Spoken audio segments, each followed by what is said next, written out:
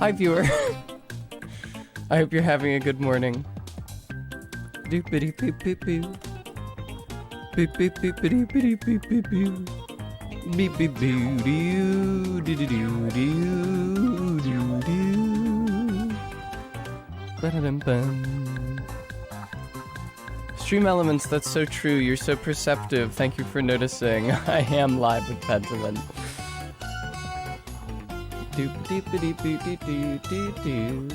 Hi RB, welcome to the stream. I decided that the somber, scary, creaky strings of the Pentiment main menu weren't sufficiently high energy for me to start stream on. Hi Maddox.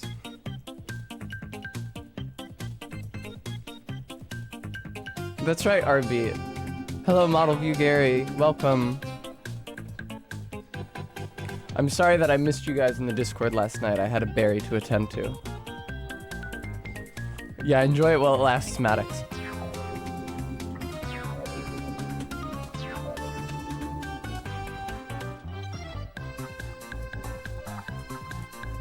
How have you guys all been? Model View Gary, thank you so much for the 11 months. Thank you, thank you, thank you. Do-dee-doo. Hope you guys are excited. Hi, Beans. Oh, I'm happy to hear that, RB. Hooray! I am having the opposite experience. But I've got a delicious hot chocolate here from the cafe near Barry's. And the girls working there were wearing yoga pants today, so... The universe is aligning to provide me with energy. I just have to accept it.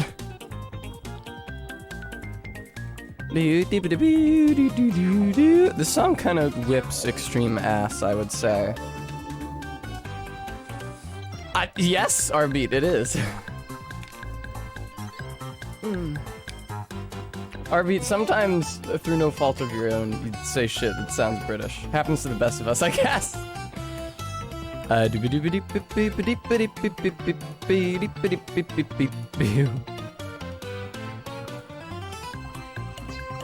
Hi, Saris. Welcome to the stream. It's good to see you. I hope you've been well. Really, RV? I don't know. It's a weird one.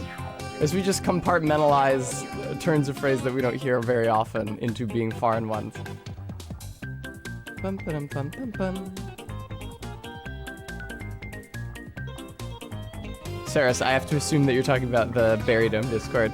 Hello, Bremy, welcome!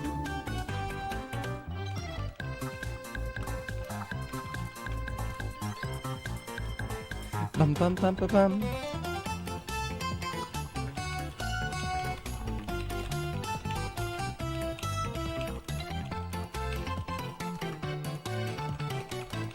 I'm typing out an alternative donate command text just in case we hit our goal today.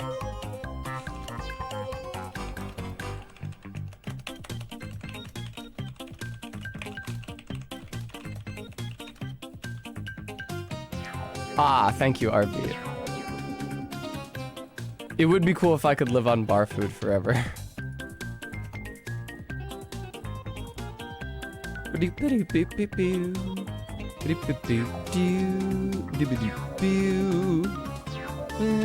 Bum, bum, bum.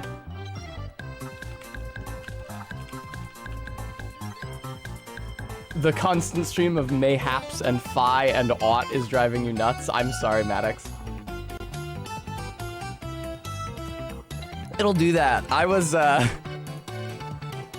whenever I see somebody post a video of Baldur's Gate 3, specifically Withers dialogue, it seems like Withers has certain sections of dialogue which have been, like, very attentively proofread, like his big story-relevant cutscenes, in which he uses thou and the verb forms for thou and thee and thy and everything correctly, and hath. But then there are other times when it's, like, less important dialogue from Withers, where it seems like the person who wrote it just kind of threw a bunch of archaisms at the wall and saw what stuck. Maddox. I can only imagine. I was disappointed to learn. It's a similar thing in Elden Ring, where the dialogue in the cutscenes is pretty unimpeachable. But specifically, Queen Marika's words, which linger in certain churches and which Melina will recite for you, are a grammatical nightmare. Nobody fucking looked at those. George R. R. Martin definitely didn't fucking write those. It's whatever. It's fine. It's clearly I am the weird one for caring. Even though it's very possible and easy to just go on Google and find rules for how those archaisms work so that you don't fuck it up. Clearly I'm the weird one for caring because it doesn't affect anyone else's immersion. Also, hello, Karn. Welcome to the stream. They should just...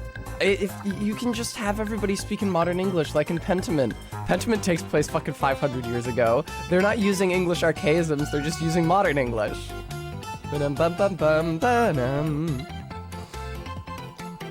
I can't wait to get back into Pentiment today so that I can encounter fucking more German and Italian that I can't understand but chat does, and then I will feel ashamed of myself and very stupid.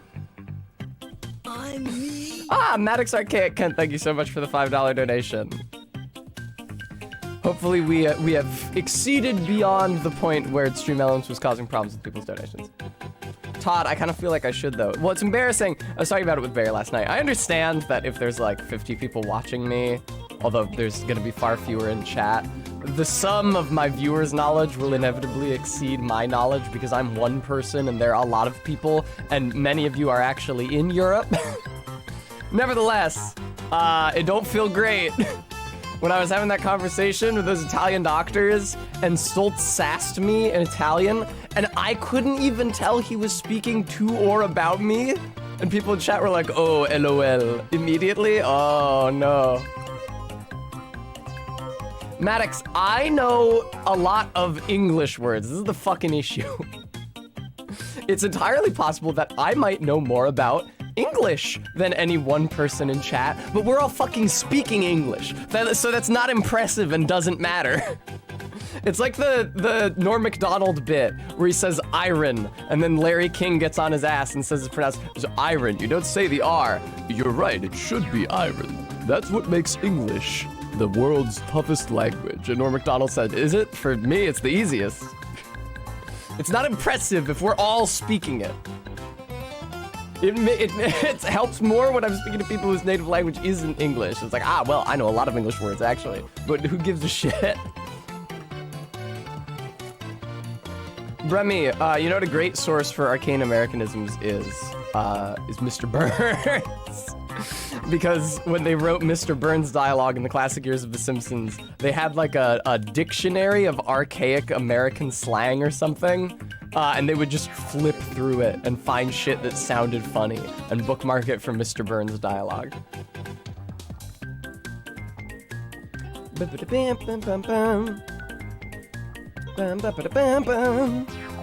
I was thinking, this game is making me want to like, I have some education awards that I could spend on, I don't know, a college course or two.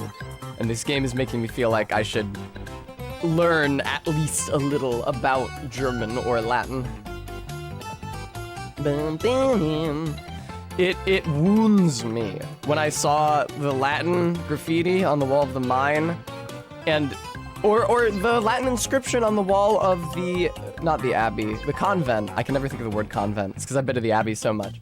And even if I recognize what all the root words mean, I don't know what the sentence is because I can't tell. It's like the problem Sister Gertrude was having with the complex grammar. I can't tell what word is doing what because I don't know the different cases. I was like, ooh, yes, castrum. That's, locative? Is that ablative? If Sir Humphrey Appleby was here, he would know. He's a fictional character played by a gay South African. Bum bum bum ba dum. Yeah, Frampus. It's fucked because listen, I'm not insensate to noun case. I know about the genitive and the nominative and the accusative and the vocative, and those are all great. Why do we need more? Jesus Christ, really, Frampus? No shit, 15, huh? That blows. Yeah, Finnish seems scary. Bum, bum, bum, ba-dum. But now is Finnish agglutinative? Ah, 20 yards, welcome. Let's get that, the price of that ahegao reduced proportionately. Brings the price down to 282. 16,282 for points for an ahegao. So if anybody has that many. Okay, yeah, Frampus, that was my impression, is that it was highly agglutinative. I think agglutinative as fuck is the academic verbiage.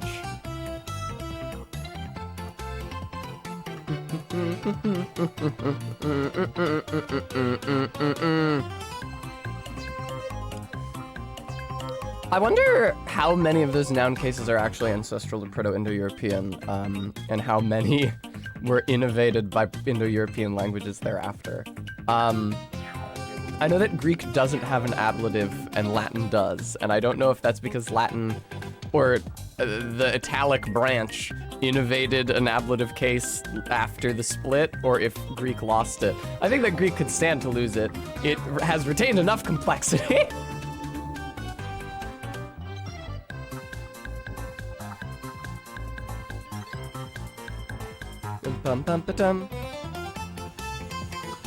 There's another case that's like past accusative. It's like, he gave the letter to the cat, and then he is nominative, the letter is accusative, and then the cat is like a third case that's like directional. I don't know if that's locative or what. My only knowledge of this shit comes from fucking Germanic languages. Useless. I'm gonna start playing the video game, I think. Hi, Just. Welcome. Hi! I'm in the corner now. This is my preferred place. Now, Dinky S. Kirby song, I'm afraid I must bid you adieu. That is a really good song.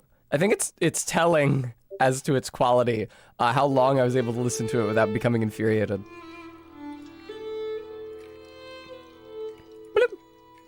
All right. Let's play video game. I would love to be in Renaissance Germany right now. I feel like the 1530s is still the Renaissance, right? I don't know exactly when the Renaissance is. I have a good idea of the aesthetic standards of the Renaissance. I have a less clear idea of the years of the Renaissance. Baby Tess in the corner, thank you so much for the $19 donation, bringing us to our goal. So I'm glad I prepared alternative donate text. I'm gonna institute that now. Well done, doing so before I actually started gaming.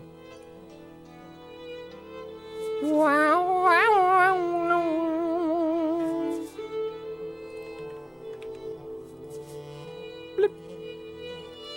Blip. Good shit. Won't take but a second, viewer.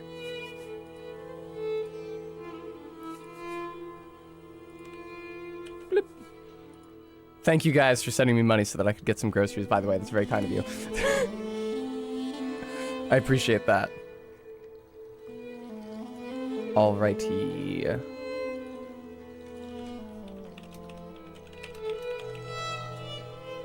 I wish I could quickly swap between donation goals, but unfortunately I have to type it out every single time.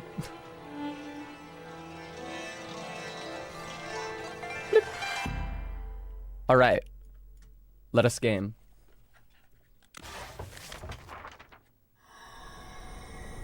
Oh, it didn't post the creepy baby emote this time. Good! I'm glad. Maybe they realized that was fucking up people's channel commands and they changed it. Alright, this is exactly where we left yesterday. My god, this is amazing. I wonder what it must have looked like before the fire. We know. Now, I'm concerned that it seems like the door to the crypt. You guys maybe can't see it, it's behind my head. Seems like maybe the door to the crypt is covered with rubble, so I'm not gonna get to go down there and go to the aqueduct, which really sucks. Everything collapsed in the fire. I'll have to be careful climbing over this rubble to get past. Will you? I mean, you could go into the convent and go around. Or not the convent, the cloister and go around. There's too many fucking words.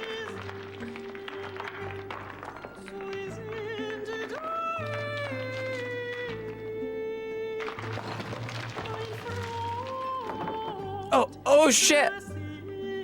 Oh, she didn't fall and die. I thought that was her about to fall and die. You'll be fine.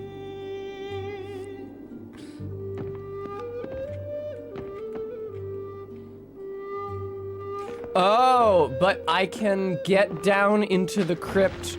Yeah. By going into the scriptorium, and then the library from the scriptorium, and then the secret exit from the library into the crypt, assuming that none of that is collapsed. Oh no, I can't get back up there. If I climb, it might collapse further. You'll be fine, Magdalene, don't worry about it. Hi, Vega. I'll have to find another way out. Wow, if only I had thoroughly explored this space in a previous lifetime.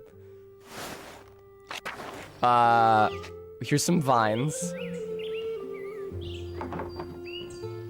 Weird that there's like the chirping of birds and morning sounds in here, considering it's the dead of the night. There are certain chirpy birds like this that start going off at 3 a.m. where I live, and I do hate them. There's nothing left of the old staircase. I guess I can't go this way. These vines go all the way to the top, though. They look sturdy enough to hold my weight. Well, there's no other way out. Wait, what? Seriously? Already? No, don't. No. How is this gonna help you escape? You gonna run around on the roof?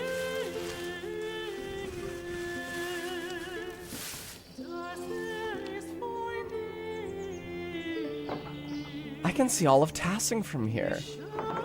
I wonder if I can piece together the foundations of the Abbey and find a way to get to the library. Yes, I can. I bet I could get down this way. The roof looks pretty stable.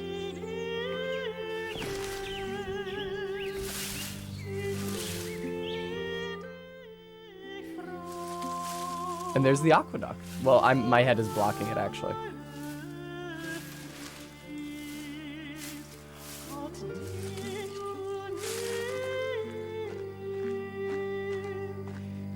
I'm glad that we're going to the library. I feel like a lot of the time this game is fighting me when I want to do the cool shit, like talk to Martin about his cool fucking backstory.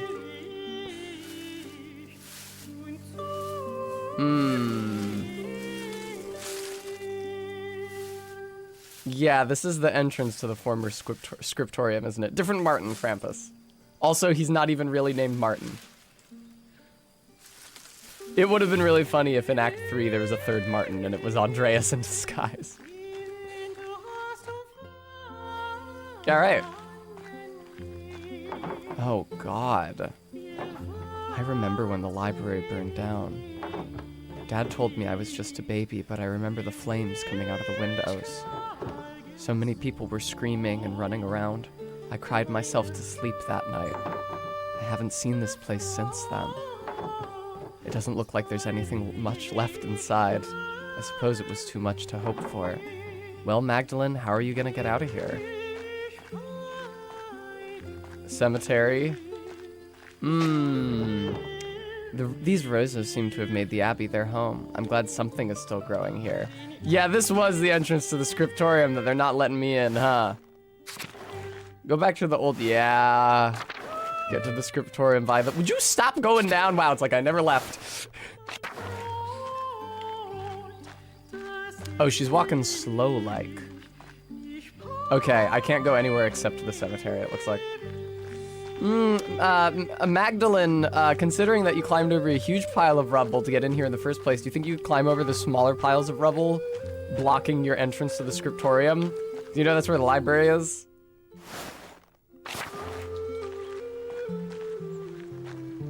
Please let me do the cool shit video game. Ah, this path is overgrown now.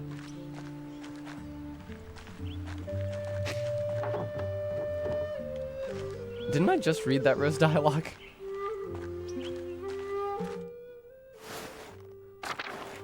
Oh shit. I wonder if there were always this many cats at the Abbey. Perhaps I can ask Voislav what he remembers during his time here. Todd, I think it's just for abbots and brothers and abbesses, and not for the townsfolk.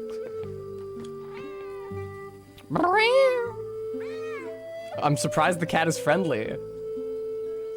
There haven't been any people here for the past 18 years. Could probably just be feral.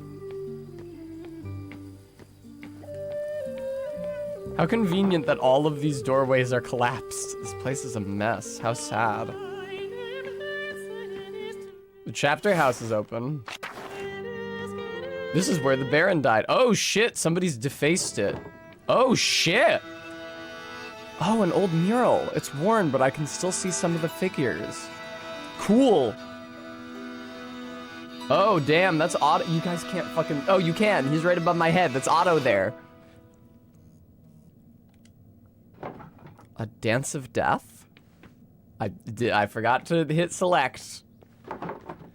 What? These figures look new. The paint can't be more than a few years old. Yeah, that is Prior Ference to the left of her speech bubble with a goat and the devil. Damn, look at those fires. I wonder if one of those figures is supposed to be Andreas, maybe the one who's been scribbled out. Oh my god, is that Caspar as well?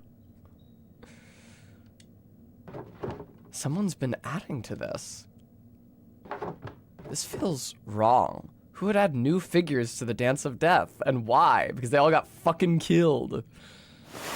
An artistic allegory on the constancy of death. Illustrations often feature people from every station of society to communicate that death inevitably claims everyone, from the peasant to the emperor.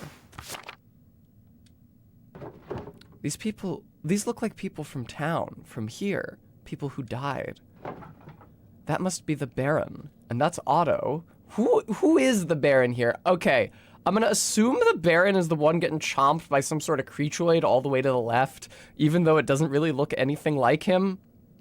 Maybe I'm just having trouble reading the figure. I see Ference with his alchemical symbols and his tourney thingy, Vauvel, and I see Otto, and I see Hannah, and I see Caspar and Andreas, which is not good because that suggests that Caspar did die, which fucking sucks.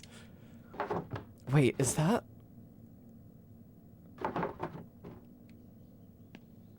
The guy with the tree is Otto. Someone's here. Hello? Who are you?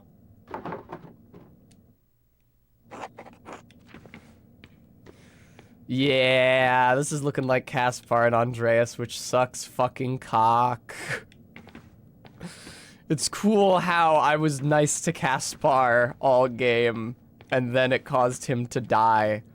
This game really loves having you irrevocably destroy people's lives through completely innocuous actions. Like not telling Ursula a scary story. I consign my cultural heritage to oblivion. No, it's all heresy. The door! Whoever was watching me must have opened it. Ellipsis. I don't like this. I think I've seen everything left of the Abbey. I want to get out of here. It's cool. Cool. Cool. Awesome. No, that's great that I can't get into the scriptorium or library. I don't think I want to get out of here. I think I want to get into the library so I can get into the crypt, so I can get into the aqueduct, so I can find the Mithraeum. I think that you should let me do those things, video game. I know they're there. The video game loves to not let me do cool shit. The video game loves to fucking tease me by having Magdalene say, oh, I want to find my way to the library. I'm trying to get to the library. Ideally, I'd like to visit the library. And then you don't go there at all. You see something spooky and she wants to leave.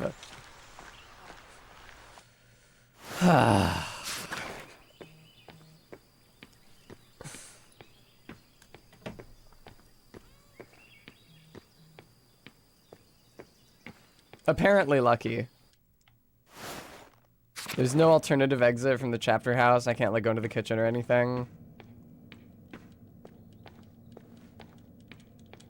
Nope. This end is just collapse. Poor Caspar. Why is there like a little demon killing Hannah? She was killed by a mob. And why is this the Baron? What is it?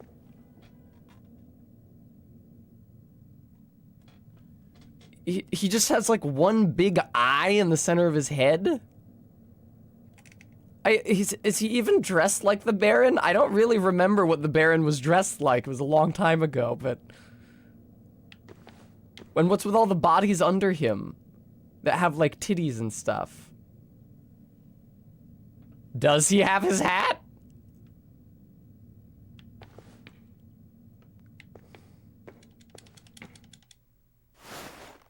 All right. Oh, good. Thank you. Time skip. Lovely. When did it start snowing? I should get back to the rat house and get to work. I should not do anything interesting or learn any facts about the Abbey or its history. I shouldn't investigate anything or go anywhere. I should go do extremely mundane things that I'm ill-equipped to do because I haven't done anything interesting yet. I'm so mad. Why won't they let me do cool shit, man? Can I go in and out of the convent now? That would be convenient. Hey, Margareta. Nope.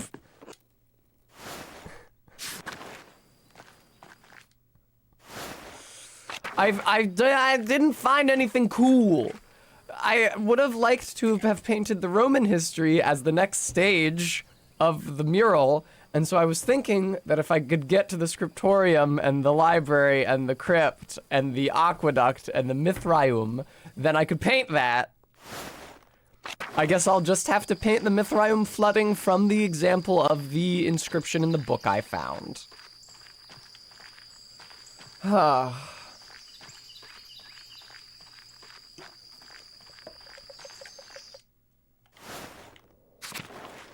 Fucking video game. Why won't you let me do anything cool ever?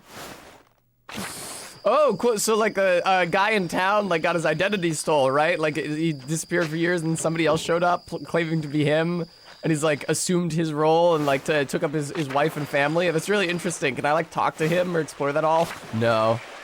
You can find out that it happened and choose to get him executed for it. Can I talk to him about it? No. Can I find out who he really was? No. Oh, look, Martin has an interact problem. Let me go talk to him. I'm sick of people asking about my cool past. I never want to talk about it again. I've decided to remove my interact prompt in protest for the rest of this game. You'll never get any more dialogue out of me. Goodbye. Hey, Vashlav. Hey, Smokey.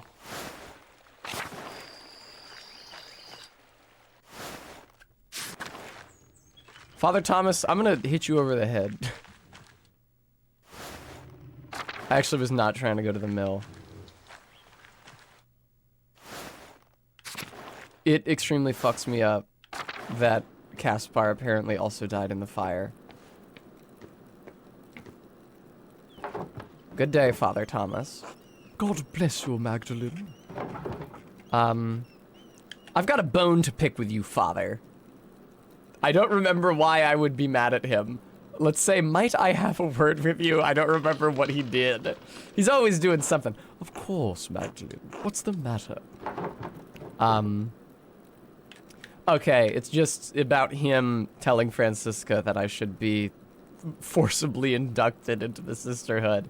Yeah, I've heard you still disapprove of my taking over the Rat House mural, you sex shit.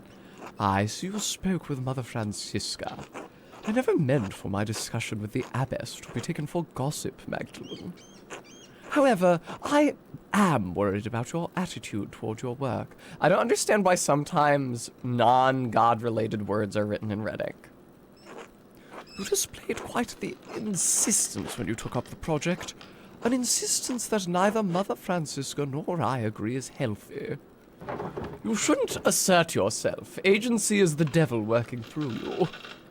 You're only saying this because I'm a woman. You wouldn't tell Utz or Kraft this shit. So you and Mother Francisca tried to convince me to join the Poor Clares? Magdalene, you are severely lacking the wisdom to understand your situations. Your father is in no condition to guide you, and you've gone motherless for most of your life. Mother Francisca and I are merely doing what we think is right. You need some sort of guidance. I will kick you in the balls. We agreed that you might be more open to the idea if Mother Francisca presented it. Absolutely not. I think I was less open to the idea because she presented it. Yeah, I'm not some orphan who needs to be taken care of by the church father. I can look after myself. Of course, Magdalene. I apologize. I did not mean to overstep my bounds. The Lord called me to act, so I did. Thank you, Father. Why would I thank him ever? God bless you, Magdalene. Hey, Sister Amelie, you believe this shit?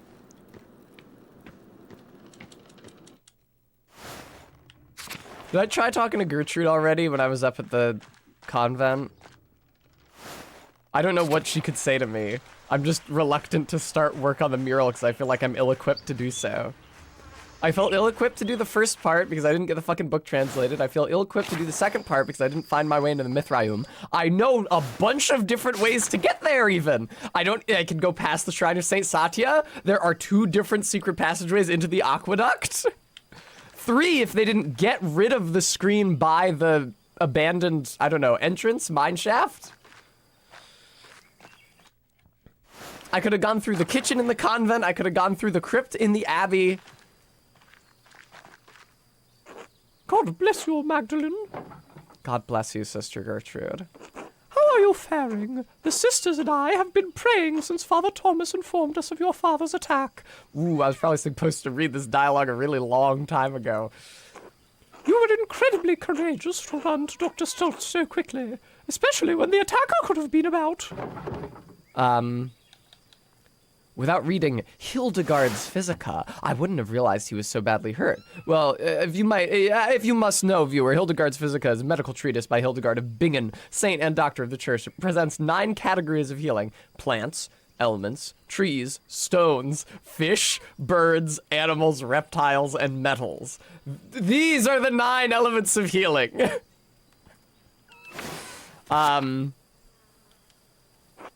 Well, I'm glad she came in useful, though I wish it were not in such dire circumstances.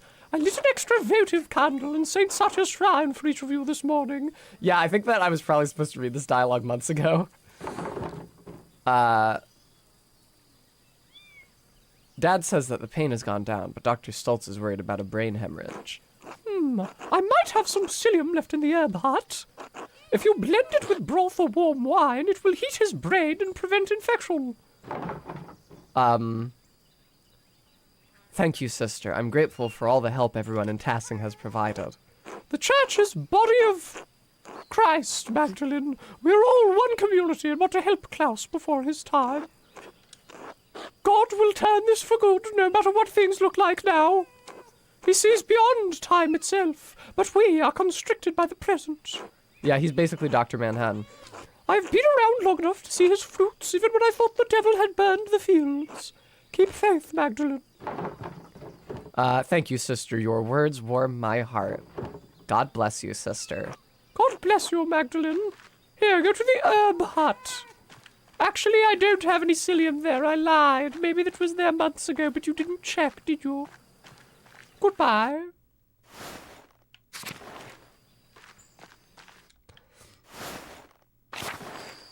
Alright, I'll go try to paint. Yeah,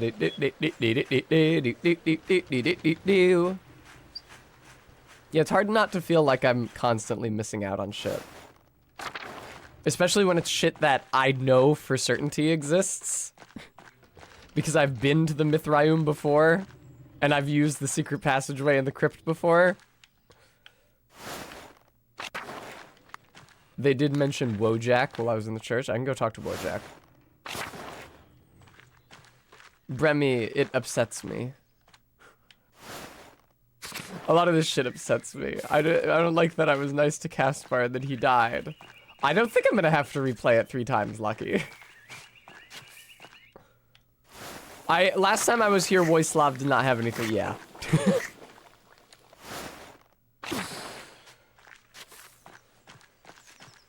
Speaking of Lucky, is Lucky still alive?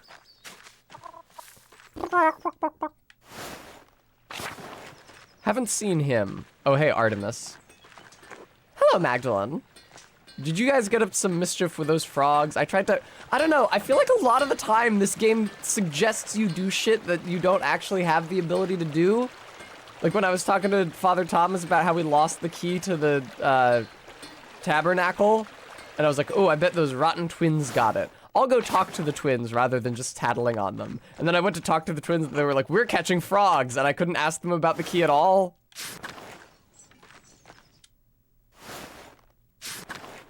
Alrighty. It's cool how I've been waiting this entire act to get into the burned out Abbey, and then I got to be in the burned out Abbey for 3 minutes. Good evening, Magdalene. Good evening, Dr. Stoltz. I see you're progressing on the town mural. You've made rapid progress.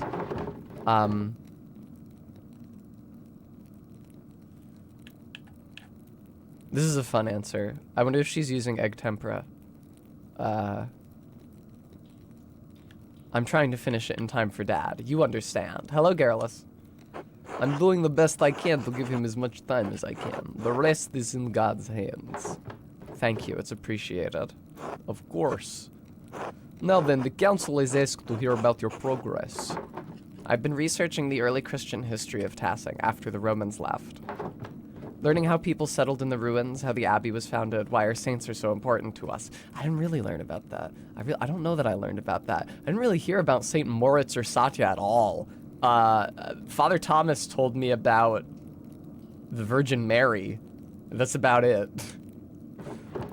It was a lot to take in, but I've settled on my subject. And what have you chosen, if I may ask?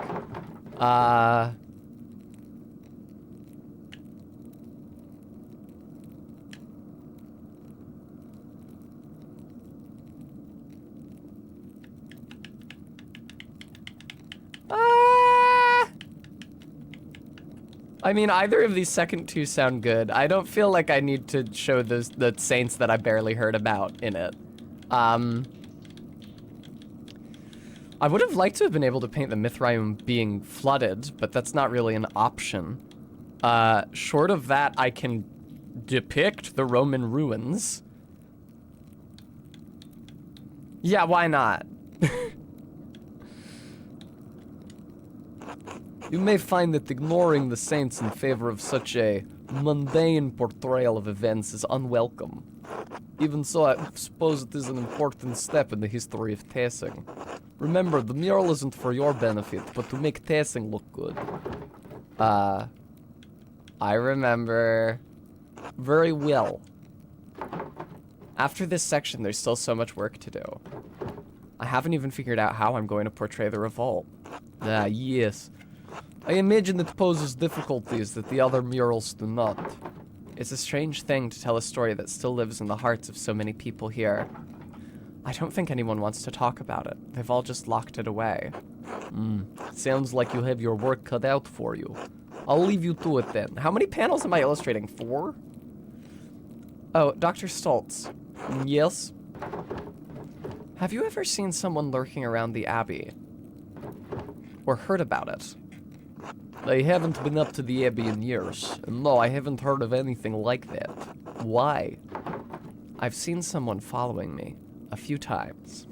I'm sorry to hear that.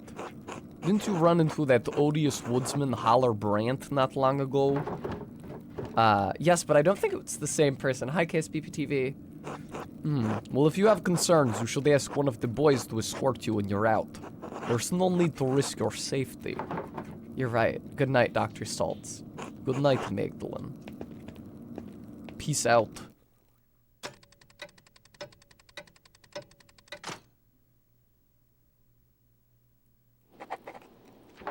Now I only, okay, there's only 3 parts to the mural, cool. Now I only have the final part of the mural to finish. How should I paint the revolt? Dad always talked about how the Archdeacon was the only one seeing justice in those days. But what was his name? The only name I can remember is the name of the Archdeacon who came to Tassing when the Baron was killed. Oh, that guy was a real fucker. Jacob Estler. Maybe he wrote an account of the revolt as an Archdeacon. I'll write to him and ask. Ah, he's old now. And of course I need to write back to Esther, too. I'll write to them tonight before bed. But before that, I'm going to leave. Wow, it's not even nighttime yet. Wait, is it morning? What the fuck time is it? I have a very ill grasp on the passage of time. This particular segment. Man, it would be so cool if they would let me go down to the fucking aqueduct. Ah, yes. What if I were to go up to the Abbey? Heaven forfend. I think it's kind of silly that she was willing to climb over the huge pile of rubble to get into the church, but not the much smaller piles of rubble blocking her way into the scriptorium. There wasn't even like an interact point on them that said, oh, the scriptorium is completely filled with rubble. It's completely intraversible. There's nothing I can do. It was just there in the background. Unclickable. Man, fucking blows. The best video games will tease you with the potential of doing really cool shit and then not let you do it. The best video games make you regret playing them.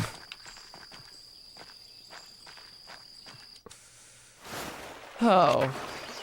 Alright. I mean, is there anything that I can do before bed? I feel like most of the time I've run around after dark, people have just had their, like, normal standard operating procedure dialogue, their greetings.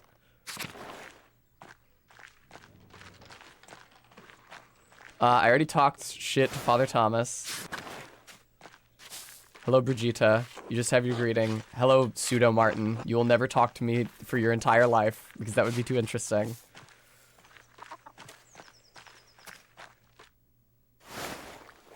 Hello, Voislav. And Matilda, very good. Just check all those boxes. Make sure that nobody has anything interesting to say to me before I go to sleep. Jutta, Hetty, Simon, House. Oh, Hans has some shit to say. Hello, Magdalene. Hello, Hans. Did you need something? Actually, I wanted to lift logs in the woods. Just wanted to see what you were doing. Well, I was just about to leave.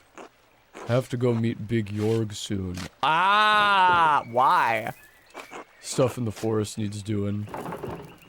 I mean, we know what they're planning, Magdalene. They're gonna lift logs. We discussed it. Nothing. We're just carrying logs. Why would you? We had a conversation about this, Magdalene.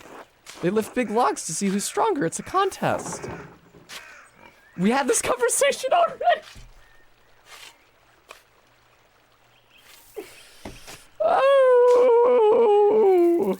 Does anyone else participate in this contest? Not usually. There aren't many others at Tassing strong enough other than Big Jorg. Simon's big like Sepp was, but he's not interested. Do you remember that? He's always busy taking the... That's actually Simon right there. Who's winning so far? Jorg, but only...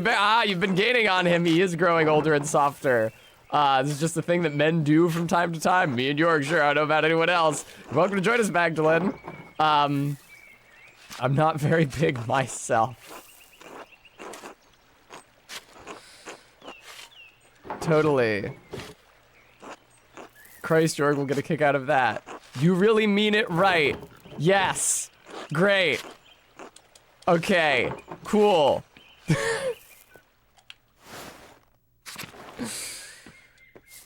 Hail, Peter. Hey, Big Jorg. Veronica. Clara. I don't think Roman ruins are mundane. I disagree with Dr. Stoltz. Endris. Rezi. I think that showing the ruins is cool. Gret. Good evening. Nice to see you. I guess so, RV. Rat house.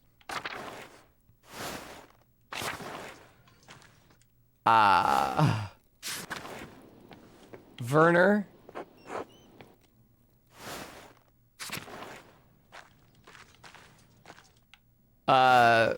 Baltus and Baltus's hot friend. How's it going? Ah, yes, his workshop. I hope you give me another lesson soon. Yes, hello, Baltus. All right.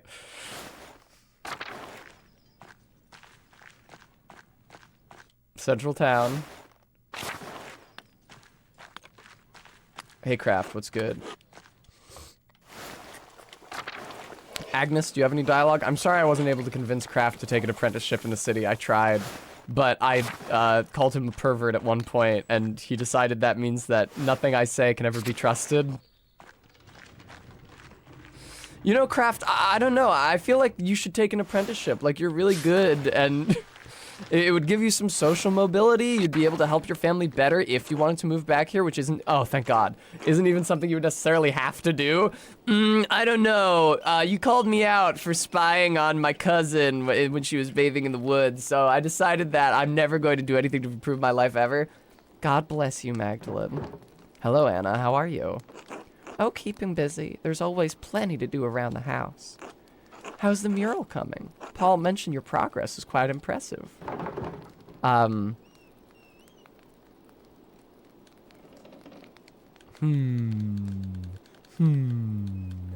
That is high praise from a councilman.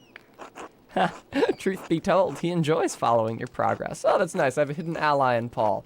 I'll have to bring Andreas and Ulrika by sometime to see your progress. We won't get in your way, of course. I'm sure they'd love to learn about the process. You're all more than welcome, but watch your step. There's plaster everywhere.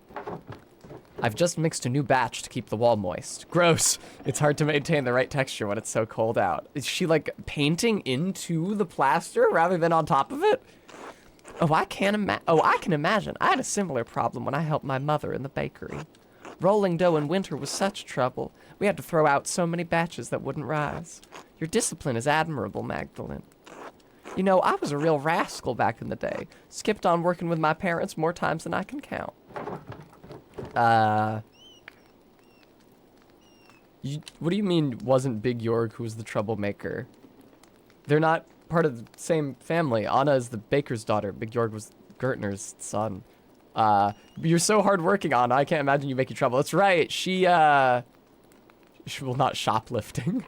She was a klepto. It is funny to consider, isn't it? I was a thief and a scoundrel. It started with cakes from my mother's table, still hot from the oven. Soon it was silverware, mugs, trinkets I found around town. I stole the hat right off Andreas's head.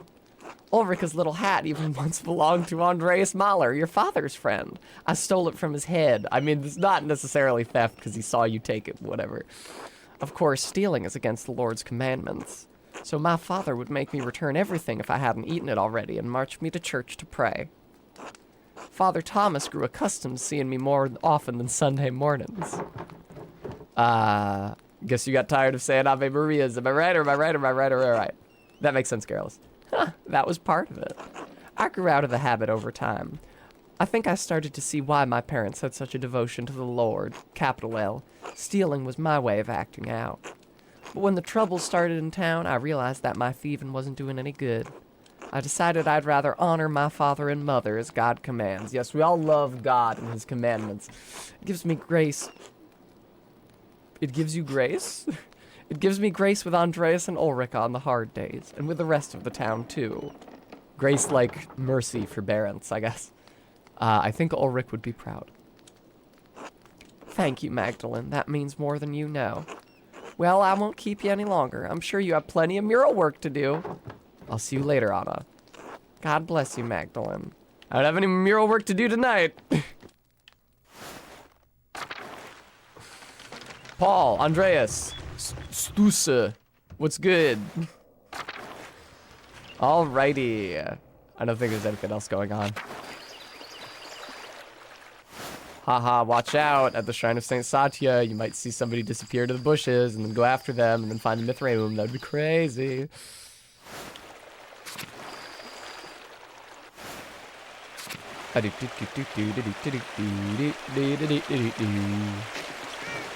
Mugwort is always useful for fevers and colds. You know what, Magdalene? You're so right.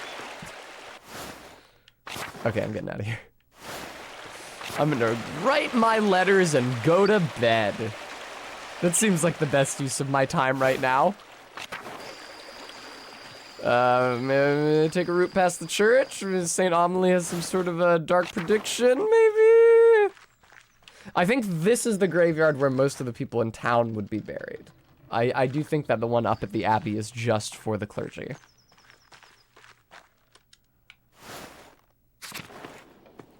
Sit. Where to begin? I'll write to the Archdeacon Jacob Esther. And also my friend, I think the Archdeacon is Estler, actually, not Esther. Estler. Yeah. It's the difference between an L and an H. Jacob Estler, formerly Archdeacon of Freising. My name is Magdalene Druckren. I'm an artist in the town of Tassing in Upper Bavaria. I believe you passed through our community when you investigated Baron Rothvogel's murder at Kirsau Abbey in 1518. Do you remember anything about that case that the people in Tassing might not remember? Okay, so it's way past 1530 then. 1518 plus 7 is 25, and then plus another 18 is 35, 43. In particular, do you remember anything about someone writing notes to provoke the killer? More have appeared in Tassing in subsequent years, seemingly harbingers of death. Thank you for any help you can give. Magdalene Druckeren.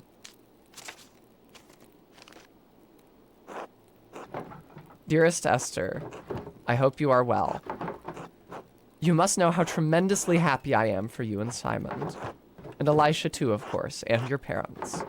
It warms my heart to know that your family is doing so well. By the time this letter reaches you, I expect winter will have enfolded Tassing. It's already freezing at night, so I've reorganized the workshop so that the inks don't deteriorate. Do you worry about that in Prague? You said it snows, but I always imagined it was warmer in winter. Where the fuck is Prague? I know where we are. I know where Bavaria is. I don't know where Prague is. I guess it'll be on the map if I open the menu. Ah, but it's not letting me. There's Prague. Yeah, it's in Czechia, we say now. That's right, that's further north than Bavaria. I don't know why she would think that, whatever. Dad is doing poorly, but at least he seems comfortable. He's sleeping more, but Dr. Stoltz says that's a consequence of the colder weather. I do what I can for him, but this winter has been hard. I've asked Agnes for help, but there's only so much she and Dr. Stoltz can do.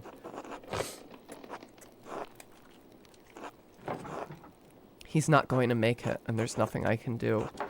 Christ, I'm scared, Esther. Hi, Jenny. The mural is progressing well, but I can't shake the feeling that someone is following me. I keep seeing this figure around town. After I explored the mines to see Tassing's early history, and then again in the Abbey ruins. I'm sure it's not anyone from Tassing. Why are you sure about that? I would not be sure about that. No one in Tassing has seen anything, but some of the nuns say they've seen ghosts. It's the strangest thing, given me a fright a few times already. But I don't mean to worry you. Nothing's happened to me yet, so I think I'll be safe. I mean, it could be a Disco Elysium thing. Like how in Disco you have a lot of named suspects, and none of them are, oh, well, spoilers, I guess, but... It's just that, on the face of it, it seems more likely that the person sneak creeping around the aqueducts and through the secret passageways would be somebody that I have met, e.g. Father Thomas, rather than like a weirdo living in the ruins who has managed to evade detection for 25 years, but I guess you never know. Nothing's happened to me yet, so I think I'll be safe.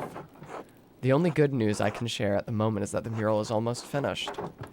I should have it completed by Christmas or soon after, before the new year at least.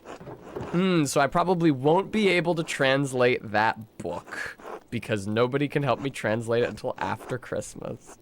Then perhaps at long last I shall be able to visit you and meet the Simon. Anyway, I fear that this will be my last letter of the year. The Reichspost has already been late and reported worsening snows through the passes. ZJ Mac, thank you so much for the $25 donation. We seem to be stepping into a harsh winter. Stay warm and give my regards to your family and Simon. Yours always, Magda.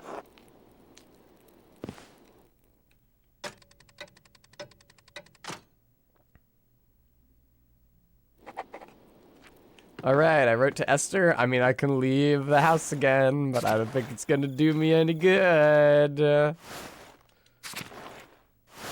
just go to the woods for no reason. Why don't I go back down into the mine in the middle of the night? It seems like something that I should be able to do. Jorg and Hans, are you in here lifting logs like you said you were gonna be doing? The lamp is lit. Candles are lit even. Are they always lit at night? Is this the first time I came in here at night? Waterfall. Ah, yes, Jorg and Hans. I have no doubt that you're lifting logs like you said you were going to be doing. You don't seem to be doing that at all, actually. I don't have any reason to go back in. Besides, I'm too busy with the mural. It's 11 at night. No, I'm way too busy with the mural. I can't go exploring in the mine shaft right now. Sorry. Woo!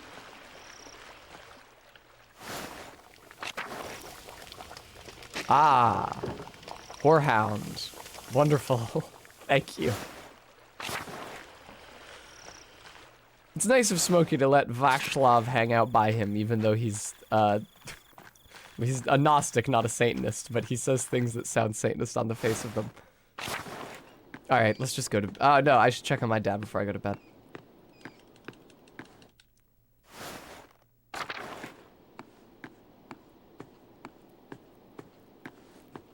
Hey, Pop. Hello, Magdalene.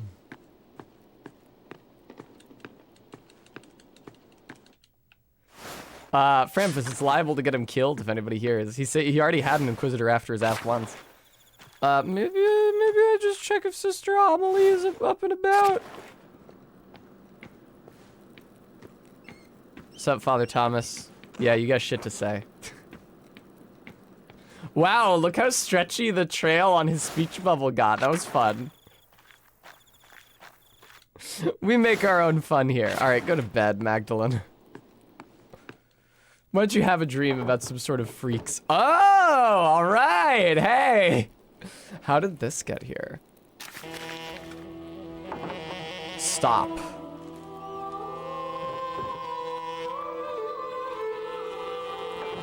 This is just like the note Dad found. Are they trying to scare me? And if I don't stop, are they going to try to kill me next? I need to ask Dad about this. It can't be a coincidence. But he's been so weak. I don't want to upset him. I just need to wait for the right time. I hope there is a right time.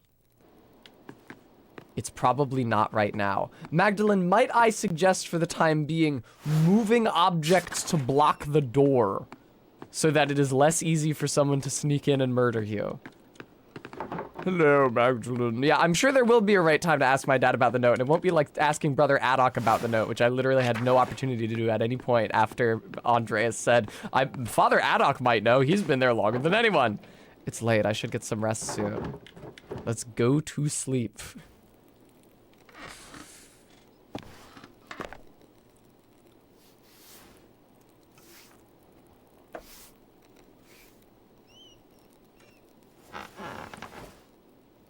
One day, Magdalene is going to understand that the blankets are meant to be slept under and not on top of. November, December 4th. All right. Oh, it's snowing. Mistress Druckerin, only one letter for you today. How the fuck did you get here, man?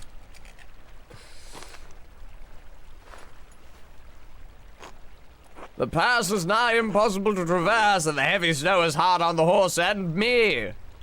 Anyway, happy advent, my dear. Thank you, the same to you.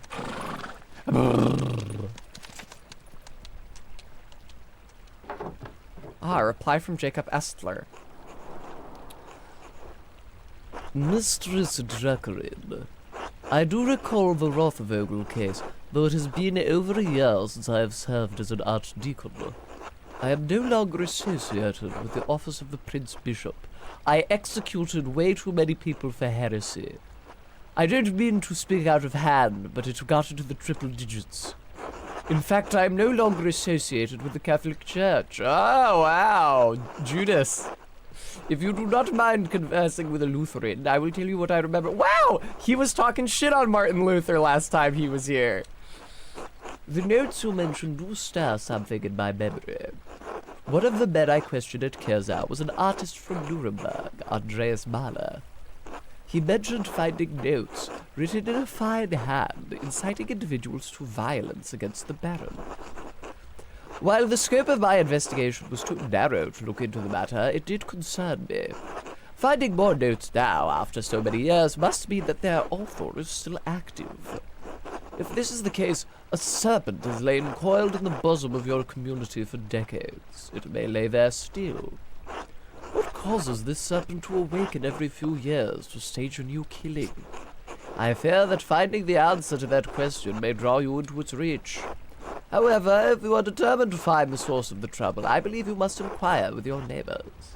I urge caution in your investigation into this matter. If the serpent merely sleeps, it may be dangerous to poke into its old resting places. I hope this has been of some help to you. May God bless and keep you safe. Jacob Estler. Damn, Jacob Estler. That's nice that you recanted all of your evil shit, but you sure did carry out an extremely brutal incarnation of the church's justice, didn't you? No reply from Esther this time. It must have been delayed due to the heavy snow, or they got driven out of Prague or something. The postman said I won't receive any more letters until spring. I'd better get back to the rat house then. Still more work to be done.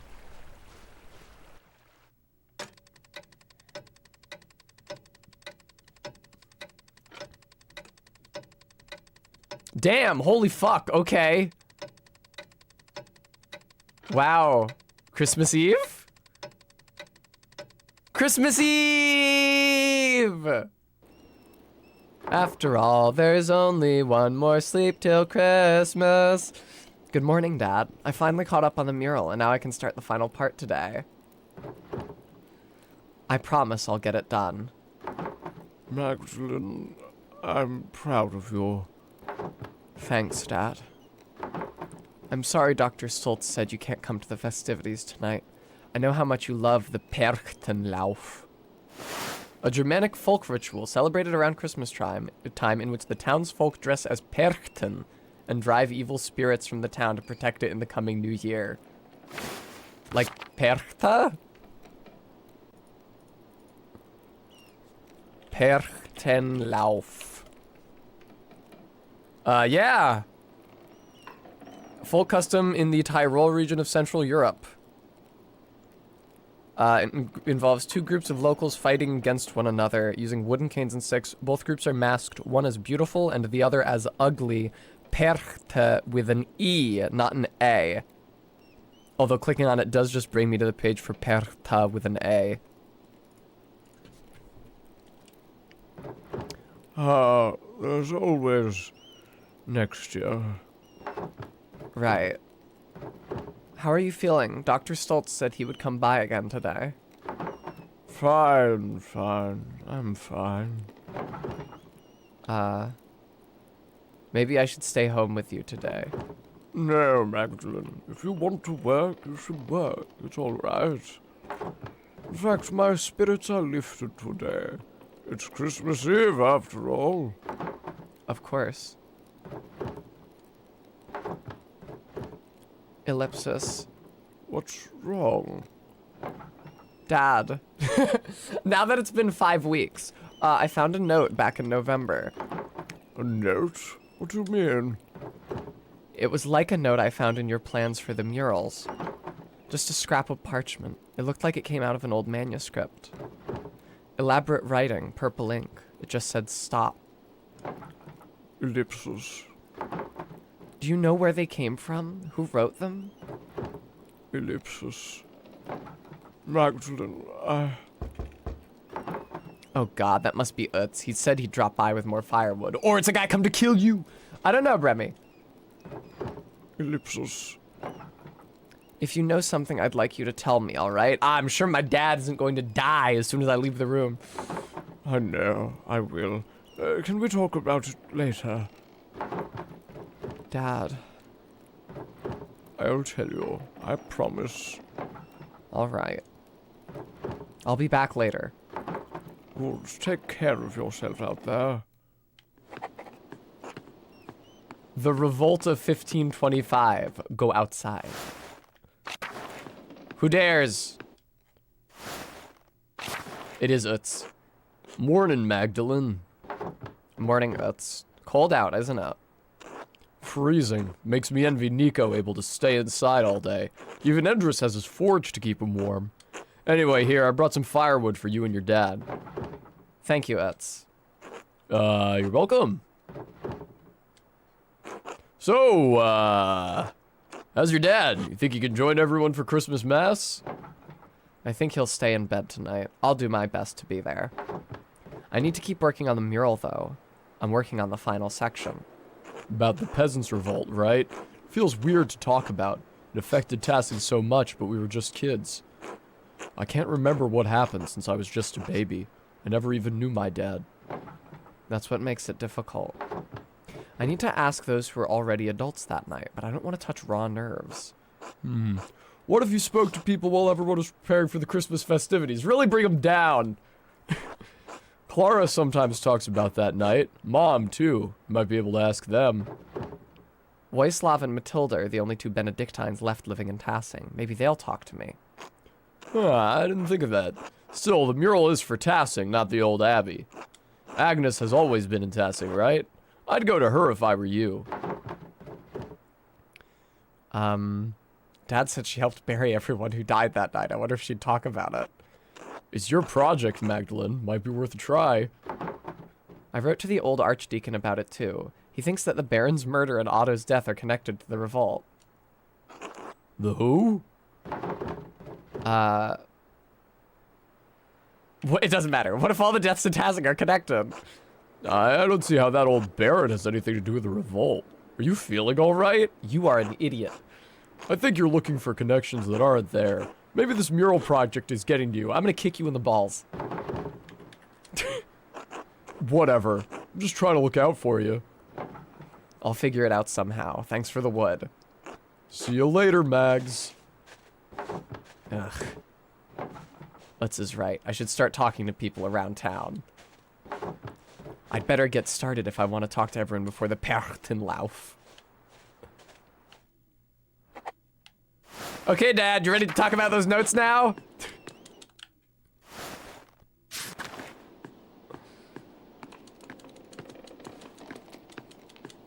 That's right, Bremy. Oh, hello, Magdalene. I'm never going to tell you about those notes. I'll literally die before I have the chance. It's nice that I don't have to, like, watch an animation of her putting on her coat or anything when I leave. That scared me, Jesus Christ. Hello, Mag. Magweb.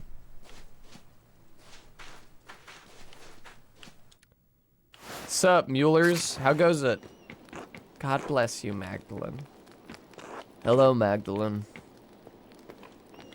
Hello, Magdalene. Hi. Oh, nice. You guys are making decorations, presumably. Those might just be children's toys. I don't know. I'm not... Oh my god, that's so scary. It sucks that there's not a trail down to the aqueduct here no more. Alright, I'm gonna go back up to the Abbey, even though I have no objectives up at the Abbey. Ah. This old statue of St. Moritz has seen better days. The valley looks so beautiful covered in snow. You know what? It does. You're right, Magdalene. Ah. Now that I'm here, the weight of the snow has cleared some of the rubble, and I can investigate the old abbey. Nope. We'll see what the nuns have to say. No, we won't. The Upper Abbey is too snowed in. Won't be able to visit the Poor Clares for a while. How the fuck are they getting food? That seems bad. Into the woods. Ah, Saint Satya, hello. Now that it's wintertime, I can actually see footprints leading into the bush. KSBP TV, I guess the Lord provideth. Wow, I can't run here at all, I guess because the snow is too deep. We're lucky. Even during the winter, it never fully freezes over. Can't go this way no more. Can't go to the old salt mine. Sorry. It's honestly a mercy. Oh, hey guys, what's good? Oh my god, can you not get back to your camp? Hello, Magdalene. Hello again, Magdalene. Are you getting ready for the Christmas celebrations? Not really. I have other things I'm trying to take care of. You're quite a busy young woman. Smokey told me your father was injured. How is he? I mean, he was injured like 6 months ago. I don't know, Vashlav. He's not doing well. I'm sorry. I will hope for the best. Well, I don't want to keep you from your tasks. Vashlav, do you want to come to the Christmas feast? Ha, kind of you to offer. My beliefs and my, well, how I look. It's best if I stay out here. I'll be fine, but thank you. I'll see you later then. Merry Christmas, Vashlav. Merry Christmas. What the fuck did they say in Germany? That's a great question. I used to know it. Frohe Weihnachten. I don't know what Weihnachten are. I don't know what the vine is. Nachten is presumably nights. No Sister Amelie for me. Okay. I feel like you can probably keep your coat on inside here, Magdalene. It's probably not all that warm.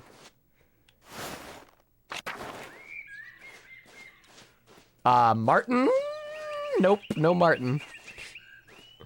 Let's talk to Voislav and Matilda. Yay.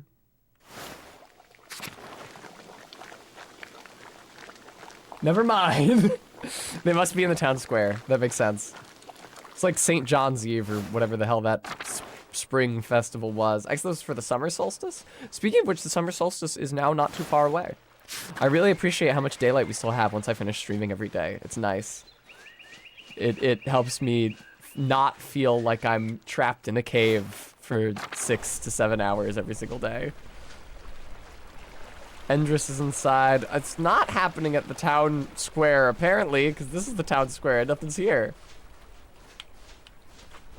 Ava! No. Yes. Hey, Blacktail. Hello, Magdalene.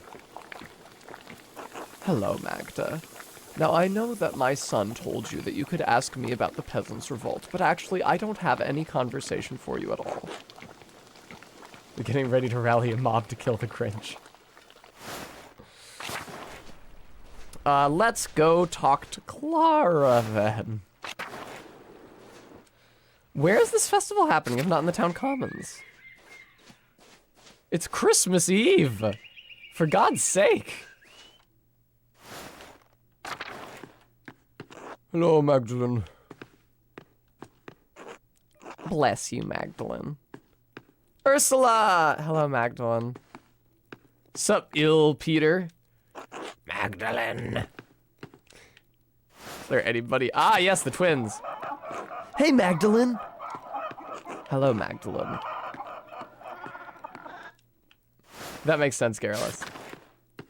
I think that they would be setting something up, though. It's like, tonight is the festival. We better put up the tree or whatever. Yay, a conversation! Hello, Magdalene. I would have thought you'd be working on the mural today. What brings you here? I'd like to sit with you and ask how you remember the rebellion so that I can paint it, if that's all right. Ah, that was a sad time. If it will help you memorialize those we lost in the revolt, yes, I'll answer a few questions. I don't mind. I was a little older than you, so I probably remember more, Magdalene. Of course, Magdalene. We'll tell you all you want to know. I've been looking forward to seeing the mural for some months. Come now, sit with us. Yeah, let me just, sew this mask. Now that you're all settled, what did you want to know? Did the revolt have anything to do with the other murder that happened in Tassing? Oh, the murder of the Baron, you mean?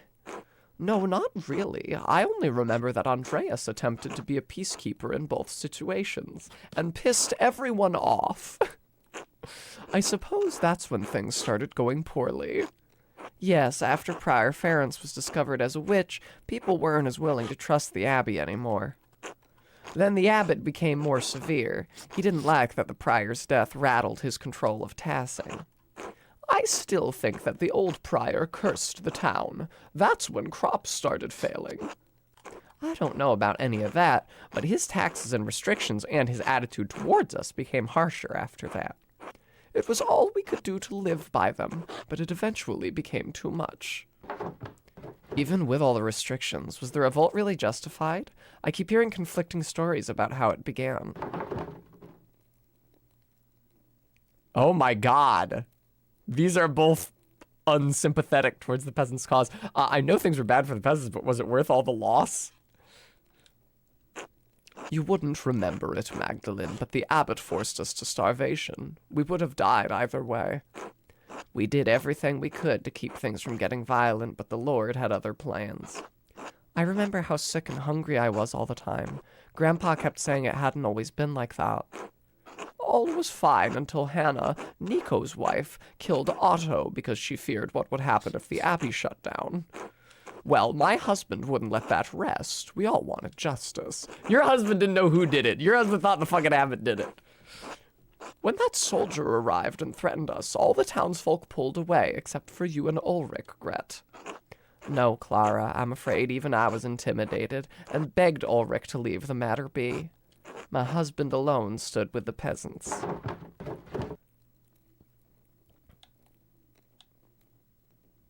Could the revolt have succeeded if the townsfolk didn't pull away? Probably not. I still think so. Most of the other townsfolk see the revolt's failure as proof that it was doomed from the start. Truly, if the entire town banded together, we likely could have succeeded without violence at all. By then, we were so starved and wanted justice so much, Peter truly thought success was possible.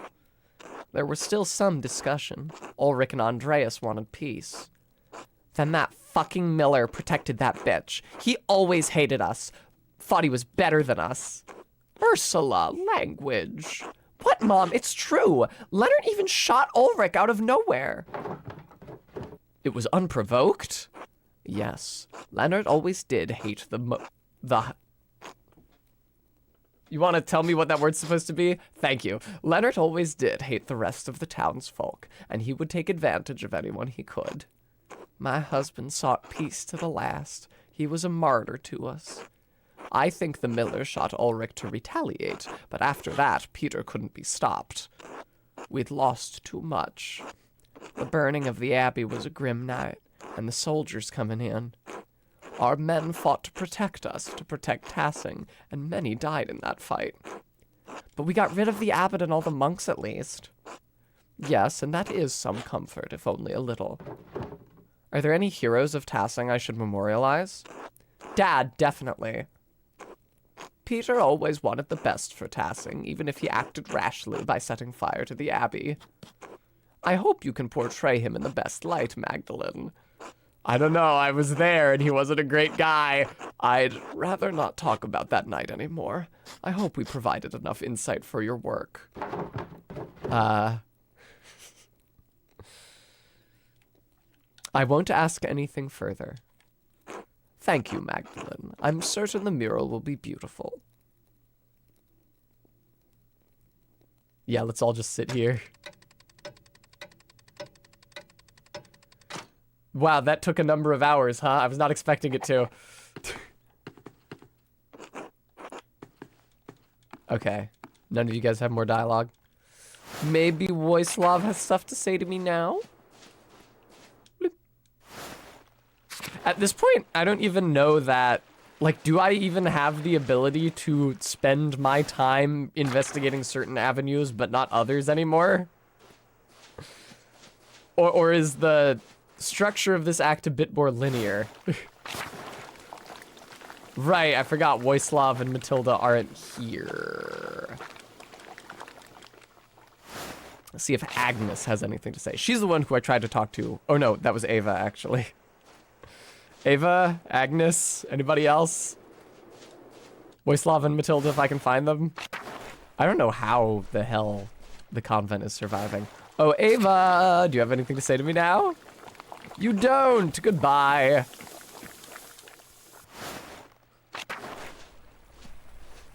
I think I can hear the washing machine running downstairs, but it also sounds like a giant pigeon cooing incessantly.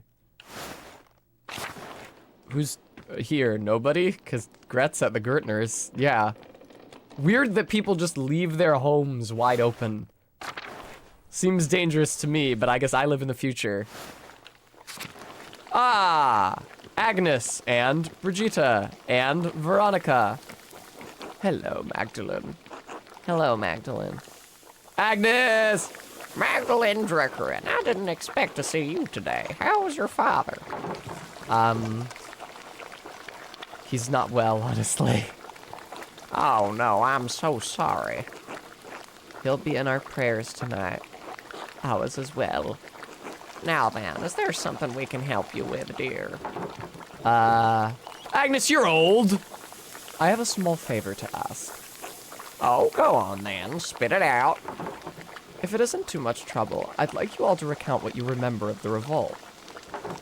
I'm nearly done with my mural, but I need more details. I was so young that I don't remember much of that night.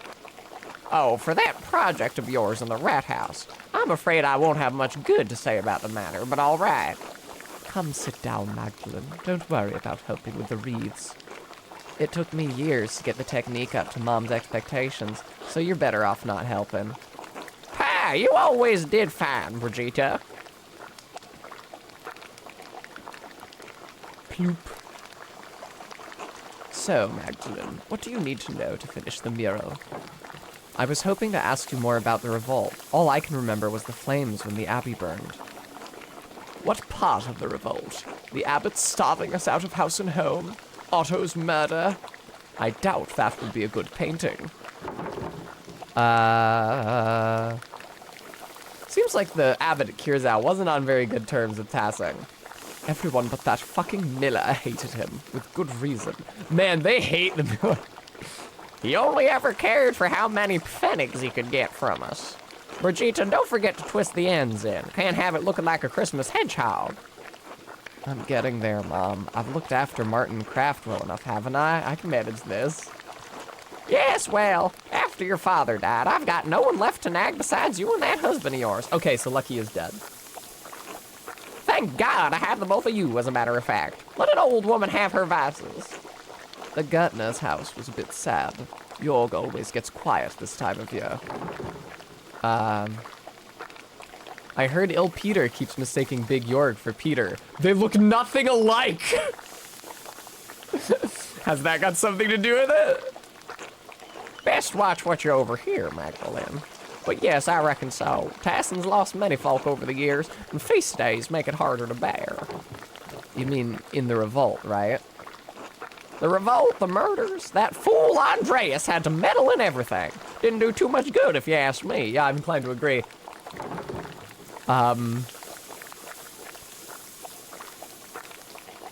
Andreas Mahler, the artist, I thought he was my dad's friend. He was, and I can't fault your father for that. Master Mahler was an interesting man. He'd already meddled enough in Tassing after the Baron's murder that he held more sway than he knew. Yeah, I was gonna say, they did ask him to investigate a second murder on very short notice. I could understand it the first time. He wanted to save that old monk. I dare say he saw him as a father. And it was proven the prior was a witch, so I suppose he did some good for Tassin then.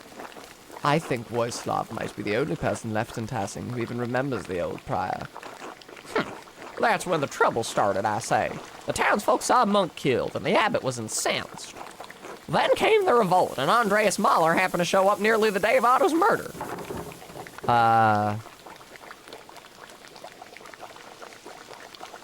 Dad always says the townsfolk didn't stand with the peasants as long as they should have.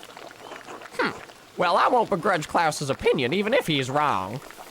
A shame it had to happen at all, I think. I knew the revolt was a bad idea from the start. Old Voislav would be the only one to know what happened inside the old church now, before the fire. I would love to talk to him. Some like to say things were always this bad, that violence was the only way, but it wasn't. Life got worse over the years. It wasn't like this when I was a child, not in my grandparents' time either. Sure, the abbot was pinching the townsfolk and the peasants were suffering, but to go against the church. But like you said, things weren't always so bad. We fought to make things right. Well, the revolt didn't totally fail, did it? The abbot and monks have left. The abbey may be gone, but Tassin has only traded one lord for another. The peasants were so angry over the abbot's perceived injustices, they thought they could make it right with even more injustice. Then the abbey actually... There's no actually. Then the abbey caught fire, and everyone ran, but by then the soldiers had arrived to stop them all. That soldier even warned Peter, but nothing would stop him besides steel. So, nothing got better at all? No, not as I see it. The Lord is just as severe as the abbot was, and threatens force at every turn. That's life. That's life. You can struggle and die to accomplish something, and nothing changes. Yeah. Heh, the dead are luckier. They died believing they changed something. We're stuck with the harsh reality. This is all you've known, Magdalene. You've grown used to it. We all have. Oh, I see. That blows. Like I said, not the best piece for a mural, huh? I might not depict it so gruesomely. That might be best. Thanks for helping, Magdalene. Good luck on the mural, Magdalene. Good luck, Magdalene. Did I just say good luck to you twice? Whatever. All right. Voislav. Matilda, get out here.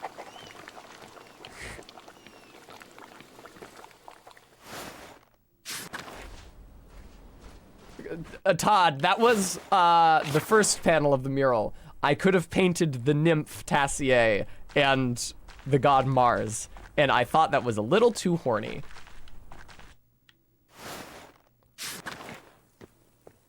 What are you idiots talking about? Ciao, Magdalene. Ah, if it isn't Mistress Magdalene. Hello, Baltus. Hello, Natsu. How are your inventions coming, Baltus? Oh, very well, thank you. I was just showing... Yeah, Natsu. how a rat house clock works on one of my smaller prototypes. It is a fascinating process, truly. I had never considered that one man could make something so complex by himself. Very good, Brevi. I'd love to create something so intricate one day. Maybe a new kind of printing press. And what kind of printing press would that be, pray tell? Maybe something with automatically sorted type. That would make the process faster. Haha, you may be onto something there, Magda. Can you imagine? Automatic type. Truly an ingenious idea if one could ever make it happen. Stranger things have been attempted. True, true. I like those crazy flying machines. Can you imagine a man flying like a bird? Nope, not for a few centuries. Haha, preposterous. But all in time, they say. Maybe we will be proved fools instead of them. When the Wright brothers in Kentucky... In the meantime, shall we get back to work about this? Oh, yes, of course. Please excuse us, Magdalene. We're rather busy at the moment. Kentucky isn't the right state, is it? Where the fuck did the Wright brothers live? I don't really care about aviation history. Until later, then. Okay, well. Garrulus saith, Ohio. Malso saith, North Carolina. Evidently, Todd.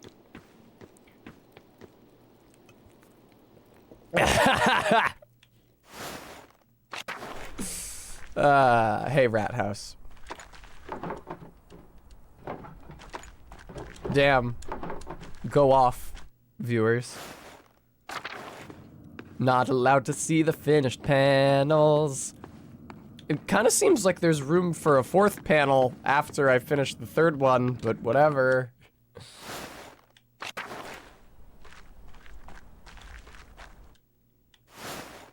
Where the fuck are Wojslav and Matilda? They're taunting me with this Wojslav interaction the entire time, but he's not at home. There's not even that many places he could be.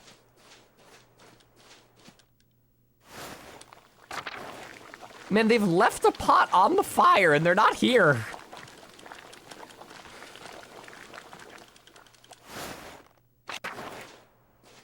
There we go. I'm glad you guys were able to reach a reconciliation. Yeah, like a 12-hour stew, Todd. There's the Hans Bauer house. There's the Gertner farm. There's the town commons. The inn or the church. Good idea. I wasn't thinking about the inn. I should have been. Do you want the Great Fire of London? Because that's how you get the Great Fire of London. Fortunately for the people of Tassin, the houses are not close enough together for Martin's house to burn down just because Wojslav's does. The inn! Take me to the inn!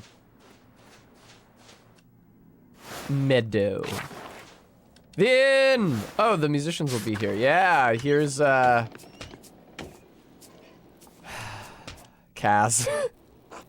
Hey, Kaz, how's it going?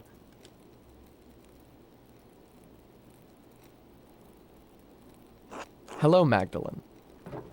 Hello again, Kaz. How have your performances gone? Which, I was gonna say, Todd, which one? The super, super, super high bowler? Ellipsis. Ellipsis. Well, people like our music. Are you looking forward to the Christmas feast? Yes.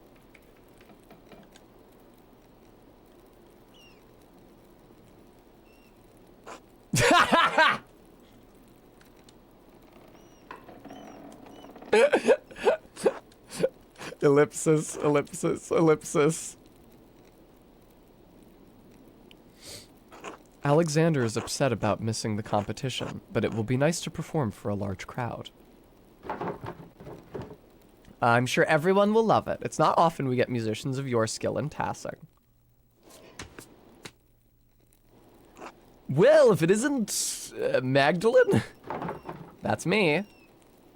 Ah, good. It's been a while since we've spoken.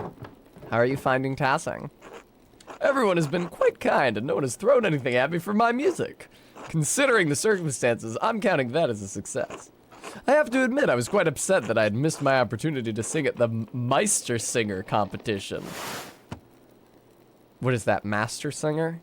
Members of a guild for lyric poets, composers, and singers of unaccompanied art songs. Art songs? Meister Singers perform in regular competitions, often held at a rat house or church. I have something to say, also. He practiced so much for it. Yes, it's hard not to view the last year as a waste. You can try again next Christmas, can't you? Of course. Though the older I get, the less comfort I take in the possibilities of the future. Good line. Missed opportunities sting more with each passing year. Opportunities to do what? Win a contest? Oh, I suppose it does seem a bit silly put that way. There's prestige to it, of course, but I think it's more than that. When I sing for people, I want to move them. I want to see it on their faces. It's only in that moment that I can connect with them.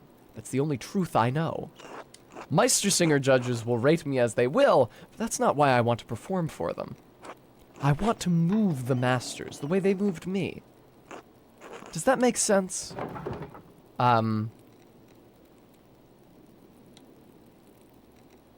I suppose. I make art for my own satisfaction. But certainly, if travelers didn't enjoy the art your father prints, they wouldn't buy it. I suppose that's true. Consciously or unconsciously, we're all shaped by those who came before and those who surround us. I'm sorry. Just feeling a bit melancholy, I suppose. Cheer up, Christmas is here. Of course. In our darkest hours, the birth of our Savior reminds us that dawn will follow. Perhaps the Christmas feast will lift my spirits. Will I see you there? Absolutely. Almost everyone in town should be there. Then I look forward to it. Until then. Yay, Wojslav! Hello, Magdalene. Hello, Hans. Did you need something?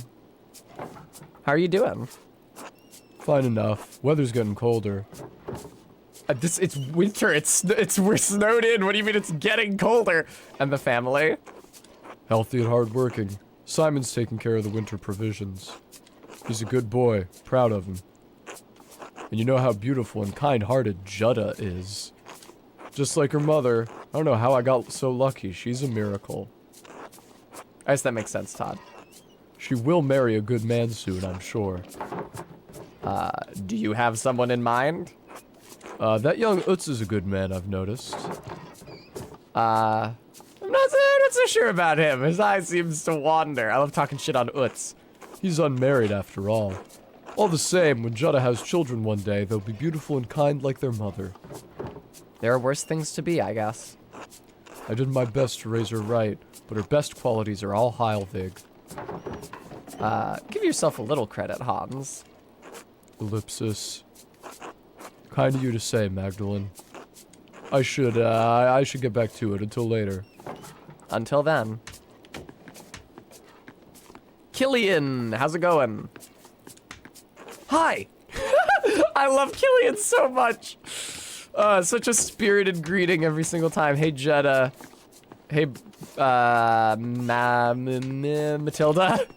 Hey, Simon, how's it going? Simon, are you taking care of the winter provisions or are you dusting? Wojslav, let's have a conversation. God bless you, Magdalene. Hello, Wojslav. I have an odd question for you. Oh? When I was exploring the Abbey for the mural background, I stumbled upon some stray cats. Were there a lot of cats during your time? Yes, as a matter of fact, there were. There were always cats around the Abbey, but one summer they started begging for food. Persistent little creatures. Brother Lucas swears he never fed them, but I have my doubts. Well, they seem to have made the Abbey their home now. Good for them. At least someone is making use of that old structure. Thank you for telling me, Magdalene. Be well, Wojslav. I thought I had questions for you about the farmers' revolt, Wojslav, but it seems that I don't. God bless you and your father, Magdalene. Really? Hey, Jetta. Hello, Magdalene. Hello, Magdalene. How's the weather? We've been prepping for the feast in here all day. Colder than usual. I'm glad to be indoors now. It's been colder than I remember it being for decades. At least we're in here where we can keep our fingers warm. You'd better keep your fingers out of my dough, Master Bauer. I didn't do anything. You've stuck your little fingers into my cookie dough 3 times today. Dust him. Do it again and I'll wrap your knuckles with the back of my spoon. The nun's life is not so far behind her as it might appear. Don't anger Mistress Matilda, Simon. Yes, sir. Sorry, Mistress Matilda. We need enough dough to make cookies for the entire town. You can't be eating it all. Anyway, what did you come in for, Magdalene? Okay, here we go. I was hoping you could tell me what you remember of the revolt. I was too young to remember much of it. No one ever seems to talk about it, and Mistress Matilda and Master Wojslav, you two are the only ones left who used to live in the Abbey. Also, the achievement was for asking Wojslav about the cats. The only ones who stayed, anyway. Matilda and I had been friendly enough with the people in town. We put it behind us in time. You can imagine the other brothers had little reason to remain. Old Adok made it out. I think Father Gernot paid for him to go back to an abbey in Cornwall. I'm not sure what happened to the others. All gone in any case. Also, it's probably just petting cats. I did pet a lot of cats. But the whole thing is a sensitive subject, Magdalene. Why are you asking? I talked to some others in town, but all the stories seem to conflict. I want to hear your perspective so I can paint the mural. There was so much going on that night. No wonder everyone remembers it differently. Potentially, also, I don't remember doing so, but it's very possible. Wait, Magdalene, here. Come cut out cookies with me first. That way we don't fall behind while we chat. We'd be grateful for the help. Ah, cookie minigame! All right, Magdalene. Cut out cookies from the dough and set them aside so Simon can put them on a tray. Yeah, who's Simon? Let's think about who Simon is. We'll need a good number in a variety of shapes, so don't hesitate to change which cutter you use. We have to have enough for the whole town, after all. All right.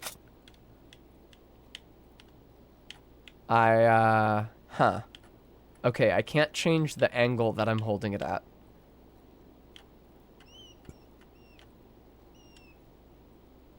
Oh, I can. Excellent. There we go.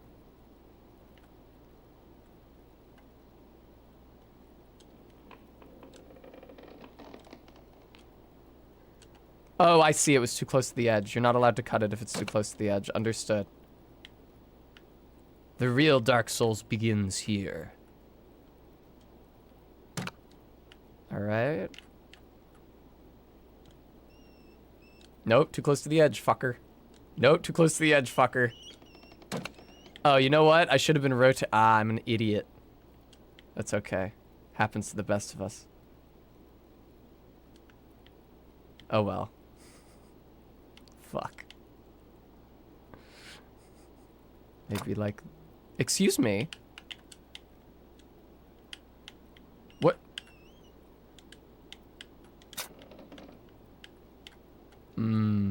No dice, huh? Yeah, no dice.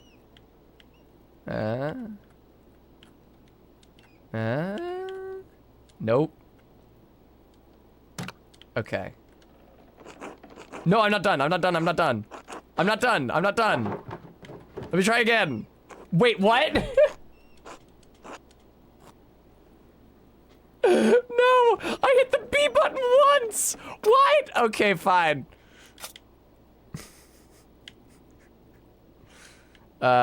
Here. So, I'm gonna do it like this. I fucking didn't mean to do that there. God damn it. All right. I'm gonna alternate. What? I see. Okay. This blows. Oh, okay. That's how you do it. Okay, great. I'm getting used to the controls for the cookie minigame. Up, too close to the other one, dickhead. There we go. Now we're getting somewhere. Okay. Rotate. Okay. All right. No, Bremy, don't say that. Okay. Okay.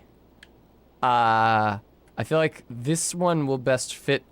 I want to like cut them in chains so that there's as little leftover space as possible. I feel like the best way to do that with the hearts is just to have the point of each heart intersecting with the divot at the top of the previous one.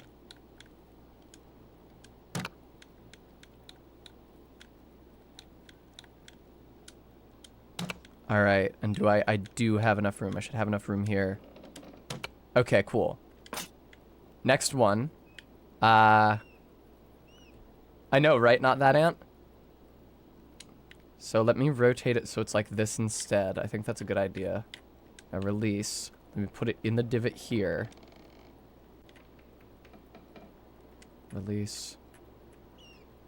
Okay, like this. Really? I'm too close? That sucks. Okay, cool. Yeah, I can do some good work with these rhombuses. I tell you what. Fuck yes. Yes. All right. Good shit. This went literally exactly as planned. Fuck, fuck, fuck, fuck, fuck. No, I'm too close to the edge. Fuck. Okay, no, there's no way. They're not gonna let me do it. Fuck. Fuck. Can I fit a bird down there? Can I fit a different shape down there? What's the design on the diamonds? It's an acorn, I believe. Fuck. Okay. Come on. Come on. No, I don't think they'll let me do it if it's at all off the screen. All right, let's see if I can fit a bird down there then. Yeah. I don't think much of my chances. Fuck. Yeah, I don't think that gap is big enough for me to fit any of the other cookie designs, unfortunately.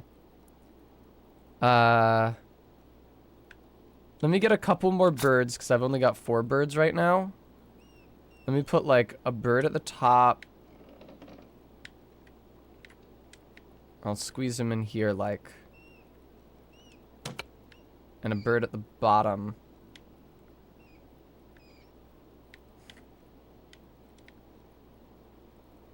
Wow, this is tough. Okay, no, it's fine. Now let's see what I can do with the circles. These are gonna be tough to fit together, I think. Can I... Oof. I'm sorry, Bremy. Really? Don't be ridiculous. Okay. Fuck. This kind of blows. I think we might end up with relatively few circles. I hate that gap up there. What do you want? Can I fit? Oh, yeah. The diamonds are just like the most economical use of space available to me, I feel like. Please? Yes. Okay. I think that's about as much as I can do. I don't think I can fit another bird in here. It would be cool if I could.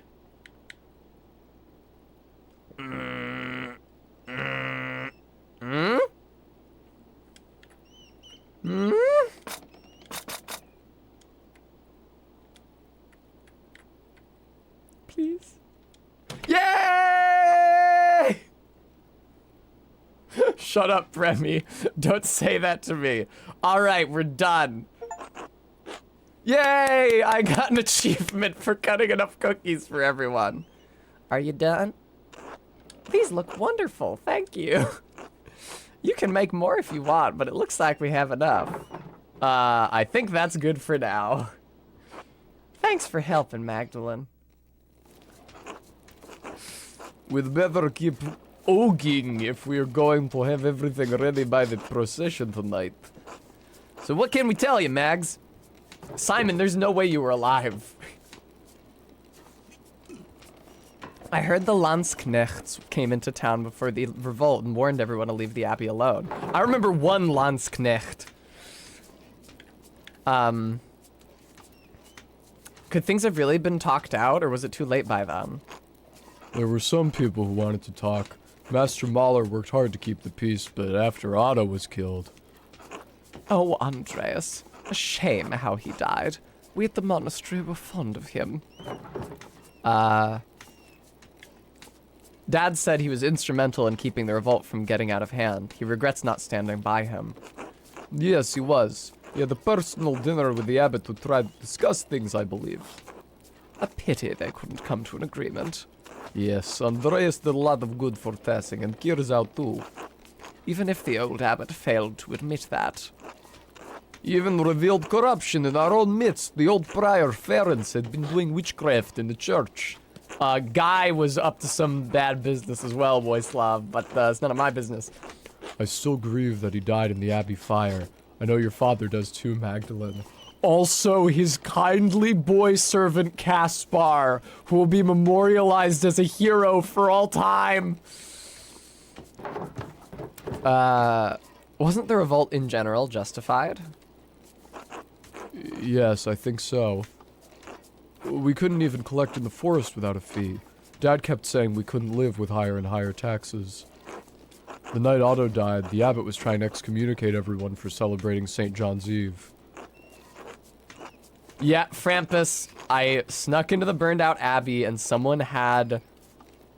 I hesitate to say defaced, but someone had expanded the Dance of Death to include the Baron, Ferenc, Otto, Hannah, and Andreas and Caspar. And Andreas had his face crossed out. A lot of people thought the abbot killed him in revenge. Turns out it was Hannah, the innkeeper's wife. I still say she was pressured into it by the miller. Still, after Otto and Ulrich, that was too much. We burned the mill with both bastards inside. You were like 14. The abbot promised to help if Andreas found the person who killed Otto. All we wanted was to talk. You mean no one was supposed to burn the abbey down? Why would anyone want that? We sought justice, not murder. It was too much for Peter. Leonard was one thing. He just killed Ulrich, but to burn the abbey. But when the Landsknechts saw the fire, they thought they had another revolt on their hands. Even Father Gernot couldn't stop them. We all fled. Brother Florian saved as many as he could, but... Peter was wrong to burn the abbey, but what the soldiers did, that was awful. Dad tried protecting me, stabbed in the chest. I don't even remember what he was wearing, but I remember how dark the blood was when we found him. Almost black and sticky like treacle. Gross, Simon. Dad socked one of the soldiers in the face, but another was right there. But another was right there, and... Magdalene, can we stop talking about this? Yes, thank you for talking to me. I'll do my best on the mural. Good luck. We'll see you at the procession later. Until then. Tick, tick, tick, tick, tick. Am I going to the rat house? Is it rat house time? Time to go to the commons for the Perchten Lauf. Not time for the rat house just yet. Not really, Todd. No, I'm pretty sure it was a 12-hour clock. Was I wrong?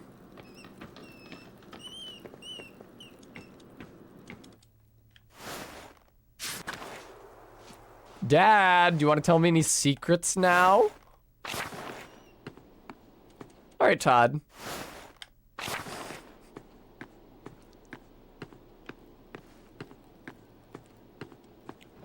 Hello, Magdalene. Here, let's go to the north of town. Let's go to the rat house and see if we can get a look at the clock from the outside. I wish they hadn't have put that mechanical clock there. It's fucked up that they did it. Not how things used to be around here.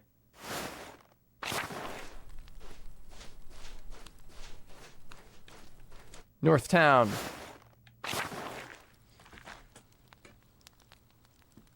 I'm seeing 12 strokes on the clock. Just saying. Yeah, RB. Well, that's what being an invalid is like. What? That is not the direction that I entered the town commons from. Christ, it's too damn cold. Fucking look at ill Peter capering over here. You shut your mouth, boy. We've done this festival every year. You won't die standing here for 5 minutes. Oh, good, you made it, Magda. I was getting worried you would miss the procession. I wouldn't miss the Perchten Lauf for the world. The costumes are just too wonderful to miss, aren't they? I remember the masks scared me when I was little. Shh, it's starting. Oh, Ursula has a baby. Oh, Artemis looks so lovely. I'd love to... Shit. I'd love to be the bright something one of these years. Oh well. Oh, and she's getting chased around by the ugly Perchton. That's the only type of boys that'll follow you, Artemis. Ha ha. Apollo, stop that. Sorry, Mom. Christina, see the Perchton? Named after the Germanic goddess Perchta, Perchton are supernatural creatures similar to devils who follow Perchta in the wild hunt. Yeah, this festival looks pagan as shit. So scary. I don't like it. Shh, Andreas, you're all right. They're only costumes. Big masks that our neighbors are wearing, remember? Oh, it's so cold. Magdalene, would you want to be the brat saint, one of the Perchton? Oh, would you want to be the bright saint or one of the Perchton?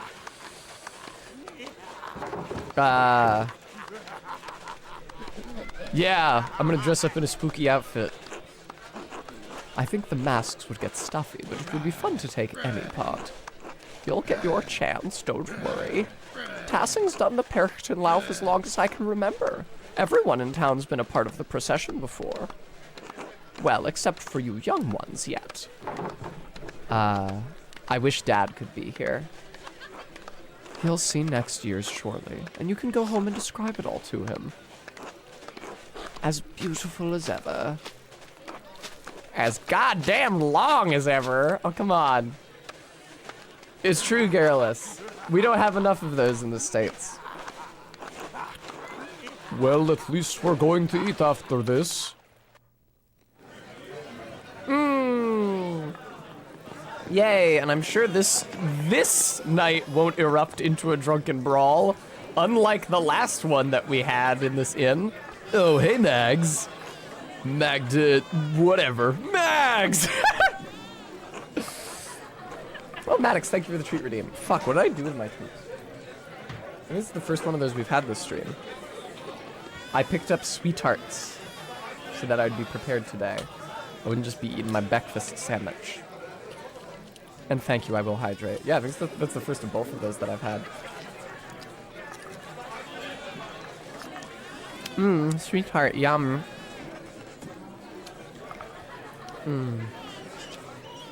I think that they used shortened names, just.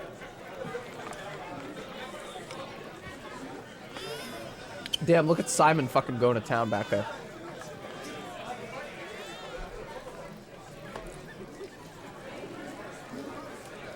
You made it!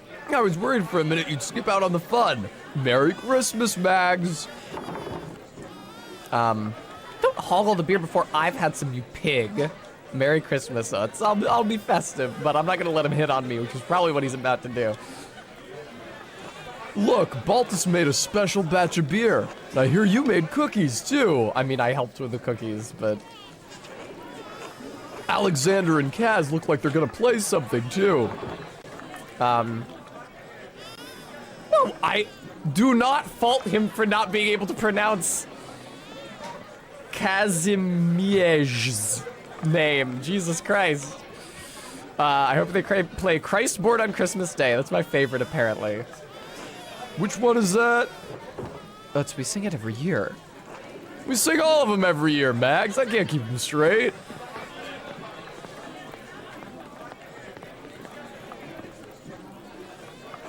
Ahem. Hey! Everyone listen up. Jorg would like to speak. Yeah, Malso, you might think that. Yes, thank you, Veronica. On behalf of the town council, I wanted to thank everyone for coming tonight. I'll listen intent. I'll be polite. This year has been tough on all of us. We've had more snowfall than anyone can remember, and the early frost gave us a small harvest. Folk haven't come through the passes often. Nico, you've been short of customers. We've all missed the trade. Alexander and Kazimierz, you've been kept from your journey. Nadziu, the snow has kept you from returning home. And I know we've all felt the lack of Klaus in town as he's been bedridden these past few months. And yet, the Lord has blessed us with each other, cheerful guests and good company. Wow, Big Jorg really blossomed without Andreas around to put him down intellectually. Cheers. Amen! Thanks be to God. God bless! Even though this season has been rough, God knows we still have a lot to celebrate this Christmas. Endris, you've made tools we couldn't have gone without. Just practicing my trade. Dr. Stoltz, you've kept us all in a good humors. As proof of my experience, Jorg, in such cruel weather. Yeah, well, I won't sass him yet. Magdalene, There we go, see? He got around to me. you've painted the mural for us. I only wish that my father were here to celebrate its close completion with you all.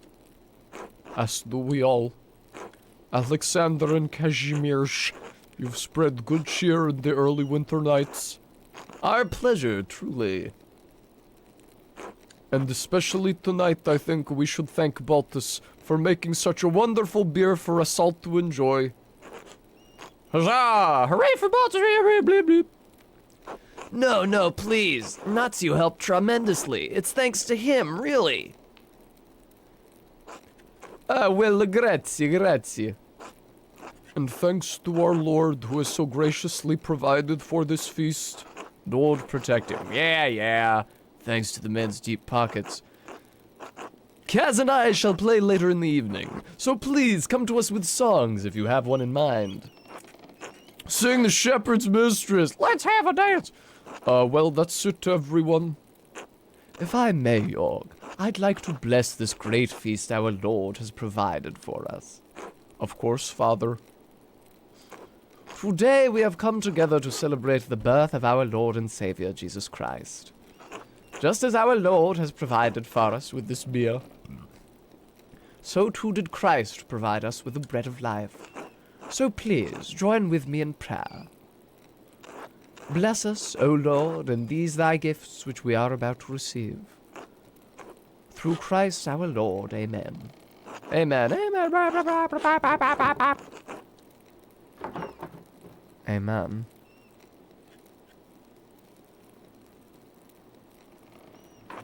Now please, everyone, I know Baltus made a fine beer, but remember that temperance is a virtue. We're all walking home, Father. Celebrate the Christ child as though his manger were here with us. Wasn't the whole point that there wasn't any room in the inns? He's really reaching this year, isn't he? Merry Christmas, everyone. Finally, let's eat. And if Caspar were alive and with us today, I'm sure he'd say, God bless us, everyone. Jorg drove a goat into the mill wall. A golden Christmas. Nico! Nico won't talk to me. What do we got here? Hey, Werner. Merry Christmas, Magdalene. A festive Christmas to you, my dear lady. Merry Christmas to you all. How are you enjoying the feast? What a stirring speech by that big Jorg. His wonderful voice is just perfect for speeches. I don't think he likes giving speeches. A shame! Garrulus, did he bounce? I didn't notice. We were just discussing the history of Christmas, Magdalene. It's most fascinating. Do continue. I'm eager to learn more. It is a most sacred season. Without Jesus, how could we be brought out of sin? As Malachi said, Jesus is the Son of Righteousness, a symbol for the dawn of a new era. The sun. The Romans also celebrated the sun god, Sol Invictus, right around this very time of the year. Emperor Aurelian even founded an imperial cult in which Sol played a prominent role in their Mithraic mysteries. Mithraic? It's nonsense. Jesus is not some sort of a pagan sun god. As St. Augustine said, it is the most fitting time to celebrate the nativity of Christ. He who bent low and lifted us up chose the shortest day, yet the one whence light begins to increase. I do love the winter solstice for that reason. There are compelling similarities between these acts and rituals of celebration. Food for thought, see. Ridiculous. I find the practical matters of it most enlightening. Christmas is the last feast before the cold of deep winter. Noted, not that ant. Our lives are so dependent on the progress of seasons. Cattle are slaughtered to lower the costs of feeding them. We indulge in their sacrificial meat before the months of starvation. Congrats, Maddox. That's a fairly grim view. Just so. In Genoa, we remember the Roman roots of Christmas, Saturnalia as it was called, their winter solstice. Many of the traditions and rituals are borrowed from the Romans. Rome may have had the first celebration, but the Arian heresy soon thereafter was a severe misstep. I have no idea what that is. I've heard very little about the Arian heresy. It was a doctrine that stated Jesus the Son was distinct from God the Father. Arius argued that they are not same in essence, co-equal and co-eternal. No, Hazardius, you're not. We are fortunate Emperor Constantine put an end to this grievous error. So it happened like 1,000 years ago? And we are fortunate that Charlemagne was crowned on Christmas Day, else its popularity may not have recovered. Ah, you are ever grim. Lighten your mind, Werner. I rather enjoy your Christ Kindle, the gift bringer. A most joyous idea. Who asked if they had Santa yet? Was that Brevi? So do the children. They love getting gifts. As do I. Ultimately, however true the various elements of Christmas, it's good because it unites the community. That's why we're here, to feast and be merry. And to partake in the most splendid beer that has been brewed. Salutations to you, my friend Baltus. Excellent. Indeed, it's truly excellent. Well done, Baltus. Is cinnamon in beer really that good? It didn't sound good to me when he described it. I admit it is most palatable. Ah, you're all too kind. There's plenty to improve. Then I'll help you hone the formula. Oh, never mind. That's not you. Then I will help you hone the formula. How about you, Magdalene? I could help if Baltus so wishes. We shall see when the new year comes. I may need some assistance. What a profitable company we would be. You intend to stay in Tassing even after the snow has melted? I'm in no rush. The bank can survive for a moment without me. But my friend Baltus here, maybe less so. I've done very well so far, thank you. It's the season for giving, is it not? Won't you be in trouble for delaying your return even further? Trouble. What does a tiny bit of trouble matter to Nazio? What's your name? Agostini. Becoming stuck in Tessing is surely an act of God. I cannot control the weather. I am where I am meant to be. Say Alexander and Kazimierz play such delightful songs. Perhaps a dance later, hmm? We'll see. Until later, gentlemen. That would be great, Malso. Happy Christmas, Magdalene. Magdalene, dear. Merry Christmas, Magda. God bless. Merry Christmas, everyone. How are you enjoying the feast? Utterly delightful. A hearty meal, a mug of Baltus's latest brew, everything a soul could wish for. It's everything a ample belly could wish for. I am as God made me in his infinite wisdom. I can see you're all in a great mood. Impossible not to be when I look at all the families gathered here tonight. The laughter of children running around. The love that brings a community together. We are blessed. Oh, geez. Magdalene, don't be a downer. Certainly better than all the arguing. As long as you have moments such as this to realize that we matter to each other. Well said, darling. To the four of us. Nazdravi. Maybe? I can't pronounce that. I don't even know what the fuck language that is. Salute? What the fuck? Don't they say Prost in German? I'm so happy I married you, Endris. The day I was inspired to come find you in Innsbruck was the most important day of my life. Thank you, Arbeat. Ah, love at long last. We know the feeling, don't we, Wojslav? That, okay, I guess so. Garrulous. The path before us was filled with thorns and thistles, but we endured. Make sure to prepare for that, Magdalene. And there will always be some thorns on the path. What's next for you happy couples? Any plans for children? I fear we've become too old for that. Time will tell with us, I suppose. I'm not so young either. Yeah, but your wife seems like substantially younger than you, man. All things considered, it's best left for God to determine. We'll just keep fucking, and whatever happens, happens. I hope you all get whatever makes you happiest. Same to you, dear. Make most of this night. You've earned it. God bless you, Magdalene. Enjoy the feast. God bless you. Peace. Very good, Todd. Yeah, you're right. Father Thomas bounced. He does not remain with us. Oh, maybe now I can ask Ava about the revolt and ruin everyone's evening. Ah, Mistress Magdalene. Merry Christmas. Merry Christmas, Alexander. Merry Christmas, Kaz. Enjoying the night. Very much so. The cookies especially. I haven't had such a wonderful gingerbread in ages. We were just setting up to perform. Did you have a particular song in mind you want us to play? Between the two of us, we know all the Christmas songs between here and Spain. Oh yeah, Smokey is inside. I don't know any of these fucking songs, I don't think.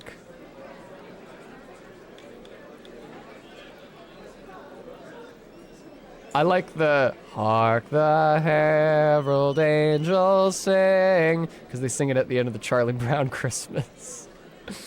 I always like Good Christian Men Rejoice. A folk tune, one of Kaz's favorites. Once Kaz and I play what we've prepared, we'll be sure to play that one. Merry Christmas, everyone! Since it is Christmas, Kaz and I wanted to share a special song with all of you in the spirit of giving.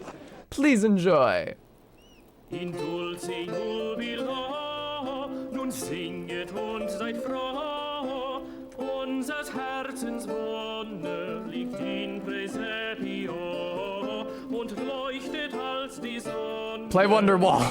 In Cremio, Alpha es Nice. Simon's getting into it. Alpha es et I guess he's got an appetite for the booze like his father did before him. He seems more reliable, though.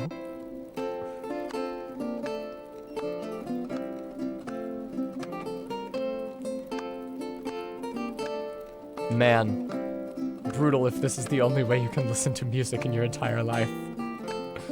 I hope some weirdos get snowed into town. O Jesu parvule, nach dir ist mir so weh. Very good, Matt. Mein Gemüte, o puer optime, durch alle deine Güte, o Yeah, that's pretty nice. I like everybody's idle animations. I especially like Ulrika on her dad's shoulders. Woo! Yes, play another wonderful, simply wonderful. Thank you, truly. Please return to your drinks. We'll be playing all night. Happy Christmas. Happy.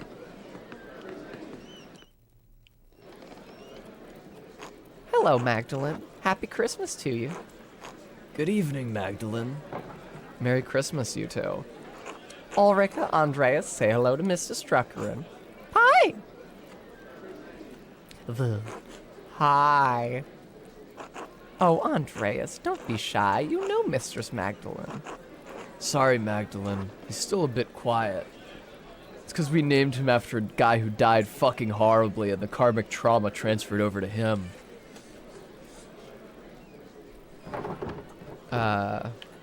Hello, Ulrika. Hello, Andreas.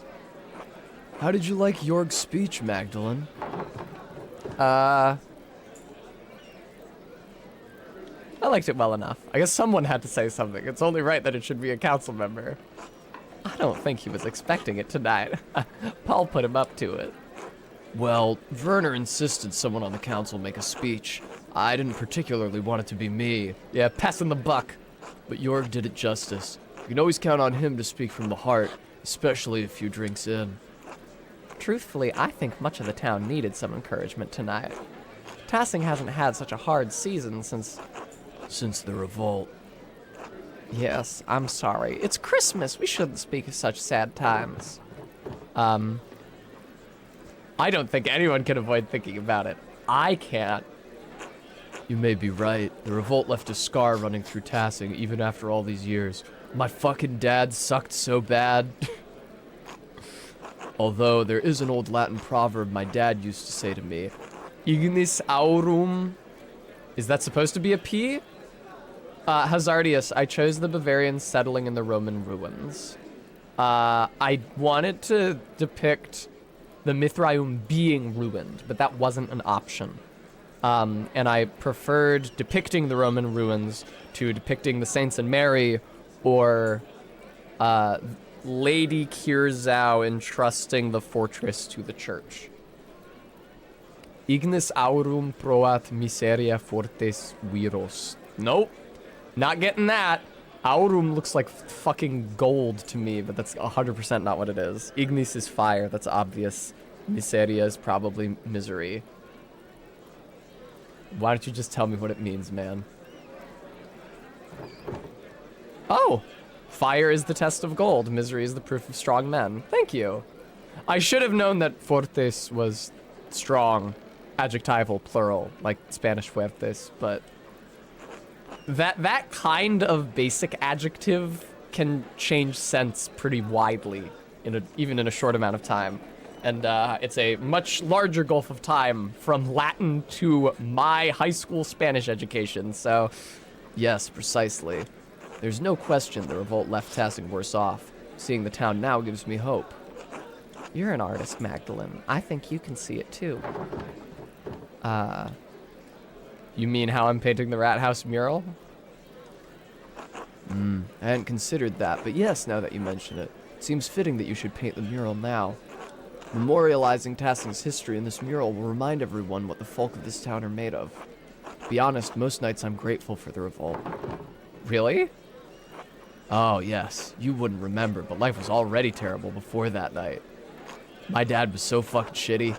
The revolt burned away the dead wood that had rotted Tassing for decades. God knows my father was an evil man. His death released me from years of fear. Oh no, Paul, I'm sorry. That's right, Jules. The revolt gave me the courage to face him, to become better than him. I think something of the same happened when the Abbey was destroyed. If things had gone on as they always did, well, I doubt we'd be having such a Christmas feast tonight.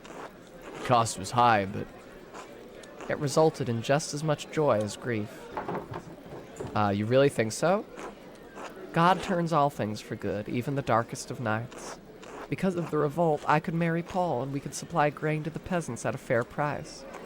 Our children will grow up without the fear that ruled over my life as I got older.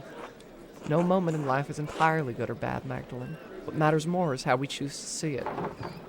But without an objective perspective, we can lose our hold on what we perceive as good or bad.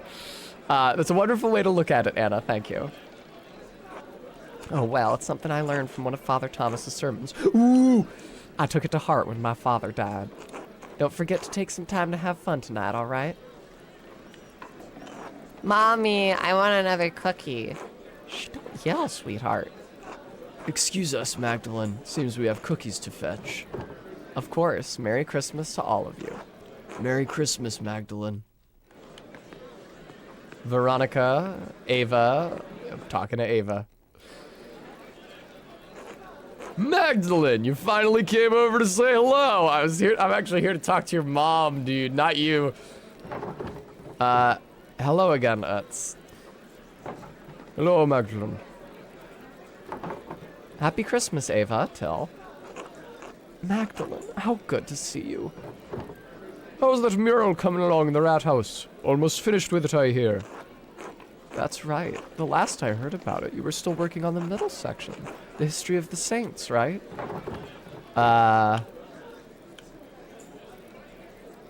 I finished that section now. The old abbey ruins were hard to climb through, but I wanted to paint it right.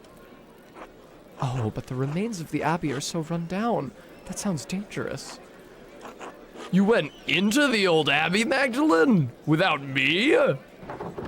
Of course I did. Ah, quite a capable young woman you are, Magdalene. Till.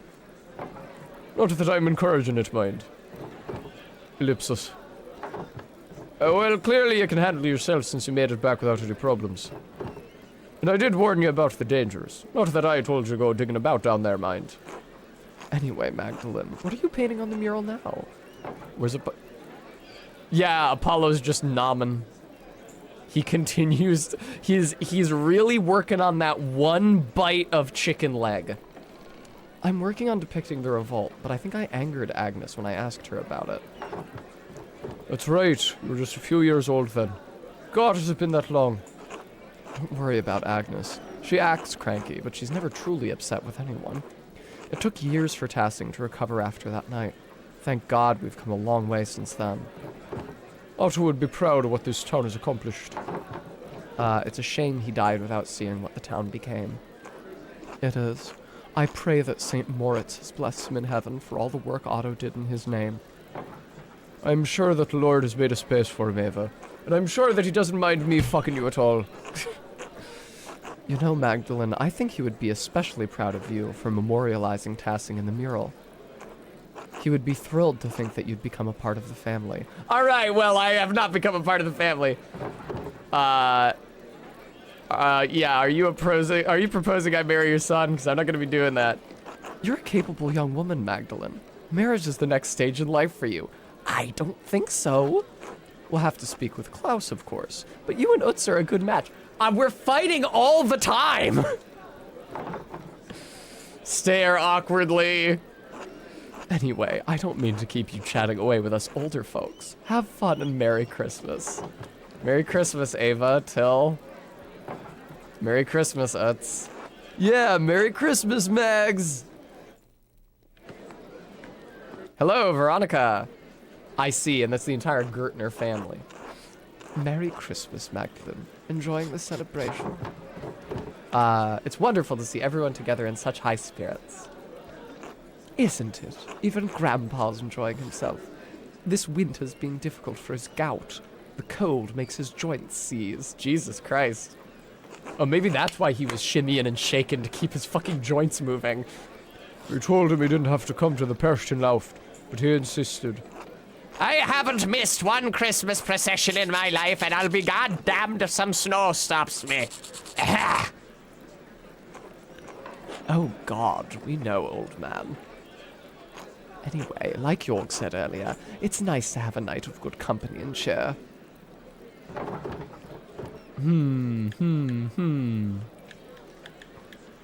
Maybe you should work on speaking in front of people. That's a real dick-headed move. Thank you for mentioning my father in your speech, Jorg. You'll be glad to know he was missed. You're welcome, Magdalene. Klaus is a good man, and we all miss him as part of the community. To be honest, I didn't expect to make a speech tonight. I just thought about what happened in town this year.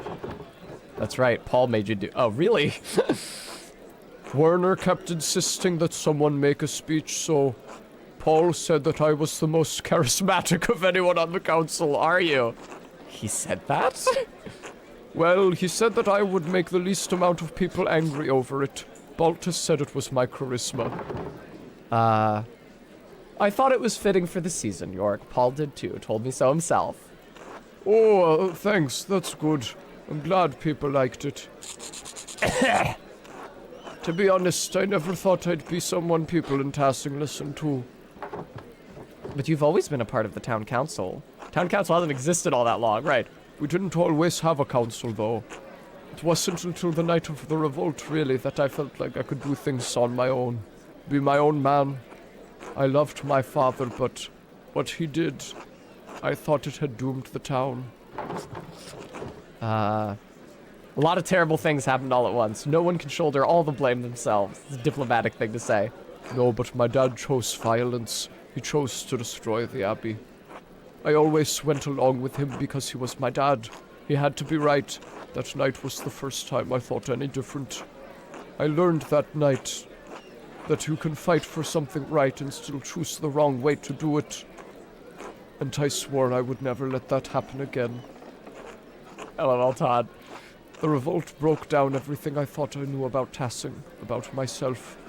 But it made a lot of things better for Tassing, and that makes me hopeful. What do you mean? Well, our new lord is strict, but he made a deal with us. The council lets us govern ourselves. As much as I was grumbling earlier today, Jorg is right. Life changed in Tassing, and even though the first few years were hard, we're better for it now. No abbot looking down on us, making stupid laws as he sees fit. Our lord lives days away. As long as we pay our taxes, we're left alone. It's a better life for Artemis and Apollo than we had. I know, right, Arby? Don't you talk ill of my son, boy. He gave you everything he had. God rest his soul. I'm glad you're lucid enough to realize we're talking about your son. I know, Grandpa. Without the revolt, you wouldn't be able to give the twins a better life. So even though you disagreed with Peter's actions, they made a better life for you. The real work happened in the days after the revolt. My father would have been put to death as a rebel and a traitor if he survived.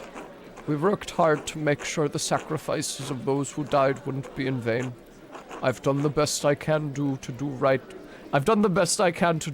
by the town and Dad. You're his son. You've done him proud, boy. Thanks, Grandpa. Anyway, I'm going for another pint. Anyone else? Yes, bring a pitcher. You've had enough, Grandpa. Your humors might become unbalanced. Barry at the bar to me. Another for me, Jorg. Magdalene? I'll get myself another later, thanks. All right, we'll see you later then, Magdalene. Merry Christmas. Merry Christmas, everyone. I would love to talk to specifically Big Jorg now. I see that people have moved around slightly, indicating that time has passed. Hey, Magdalene. Sorry to bother you during the feast. Oh, hello, Jorg. Did you need something?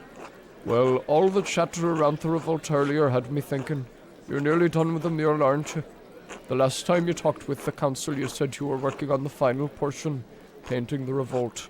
I don't mean to nag during the feast, though. That's Veronica's job. The old ball and chain. I should have it done soon. I've been listening to people around town talk about the revolt, so I can get a better idea of how to paint it. Everyone has a different idea of how that night happened. But I think I finally settled on how I want to depict it. Yeah? All right.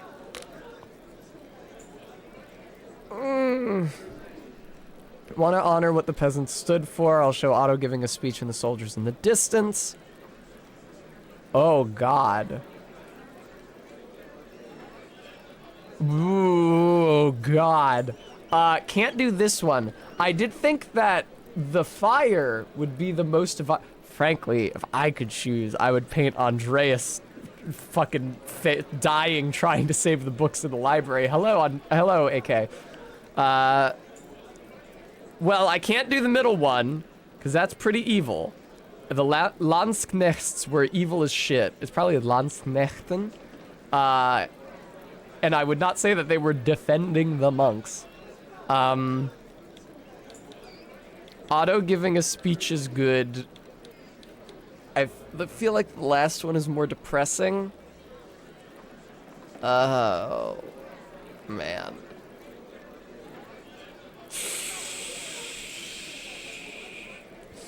Yeah, I feel like the options are pro-revolt, anti-revolt, and shut up, Frampus, and everyone miserable and dead. I don't love any of those options. I was hoping to just show, like, the conflict.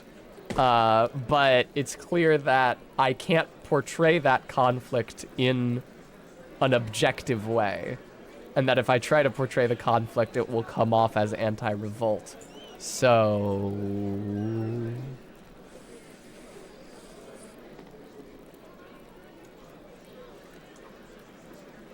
I don't know. I feel like I've made nothing but compromises in this shit. I feel like I had to compromise for the first panel and not draw Mars and the nymph because it would be too horny. I feel like I had to compromise for the middle panel because I didn't have enough information about the Mithraeum to depict it to the extent that I wanted to. And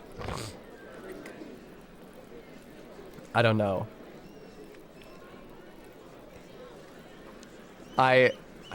Otto giving a speech and the soldiers in the distance. You know, it's subtle.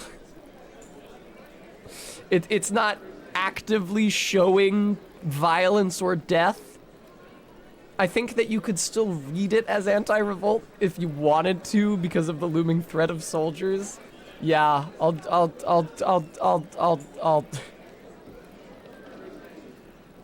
like I said, I wanted to show the fire and the fighting, but I can't do that in a way that doesn't come off as me siding with the Abbey, so love to compromise my vision at literally every juncture. That's a good perspective. Shows what happened without being too detailed about, well, what happened. Yeah, Hazardius, that's the thing. Well, that's what I was thinking because I saw the modified Dance of Death in the Abbey, and I thought, oh, that's a very evocative depiction of Andreas and Caspar's deaths. I'd like to capture that energy in my painting, but not if it's gonna seem like I'm anti-Peasants' Revolt. I'm sure everyone will love it. Klaus would be proud of the design you've picked. That is what my dad wanted to portray, also. Eva will like that especially. Anyway, I'll get out of your way. I've got better things to do. I think Utz was looking for you. He always is. I think I'll actually go home for the night. I've had enough of Utz's flirting, and I should check in on my dad. Tell him hello from all of us, all right? I will. Good night, Jorg. I'm actually specifically not doing that, Maddox. I'm giving Jorg what he wanted, but Father Thomas... Father Thomas wasn't paying. He was just there nagging. So I guess I am giving the customer what they want. Wow, a 12-hour clock. Oh shit, it is a 24-hour clock. I thought it was 12 hours because the number at the top is 12, but it goes 1 to 12 and then 1 to 12 again. Shit. Oh well. Oopsie daisy. God bless you and Merry Christmas, Magdalene. You know Father Thomas is extremely killing your father right now. Oh, Merry Christmas, Sister Amelie. Were we bothering you with the noise next door? No, not at all. Hearing people celebrating Christ's birth brings me great joy. Christmas should be a heartening time of year for us all. I always think there's something healing about coming together to celebrate Christmas. All of us are a part of the body of Christ. When we come together in fellowship, things are made whole. People need Christmas in the depth of winter to remind them that spring will return. And we will all have a chance to live again. Except for me. Magdalene, who is that? Uh-oh.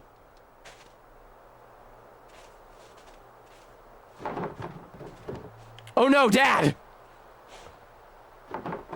Please excuse me, Sister Amelie. I need to check on my father. Okay, that's not someone that we know, I don't think. The beard looks like Smokey's, but it's much shorter than Smokey's. We literally just saw Smokey at the party. He was right behind me. It's like unkempt like Smokey's, but it's half the length. So unless Smokey got a quick trim, which I don't think is what happened. Please excuse me, Sister Amelie. I need to check on my father. Of course. God bless you. Thank you, sister. The door is open. Is someone here? Dad? Alright, motherfucker. Adok has lived. Yeah, his back straightened out. What if it's a fake beard? Did they have those in the 16th century?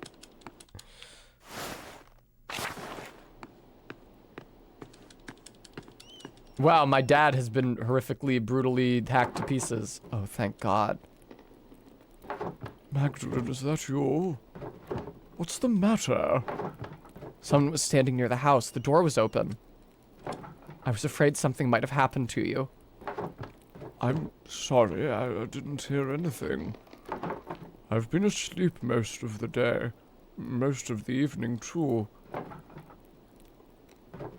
I'm worried about you, Magdalene. You're worried about me? You're working too hard. I know taking care of me takes up so much of your time. And I know how hard you've been working on the mural. Who could Mr. Beard be? It did not look like Father Thomas unless it was Father Thomas in a fake beard.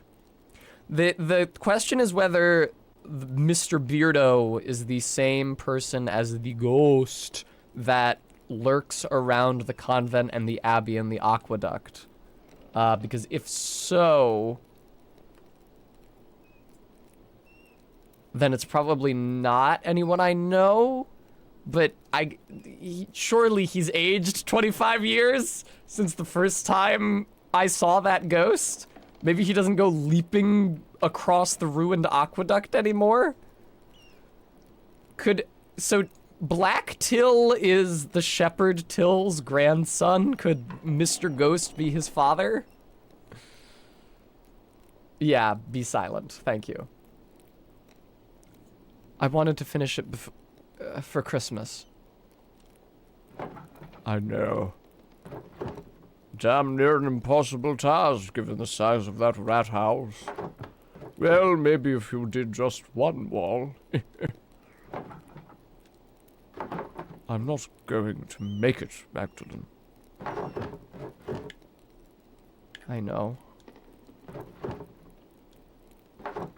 It's all right. This is just life. I think it's actually death. I'm glad I'm going before you, even if it's sooner than either of us would like. I've already seen too much death in my time. I just wanted to show you what I could do. I wanted you to be proud of me. I have been, every day of your life. You've never needed to prove anything to me. I wish I could stay to see the mural when you finish it, but I don't need to. I know it will be more beautiful than anything these old hands have ever made. Don't say that. It's true, though. I mean, I got along all right, but I always knew you would surpass me before long. You can already see things that I never could. See things and make them real. I'm trying. You're doing it. Ellipsis. Whether I die tonight or tomorrow or the next day, I'm not going to be here much longer. One morning you're going to wake up and you'll have to do things for yourself. Love things for yourself. And you'll have to share it with the world. Love is the only reason to do anything in this life. Oh, all this talking. Too much. Remember you're gonna tell me about the notes. Could you bring me something? Could you leave the screen so that I can die violently? Could you bring me something to eat? Of course, Dad. You haven't eaten all day. And I missed the Christmas feast, too. I can't believe no one brought me a cookie. I'll go get some soup. I was expecting the door to slam shut. I feel like that guy is in the house. Just lurking.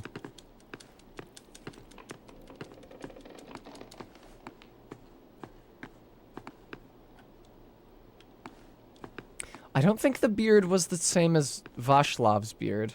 Yeah. Yeah. Sup, creepo? Klaus. What are you, Klaus? Klaus's evil brother, Drouse? I'm sorry, Klaus. About everything. They actually do look remarkably alike. You're here. Double Klaus?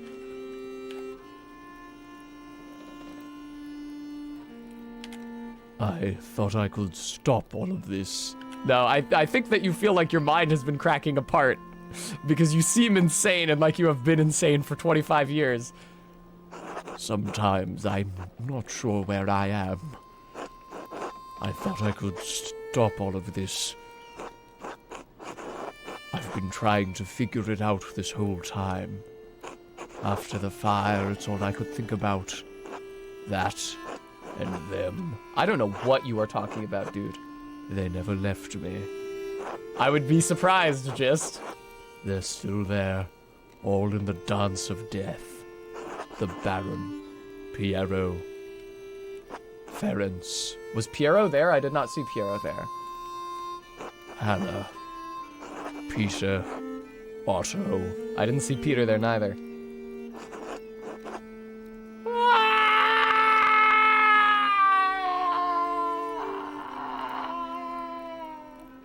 I think this might actually be Andreas. Caspar, August, and now you. Are you really Andreas? Jesus Christ.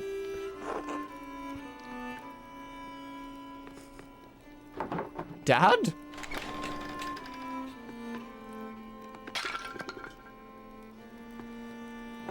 Oh God, it's you! Who are you? What are you doing to my father? Magdalene, it's all right. It's all right. Ellipsis. I'm sorry. I'm shifting his accent to American because I think he might be Andreas. I've forgotten my manners after all these years. And you've likely forgotten my face, or what it once was. Wow. It's Andreas Mahler. Magdalene, this is Andreas Mahler. Did you hit my dad on the head really hard? Back from the dead. The earliest memory I have is of you running into a burning library. I'm sorry. I don't understand. No one could have survived that. Maybe I shouldn't have, but I did. I don't understand, Andreas. Where have you been all these years? Hiding from the world. In the ruins, mostly. Andreas, you should have a hedonism dialogue option at this point. I could use a good drink. It looked like that Christmas beer was pretty good. Sometimes in the woods when it was warm. Stealing bread from Gret. Stealing books from you. Oh, so I wasn't going crazy. It's the only thing that's kept my mind from forgetting what words are. Why have you been living like an animal for 18 years? Wait, how did you survive the fire? With some difficulty. I grabbed as many books as I could and threw them into the scriptorium. When the smoke got too thick, I started to black out. The next thing I remember was Caspar pulling me into the crypt. Oh, if you manage to save Caspar in Act 2, does Andreas die and it's Caspar doing this shit instead? That would be cool. Your apprentice, the boy? You sent him back to Salzburg. Nope. I was too fucking nice to him. The game was like, haha, asshole. You thought you would give him a non-traumatic childhood, but actually it caused him to burn to death. He didn't leave. He waited in the woods and watched what was happening. When he saw me in the window of the library, he ran through the crypt to save me. And he did. But he saw that I was trying to save the books and he went back in. I couldn't stop him. I was barely conscious. He never came back out, Klaus. Player, don't you feel like shit for what you've done? When I woke up, everyone was dead or gone. I couldn't face any of you. I couldn't go back to Sabine, that empty house. So I hid. You painted over the Dance of Death in the Abbey. It turns out I had a reason to keep painting. I'm sorry if I'd scared you. No one's come to the Abbey for years. I thought I was safe there.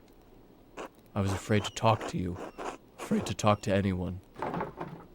Did you leave us those notes, the ones with the purple writing? He didn't, so let's find out who did. No. Those were written by a different occult hand. One that does not want you to finish your mural. One that has killed and may kill again to stop you from telling Tassing's history. Tassing's history? Why? Because Tassing's real history is at odds with the story we've all been told. It's been covered, bit by bit, layer by layer, almost like the process of Pentiment, after which this game is named. Right, not that ant. Until it could no longer be seen. But it's still here. It's always been here, hidden beneath our feet. Now I get to go to the Mithraeum. And it's still protected, haunted by the specter of death that has hung over this place for generations. The thread puller. Thread puller? Beneath our feet? What are you talking about? The person who attacked your father is the same person who manipulated someone into killing Otto Zimmerman. I'm not gonna say it was Hannah. I'm not confident about that. Honestly, it was kind of a tough call. And Lawrence Rothwagel. Yes, and they travel through the Roman aqueduct that connects Tassing and Kirzau. It's a network of tunnels I've become quite familiar with. And I've seen the ghost that haunts them, that can squeeze through the tiniest opening. It's Caspar! I've seen it bend itself in half to reach places I could never follow. I've traveled along every inch of the aqueduct in the old city. There's one place I've never found. The lair where the thread puller retreats to. The ancient Roman temple that is determined to hide from view. The Mithraeum. You found it? Well, I don't know how you came to that conclusion. We never did get that name translated. No, but I mapped out a darkness between the collapsed tunnels. And I believe I know how to get there. Come with me, I'll show you. Sure, filthy vagabond. I would love to follow you into the dead of the night. Dad?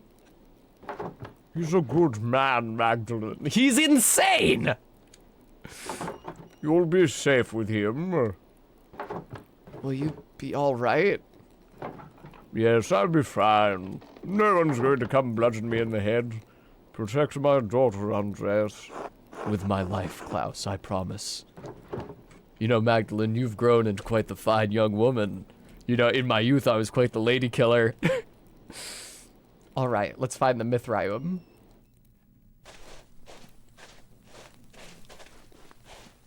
Hazardius, if he tells me to run for my life, I will.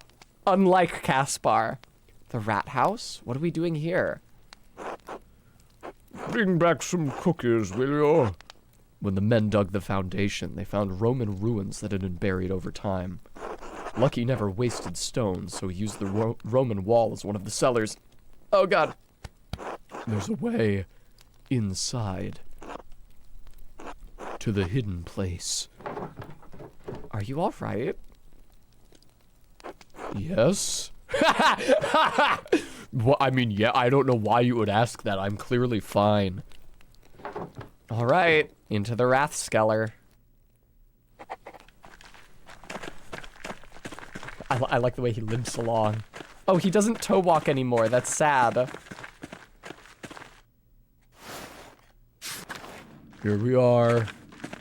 Man, my back is really fucked up from 18 years living in tunnels, I'll tell you. Alright. That wall is different. Does that mean this is the place? No, Jules, my hair is tied up, Jules.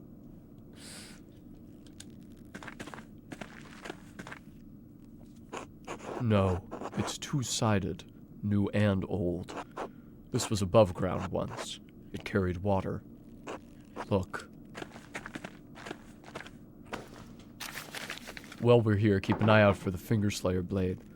Cornelius iret balneo et complet sextum gradum in Mithrao. Sextum gradum? I don't fucking know, man. 6th grade. Alright, I think I can make it out. Cornelius goes to the bath today. Step! And completes the 6th step in the Mithraeum. Yes, you see? No, I most certainly do not see, Andreas. Well, here. Bonk! Bonk! Bonk!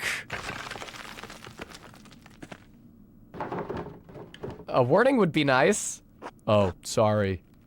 I'm not used to being around people. God, this freak.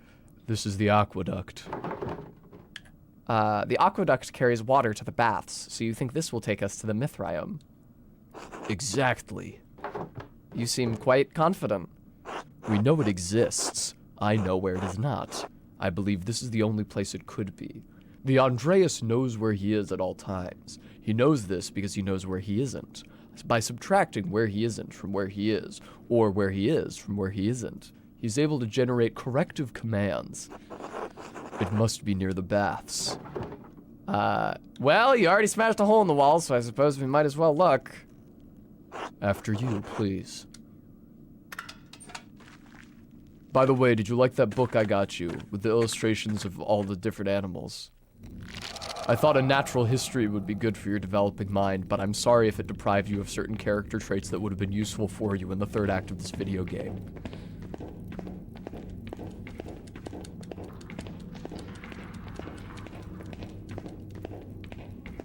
Bathhouse. This part of the tunnel is collapsed. We're not getting to the Mithraeum this way. I think... yes. Yeah, I was gonna say, is this where Caspar climbed through? Caspar and I found a collapsed section of the aqueduct near town. He explored it, but couldn't describe what he found in the dark. I shouldn't have let him go. I should have taken more care with him. You literally should have taken less care with him. He died because you took care with him. Yeah, I'm not gonna trod on that memory. I'm sorry. We can go. Poor Andreas. Poor Caspar. I am curious to know if you are mean enough to Caspar to get him to flee, if Andreas dies in the fire, and Caspar is the one who lurks in the ruins of the Abbey for 18 years.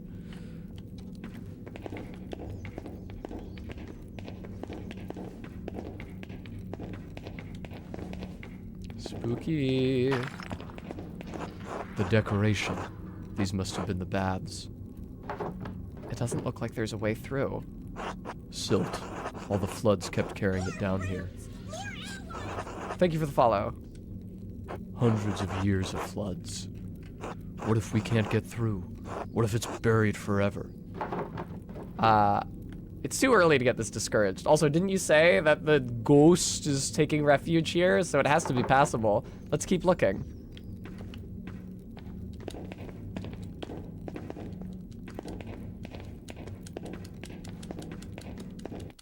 Andreas always survives somehow? Okay, that's kind of disappointing. They could use a lot of the same dialogue, just have it be Caspar instead.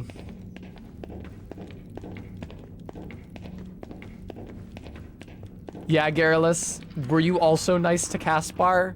Did you also quite reasonably think that being nice to Caspar would be good for him?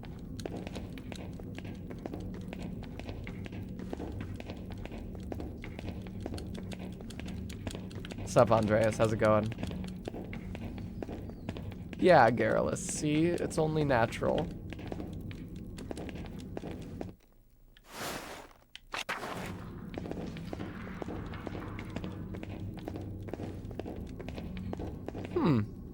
He dies trying to push Andreas back into the fire. Fucking Andreas. Huh. Okay. Am I missing an...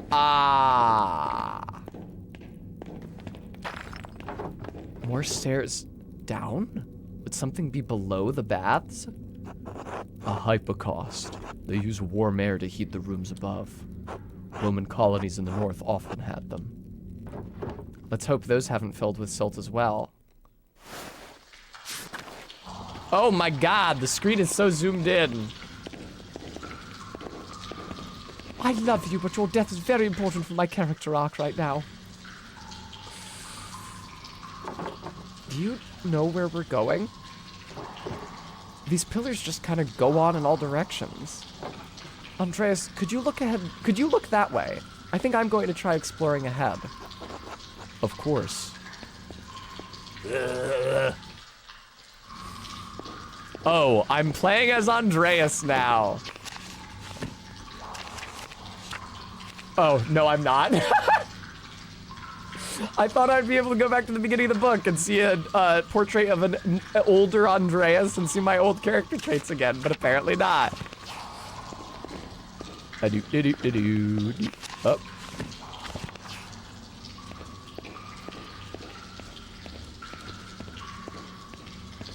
I'd love to. Oh, God. How could you abandon your work, Andreas? I thought you were a true artist, a master of your craft. But all you created was misery. Lorenz was the Baron Rothvogel. I would love to play as Andreas and encounter all of the phantoms of my troubled past. The only thing more pitiful than watching you work in that scriptorium was your love of that dying art. Sorry, Ferenc. Just so, Bremy. I had thought you understood what I was forced to do. Your callousness killed us all.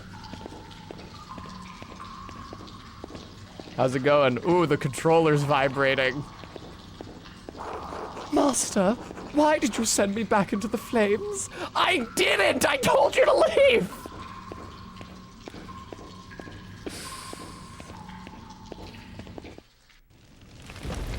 Oh boy! No. No. This isn't right. I can't be here right now. How did I get here? Andreas? You're still here. Yes. For a little longer. I thought I had gone mad. You have extremely gone mad. Not yet. Not entirely. But you have been on this road for a long, long time. You must leave this place forever, Andreas. You must abandon it for good. But how? What can I do? I don't even know how I got here.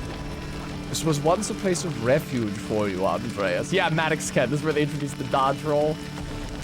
But it has become a prison. A prison you constructed to protect yourself. From what? From pain, from risk, from life itself. All right, Hideki Anno. But I can't stay here. I have to help Magdalene. How do I get out? Andreas, you are the architect. I will help you as best I can, but you are the only one who can answer that. Ah, fuck. This is a more complicated labyrinth than it has historically been. Oh, I misunderstood what was walls and what was paths. Excuse me. No. Hello, Andreas. Is that you, Sabine? Yes, of course. I'm still here. Part of me will always be here with you. We haven't talked in so long. Why? Everything fell apart. That doesn't mean we couldn't have put it back together. I didn't know how to. No one does. I wish you had given us another chance. I do too. It may be too late for us, but it's not too late for you, Andreas. It's not too late for Magdalene. Yes, Magdalene. I have to help her. You can, Andreas, but you have to leave this place behind for good. I know. I can. I will. You will. Thank you, Sabine. Will I ever see you again? Not in this place, but maybe someday in a better place, in a better dream.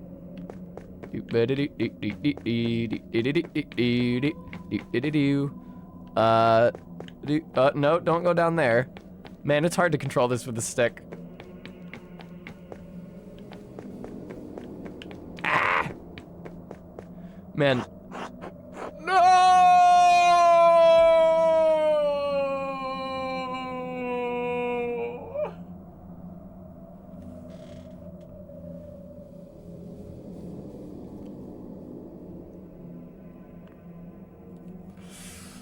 No!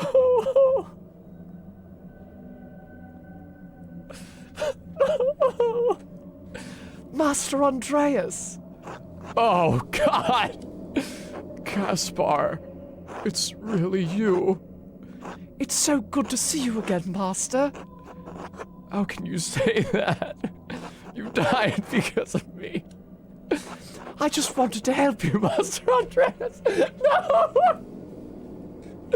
Oh, God! You couldn't think straight. You shouldn't blame yourself anymore. I love being dead. Premi, Jesus Christ! I let my family down. I let you down. I couldn't stop Peter. Couldn't save Tassing. I couldn't even save more than a couple armfuls of books. You did what you could, Master. Everyone knows you did. And that's all any of us can do. All right, Caspar. Thank you. Thank you for everything you taught me. God, Jesus Christ. Wait, what happened? This was the way out. There is only darkness, Master. It's so dark. Please don't send me back, Master. Before I started talking to Caspar, I know this was the way out. Your mind is fighting itself, Andreas. It remembers the pain of life. It's trying to protect you from it. Beatrice? Yes? I thought you were gone. You brought me back. Oh, so what do I do now? Keep going. All right. Back out. Hello, Master Andreas. So good of you to pass by me again. I miss you ever so much.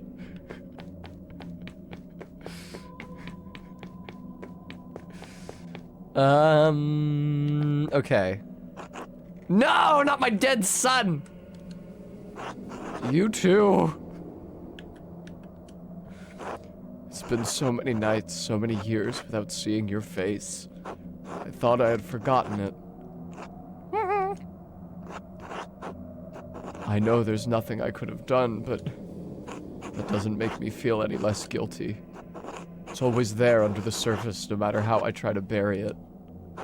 I don't know what I'm supposed to do with this. Ellipsis. It smells damp over here, Master. And you never get truly comfortable. Please take me out of here, Master.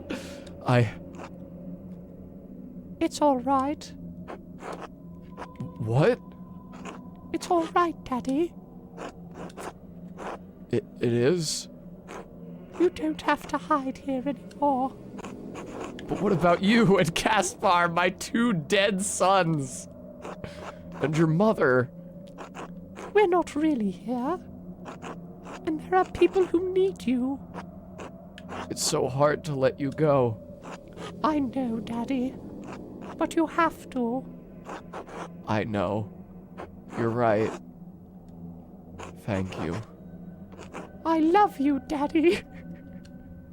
I love you too, my dead, dead, dead son. Good night. But the one night. Good night, August. Good night. Oh, God. They shifted again, the walls. It's still trying to protect you. No. It's not? No, I don't have to do this. This is my mind, my maze, and I'm leaving. Good. But this next part might be confusing. What? Yeah, I was wondering when this was gonna happen. I've been thinking about the corollary between the labyrinth on Mary's plate in the church and the labyrinth in Andreas's mind this entire time. I was wondering if they were going to make the comparison obvious. Yes, seriously, AK. Yes, I remember that, Garrulus. That's the point. What? I don't understand.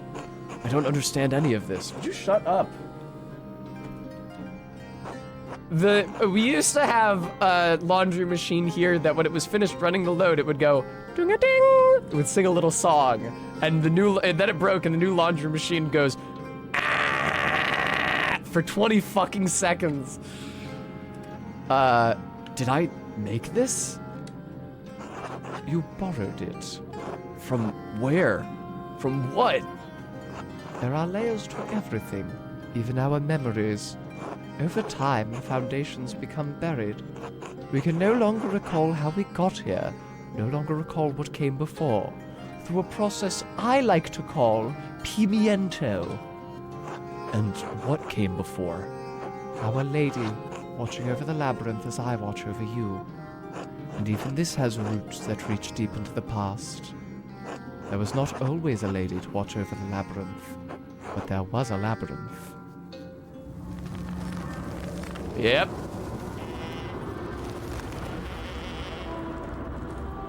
Oh, jeez. What? I don't understand. Cool fucking temple, though. Jesus Christ. That's what was drawn in the manuscript. It was not Rhaetus freeing a wolf from the trap. It was this motherfucker sacrificing a bull. Sister Amelie? Is this real? Am I still in my mind? You are here with me, and we are here in spirit. You looked like Beatrice a moment ago. Beatrice? I don't know her. All right, that makes it sound like this is real. I was wondering if Sister Amelie had access to the Roman ruins from her little cell. She moves around in the walls of the church. I didn't know if she had access to more liminal spaces besides. We are in the tabernacle, the heart of the labyrinth. Your spirit was wandering, and the Lord brought you here. But I don't understand. How did you leave your cell? I have not. We are only here in spirit, Andreas. Oh, okay, never mind. She's astral projecting. Exusperamus Deum belli et arorum. Aruorum, I guess. Or it could be arvorum. Arvorum. Oh, is arvorum agriculture? Because belly is war, obviously. Something, the god of war and agriculture. But it's obviously not Mars's name at the beginning. I don't know what exusperamus is. Huh. Vincamus lunam is the moon. Etiam solem invictum? I don't know. Is this real? Am I finally experiencing that which I have only read about in the testimony of mystics? Thank you, Remy. I told you long ago that reading cannot communicate a spiritual existence. But yes, this is real, and you need not be afraid. Have faith. If you are here with me, it is the Lord's will. Thanks, Arbeat. Thanks, that's a huge help. Thanks, buddy. Andreas? Sister Amelie? What are you doing here, sister? Oh, shit. Lady, are you astral projecting? This is the center of the labyrinth, the tabernacle. It is where the Lord sends my spirit. He has also guided your spirits here. There must be a purpose to it. This isn't my spirit. I walked here through the aqueduct. Sister, we're looking for the Mithraeum. Is this it? Mithraeum? No. This is the tabernacle. Not a place of wood and stone, but a place of spirit. Yeah, I was gonna say, I know what the tabernacle is, but she's using it metaphorically, so its literal definition isn't helping me here. The Lord has called me to this place for many years. He has always made his will known to me. Soon he will make it known to you. Sister Amelie, are you the note writer? Because if so, that would be pretty disappointing. Sister, how does your spirit come to this place? Through the door between life and death. Oh, did she dig down in her grave deep enough that she... Yep, I think that's it, above my head. When my spirit hears the call, it descends through my grave. Right. Here the Lord tells me what messages I must bear, and to whom. You deliver messages? Yes, once long ago I was a scribe. Aw, man. I copied many works of the great church doctors. Origen, in particular. Right, that's the one we found. But that all ended with the fire. It ended with my life. Wait. I thought I had given up the pen forever, until the visions returned. Yeah. Yeah. No! When fire took my abbey, I couldn't save my sisters. Not one. All I could grab was a single book and a bolt of purple ink cloth. Oh, ink cloth. No shit. I assume that's like it's like transfer paper. You put it on top of the parchment and then write on top of it and it transfers the strokes to the bottom. I couldn't understand why God had spared me alone. But he showed me. God had a higher purpose for me, for my hand. Father Thomas explained to me. He made everything clear. He tells me what I must do, what the Lord wills me to do. Okay, so Father Thomas is not writing the notes personally, but I was not as far off the mark as I could have been when I said I thought that he was the mastermind. I thought it was sussy because Otto got killed and Father Thomas was like, oh, I had hoped that Otto dying would make everyone forget about the revolt. I was pretty damn close, yes. There was a middleman that I didn't anticipate. Sister Amelie was the middleman between Father Thomas and the people getting the notes. Actually, I wonder who physically brought the notes to their houses and if that wasn't Father Thomas. He tells me what I must do, what the Lord wills me to do. It was you. This whole time, you wrote the notes. I found one by my dad when he was attacked. Sister Amelie, you pushed those people into committing murder. What? No, that can't be true. The Lord would not use me for such a purpose. Calm yourself, sister. We'll figure this out. I mean, I don't know if Magdalene would come to that conclusion so quickly, but it's clear that Father Thomas is doing this shit. This doesn't make any sense. Why would Amelie want anyone dead? No, I wouldn't. He wouldn't. There was nothing in his messages about murder. No. I am not here. This can't be happening. This can't be happening. Oh! Father Thomas, you piece of shit. Sister Amelie, shh. It's all right. Yeah, Thomas, I was pretty dead set on you from like halfway through Act 2.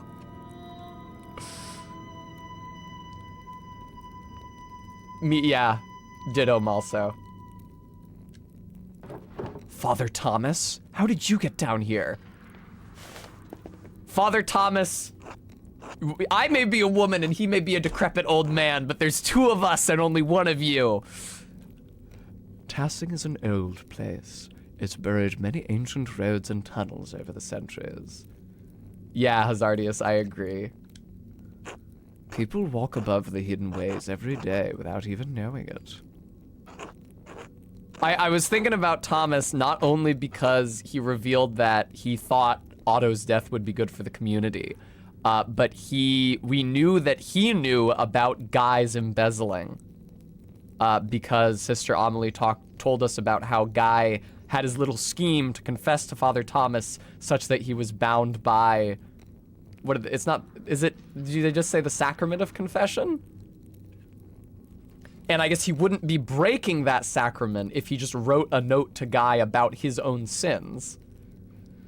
Though in truth it was Sister Amelie who rediscovered them first, and found this place. Thank you, Archangel. Father Thomas, did you... In other circumstances, I would be overjoyed to see you, Andreas.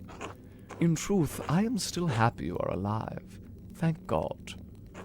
But I think the occasion of this reunion leaves little to rejoice about. You and Sister Amelie were behind all of the I mean, there were 2 murders, but... No, she had no part of this. Yeah, no shit. It was just me. But the notes, she wrote them. She did, but she did not understand their purpose. I guided her. I told her what to write. Yeah, my theory was that Thomas wrote the notes based off Amelie's visions. That he interpreted her visions as informing him of who had to die. And then he wrote the notes. It was actually the other way around. He had a conscious agenda in instigating the murders, and then she wrote the notes. You abused her love and her trust for your own purposes. He who wishes... I studied theology, remember? He who wishes to follow love's way must regard neither cost nor shame, nor pain. He must stand to everything, even her most terrible commands. I'm ashamed to admit it, but yes, I did. To what end? What was the point of all of this? Look around you. What do you see? Roman temple? Roman ruins? Look closer. It looks like the statue of St. Moritz from the meadow. Oh. And the images of St. Satya from the shrine. I don't understand. I do. It's St. Moritz and St. Satya. And Mars and Diana. The saints are the gods? When the Romans left Tassing, their buildings, their temples, their statues remained. Christians settled there centuries later. They found time-worn fragments of that imperial grasp. The statue of Mars Pater that once watched over the Roman field stood there still, headless and nameless. 2 vast and trunkless legs of stone stand in the field. The settlers believed it was St. Moritz, who was already a legend where they had come from. They found the shrines to Satya and, not understanding she was an aspect of Diana, believed she was another local saint. That's right, Remy.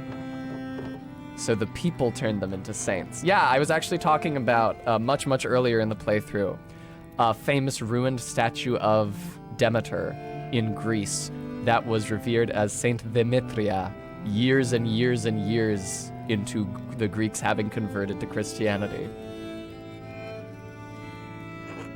Sanctity and sainthood exists outside of what people believe, Magdalene. People cannot turn someone into a saint any more than they can unmake the divinity of Christ. But they knew of the saints and learned local legends of the region and applied them to the figures they found here. No one knew they were Roman gods because there was no account of what the Romans did and left here, except for the Historia Tassiae. But Historia Tassiae was not known then. Perhaps it had not even been written then. Who knows how long that book had been lost for before it made its way to Father Matthias. And you killed him for it. Yes, with poison.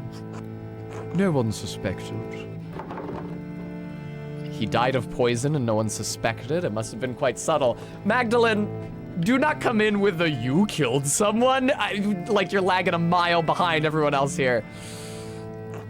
His death was unexpected, but I was the only person he confided in about what he had read in Historia Tassiae.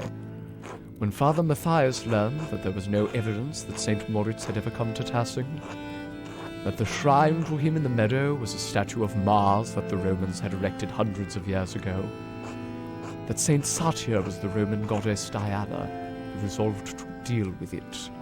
And you resolved to deal with him. Andreas, you have struck that fightin' pose like 6 times in this conversation and have not yet punched him out. Andreas, our people believe in St. Moritz. They believe in the miracles God has worked through his hand. Frampus, he hid in the sewers. And they believe in the legend of Saint Satya, that she helped Moritz and watches over Tarsing still. And that,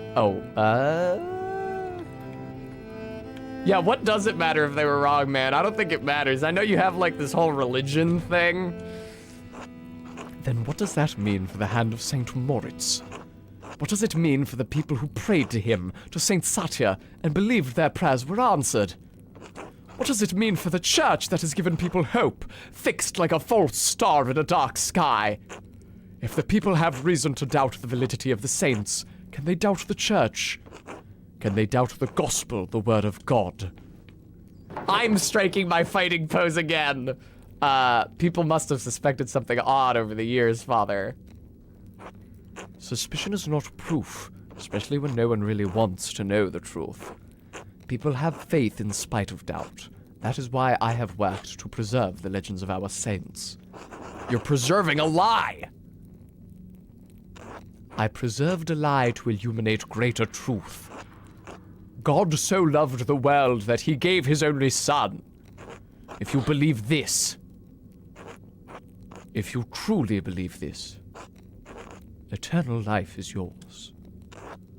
And saints have walked among us, and their relics work miracles, and they hear our prayers and answer them. And the two that protect this town were never here. They don't need to know that, Andreas! There are times when God feels so far away from us here in these mountains. Well, I mean, you're not in Judea, are you? But a peasant in Tarsing can stand in a field, look over our valley and say, Saint Moritz was here. God was with us, and he is with us still, and he will be with us always. And that is the truth, even if the legend of Saint Moritz is a lie. So many people have died because of what you've done. I know this is hard to believe, but I was trying to save lives, to prevent death. But one murder didn't solve the problem, did it? Because one day Baron Rothvogel rode into town with another copy of Historia Tassiae, a copy he promised to give to the abbot so Kirzau could come to terms with its past. And if Father Gernot read its contents, you would be facing the same danger you saw in Father Matthias. In retrospect, given how Father Gernot chose to run the abbey, my fears may have been unfounded. That sentiment didn't prevent you from doing it again. You're right, didn't. Then why Otto? Certainly he didn't have anything to do with Historia Tassiae. He couldn't even read. Yeah, Otto couldn't read. Oh, shit. Oh, shit. Before Otto died, he told me that he was going to show me a secret that indicated that his rebellion had been blessed by God, and he said he had found the head of Saint Moritz. And if he can't fucking read the words Mars Pater on the head down here... In the end, his murder provoked Peter and the others into destroying the abbey. I never thought that would happen. I underestimated Peter's anger and the peasants' frustration. I, frankly, have been wondering this entire time if Moritz was I didn't think Moritz was descended from Mars, but I've been wondering for literally the entire game if Moritz was descended from a Roman figure, because the name on his plinth in the field is barely fucking legible. It's like M-A and then nothing, and then S. And I was wondering if Mauritius might have been a pagan or secular Roman figure that they... What's the word? It's not euhemerized. Maybe it is euhemerized, actually. They turned into a saint. Right, exactly, Bremy, exactly. I never thought that would happen. I underestimated Peter's anger and the peasants' frustration. You seem to have a difficult time reading people, Father. Canonize, thank you. What does syncretize mean? I'm gonna look that up now. Euhemerization refers to the process of recontextualizing myths and stories of the supernatural into a secular and humanist context. So, for example, in Snorri Sturluson's Prose Edda, good job, Tessa, you remembered all those words. he reframes the surviving stories about the Norse gods as there having been ancient sorcerer kings who tricked people into thinking they were gods and sired the royal families of the Norse. Syncretism is where you make the foreign thing the same as your thing. I see. Thank you. Yeah, and Romans did that all the time with foreign gods, who they would refer to by their closest available Roman equivalent. Like, for example, they would call a temple to Tyr or Odin that they saw the Germanics erect as a temple to Mars. I know that they called Thor Hercules, which isn't a terrible fucking comparison. Big strong guy, hero of men, wields a blunt weapon, sure. You seem to have a difficult time reading people, Father. It appears that way, yes. I suck. Hi, Persephone. I was trying to prevent Otto from showing people what he found. What he found when he was helping to dig the foundation of the rat house. Something from our pagan ancestors? Yep, the head right there. No, not quite so old. Well, I mean, you use pagan to refer to both Roman and pre-Roman beliefs, so I don't think it's inaccurate to say pagan ancestors, but whatever. What he found was a stone head. The missing head of the statue in the meadow. The statue at the shrine of St. Moritz. How did it wind up over there? The most likely culprits are rain, floods, and time. Black Till told me that the farmers find old tools and pottery in the fields every year. Yes, and this head remained hidden for centuries. It sat in the soil until Otto found it. And he was going to show everyone that God had favored the town with his discovery. What Otto could not know is that our shrine statue was not of St. Moritz, because Otto could not read the words chiseled across the helmet, Mars Pater.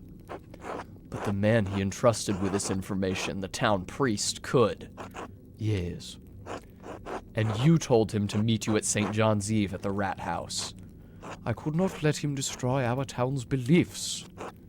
And you had poor Sister Amelie write down what you told her were visions. Visions she couldn't remember.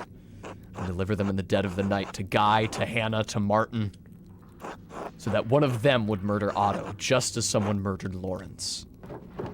What about my father? Yeah, did you fucking bludgeon my dad on the head, you sack shit? I'm sorry, Magdalene. I've lived... Yeah, what the fuck, man? None of this was easy for me. I always thought I was doing what needed to be done. Fucking narcissist. Was it because of the mural? Yes. Klaus pursued the project with the determination of a guilty man doing penance. He kept digging and digging for answers about Tassing's past, Kerzau's past. I think using information confided during confession to commit a murder was ruled at the Council of Trent to be a big-time no-no fucky-wucky. Oh shit, I skipped the thing. He would have found out about Moritz and Satya not being Moritz and Satya. This place. Everything. So you tried to kill him? No. I tried to scare him. First with a note, but he ignored it. I thought if I ransacked the workshop, it would scare him off. I didn't expect him to come down so quickly. It was just an accident. It wasn't an accident, you almost killed him! I know. What are you going to do now? Kill me? Kill Magdalene? Andreas, I feel like there is a better way to spend the last 18 years of your life. It's none of my business. I know you're, like, deeply mentally ill. No, of course not. I have neither the means nor the will to do so. But even if I can't stop you from telling people what I've done, I can stop them from finding this place. Yeah, because the church's foundation is collapsing. You're just gonna collapse it manually, somehow. Yep! Fuck him up, Andreas! What are you doing? No, tell him to stop. That'll stop him. He's gonna kill Sister Amelie. It's too late for me. Fucking Samson bringing down the goddamn Temple of the Philistines over here. But I can still take Tassing's secrets with me. Father, you're gonna kill us all! You're gonna kill Amelie! Then leave and take her with you. No, hit him on the head! You can tell the townsfolk what you want, but if you stay here, we'll die together. Hazardius, they mention, when the fuck did they say it? I think it's during the Peasants' Revolt. During the first night, they try to get Andreas to convict someone. Agnes comes out and complains that the noise is like Samson tearing down the Temple of the Philistines. You'd really kill yourself and destroy the church? Yeah, the church, Father. Churches can be rebuilt more easily than faith. I'm willing to pay the price for that. It's true, Bremy.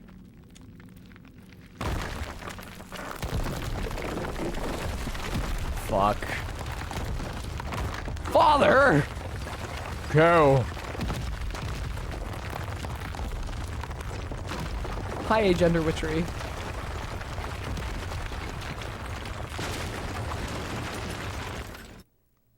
That blows. We didn't get to save the head, neither.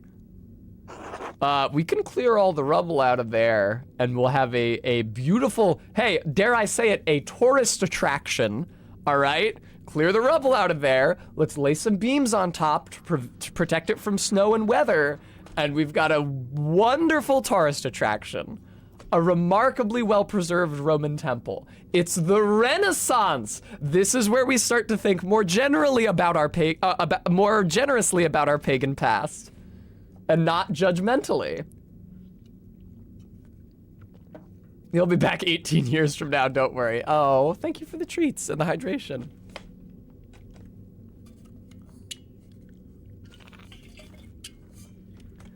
Yay! Are you all right?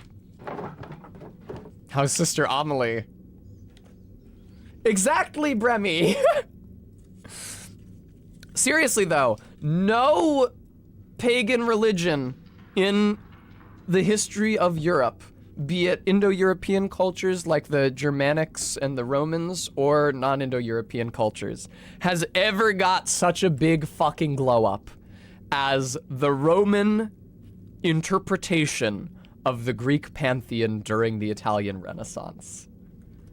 Nobody else got anything like that. The fucking German nationalists in the 19th century with their ridiculous, modern glamorizing illustrations of the sagas don't come anywhere close. Everybody fucking loves Mars and Neptune and Saturn and Jupiter.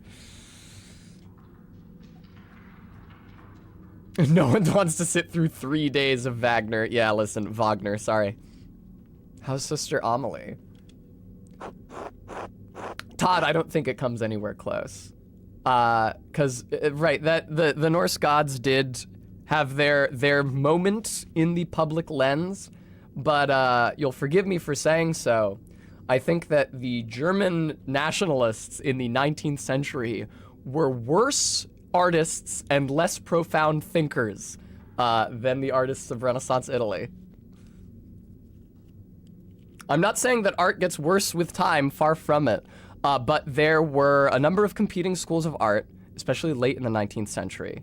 Sorry if I've been saying 18th, it's the 1800s, it's the 19th century. And some of them were doing new and interesting things, and some of them were trying to do the Renaissance again, but worse.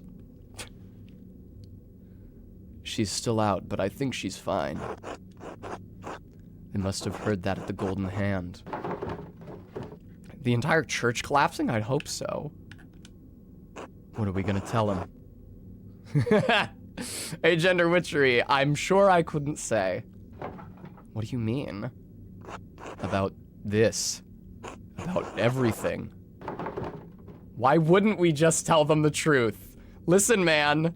The dude who is killing everyone for spreading the truth just pulled the temple down around himself. For the same reason Father Thomas hid it.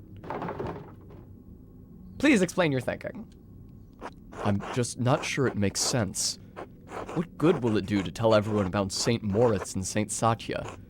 Maybe Father Thomas was right about that, if nothing else. Maybe it would break their faith. I was gonna say, if they really have faith in the teachings of Christ, then that faith should be able to endure learning about the Roman roots of their local saints. I was gonna say, Brevi, that was Socrates. I think he's wrong. I think the people here have enough faith to hear the truth. You know them better than I do.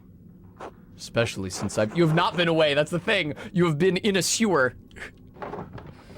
You came back after all this time to solve this, but it's hard to feel like we actually accomplished anything. Are we any better off than we were this morning? Father Thomas won't be able to hurt anyone else. Maybe he never would have. You cannot trust that! Please! Oh yeah, let's leave Father Thomas be and trust on faith that he won't murder anyone more. I think you're right. We should tell them. He did a murder this year! About the saints, the Romans, all of it. I hate that doing the right thing feels so awful.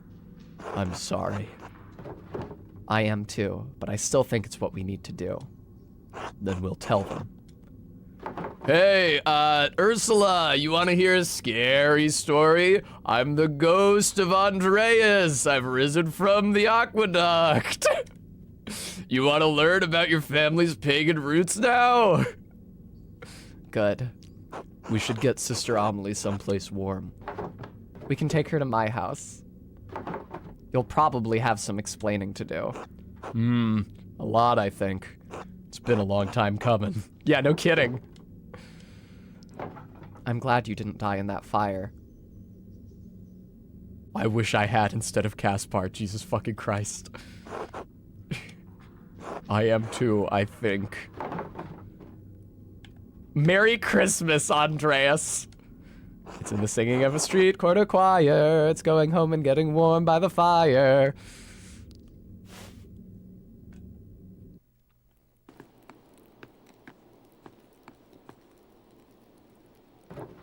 Oh! Magdalene, you made it back. Andreas and Sister Amelie and I are all made it back. Sister Amelie? Was she in the church? I heard a terrible din and the house shook. Is everything all right? I don't think so, Dad, but it will be. I'm shocked that Father Thomas was strong enough to pull down that fucking pillar. Are you all right, Dad? Yes, I'm sorry. Just tired. Sit by me. Tell me what happened. I think Andreas might still be a little crazy, Dad. I'm sure I didn't know what you mean. Oh, Caspar! It started in the rat house. Well, the Rathskeller. Did you know the back wall was part of the old Roman aqueduct? Huh. Ellipsis. So we went into the aqueduct. The section we found must have been closed off for centuries. We found an old Roman bathhouse. We couldn't go through, so we found our way down to a level under the baths. I think Andreas said it was a hypocaust. Hey. I got separated from Andreas. I was really afraid I'd lost him, that we'd both gotten lost down there. But then I heard his voice off in the distance, and I was so relieved. Dad? Are you still listening? Ah, shit. He was very lucid. Right up until the point he stopped responding. God damn, that was quick!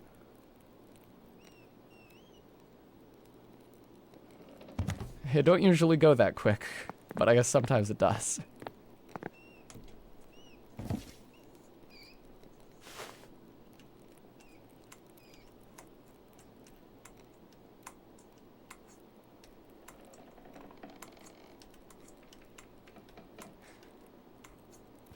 4-to-1 kill-death ratio of Father Thomas. Oh my fucking god!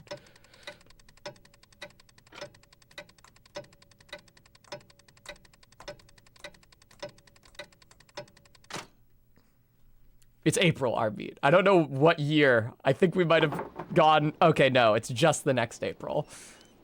I know it's hard. I mean, I can only imagine how hard it is. But we will all do our best to make you feel welcome when you get here. It's strange to think this will probably be the last letter I sent to you. So I will end it with my love, Esther.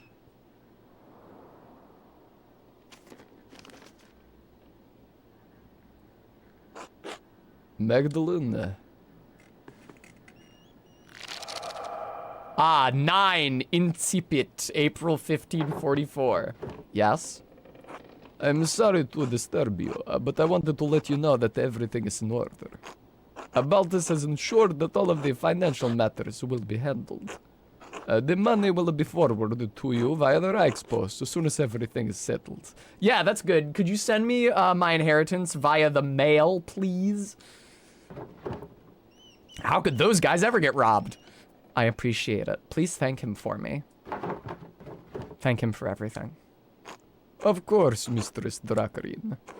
I did not know your father well, but I know that he was well regarded by everyone who spoke of him. It seems that Tessing has lost many things in one man. I'm very sorry. Thank you. A good fortune to you. Peace.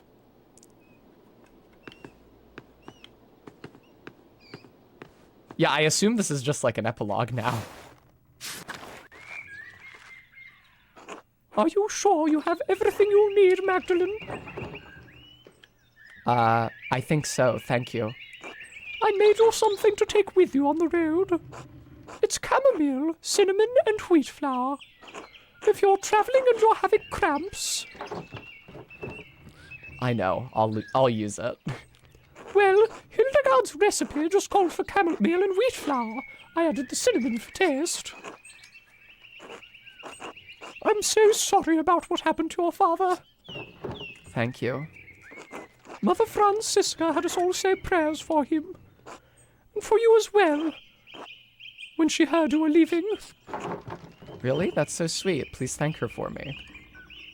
I will. No need to burn bridges. We can leave on good terms. We'll all miss you so much, Magdalene. I'll miss you too. God bless you. Safe travels. Hey, Veronica and Ava. Hey, Utz. Yo, new priest! Good morning, Mistress Druckerin. Are you off soon? Yes, Father. Just saying my last few farewells. Of course. I'm sorry I didn't get a chance to know you or your father, God rest his soul. I am too. Don't let those bohemians put any heretical ideas into your head. Once their pernicious seeds take root, they can choke the faith right out of you. I don't know, Father. I've heard they have some interesting ideas. All right, young lady. Just because I'm new here doesn't mean you should tease me. God bless you, Father Elias.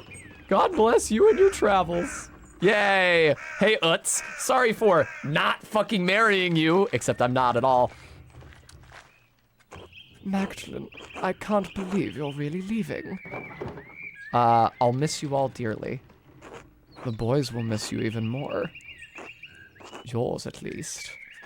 Oh, don't tease him. I think he's really having a hard time of it, despite appearances. I'll go easy on him. That's kind of you. I appreciate it. Safe travels and God bless you. Wow, Gertrude is a roadblock. I'm not allowed any further west. I'm not allowed any further west. Am I allowed down? Nope. Not allowed over there. Hello, Amelie.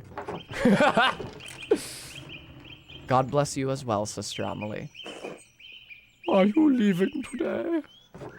I am. I'm just heading up to the mill in a bit. I'm so sorry for everything that happened. Your home was destroyed. No, I'll say it's all right now.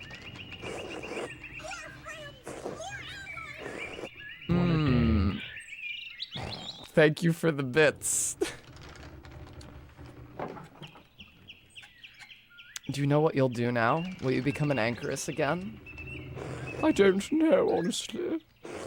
Father Elias is trying to help me, but I need to learn to rely on my own judgment a little more. It's going to take a long time to atone for my part in what happened. Perhaps the rest of my life. God knows you didn't mean to do harm. He does, but harm was done.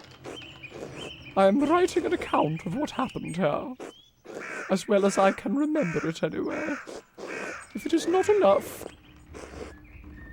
to earn forgiveness, I pray that it will at least illuminate this history of great darkness. Good, it's worth remembering. God bless you, Sister Amelie. God bless and keep you safe on your travels, Magdalene. How's it going, Utz? Oh, hey, Mags. Utz. I'm really sorry about your dad. He was always nice to me. My mom says he was a good man. He was a good dad. Well, thanks. I should get going. Is this taking it easy on it, Magdalene? Mags! Magdalene, you sure you don't want to marry me? I can't possibly say it is a tempting offer, even though that might be nice, because I'm worried that it'll actually make me marry him. I'm sure. Holy shit, Garrulus. Number 3 seems gentlest? I don't know if number 3 is gentlest, Starbeat.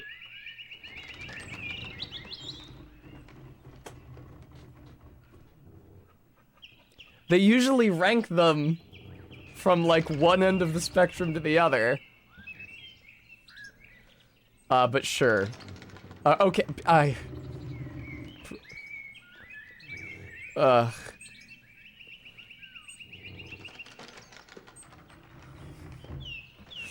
I'm sure.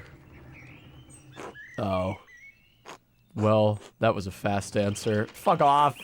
Didn't even have to. Fuck off!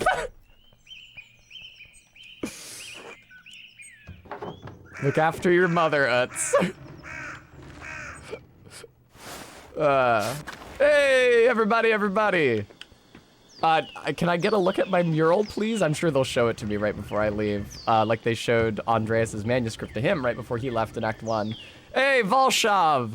Holy shit, that's Andreas! Andreas, you've cleaned up pretty well, might I say. Magdalene, this is it? It is. Time for me to leave. Good. Get out before this cursed town swallows you. Passing will bring you nothing but anguish and misery.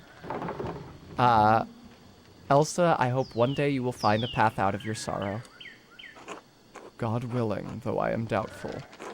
Stay safe on the road. These are still dangerous times. We'll be fine. Look after your family. Paul, Anna, your grandkids still need you. I'll do what I can. They are what little I have left. Without them, never mind. Godspeed, Magdalene. Hey, Paul and Anna. I actually can't say goodbye to you. Yes, Ellen. Are you sure I look all right? Of course, Andreas. You look perfectly respectable. You're a little worse for wear, but a good sight better than you were. It was kind of the women to help clean me up. I always did have a way with them, hedonist background. I'm afraid I'd forgotten how to look after myself. Some would say you took care of yourself quite admirably. How many men here could have survived in a burned-out cellar for the better part of 20 years? Subsisting on our discarded rye, no less. I'm sorry about that. Andreas, we already told you. It's all right now. Magdalene. Hello, Magdalene. Are you off soon? Hello. Yes, I'm riding with your flower to Mittenwald and then down the Isar. I'm sorry to see you go, Magdalene. Oh, Andreas is staying here. But I hope Prague is everything you've dreamed of. If it's half the city Esther describes, I'm sure I'll love it. You have a chance to make a life of your own there. God knows I've squandered so much of mine. Use the time you have and use it well. I will. I don't know how, but I will. Ellipsis. I wish he could have seen it, Andreas. I know. He would have loved it. I hope so. Yay! Orator background! Magdalene, if angels carried him down to bear witness, the heavenly host would have wept at it. Yay!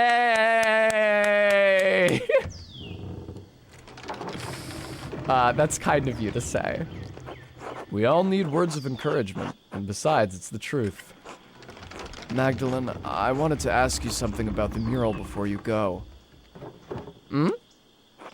I thought it was supposed to cover the whole wall. Why did you leave a section blank? For the future. Unless history is going to stop in Tassing the moment I roll down the road. I think your wagon is about to leave. Oh, it is. It hardly feels like enough time. Thank you for everything you did for me, for my family. Yeah. God bless you, Andreas Mahler. Peace. See ya! Andreas, Are you alright? I'm lost. That's alright. You're welcome to stay with us for as long as you need. Besides, you can't leave yet. The children require your expertise. Oh? They're up on the mill, the walkway. I'll have supper ready when you're done. Just remember that you're always welcome in our home, Andreas. Even though you got my dad burned alive, he sucked. Thank you. All right, kids, let me tell you about composition and perspective. What you're doing here is all wrong.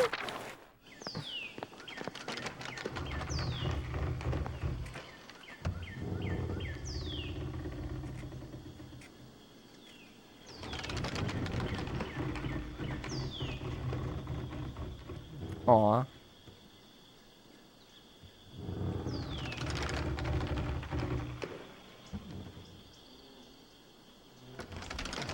Oh, you're right, there is a flying tetrapod.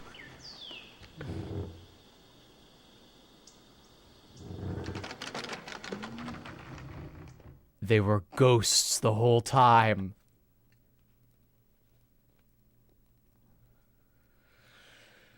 All right. Nostra Domina Labyrinthi. I saw that. Ah, CGI!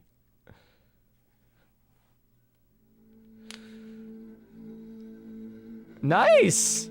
I like it. That's great. I love the water running down from the spring to nourish the fields. Oh, Garrulus. Nice. I feel good about my choice for the first part. I was a little guilty that I didn't depict the horny folk tale.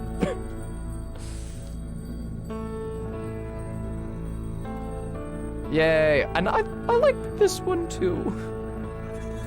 I don't think it was mundane. Stoltz gave me a hard time for it. I like the way they're like overshadowed by the ruins.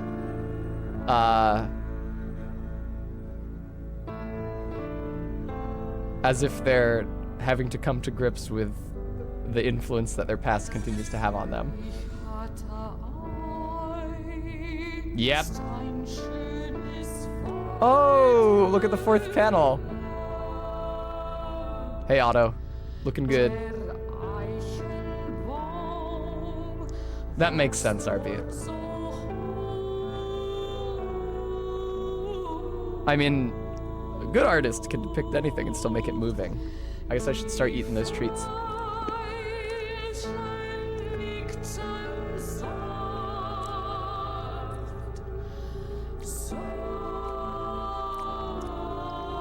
Yep, there they come. I fucking Arbeat, I was literally just thinking about that. No one's redeemed squats in a while.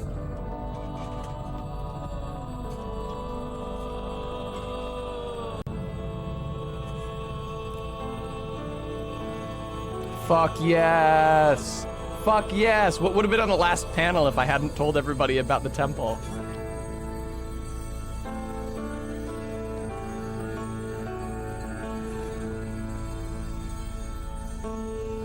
M. Druckerin.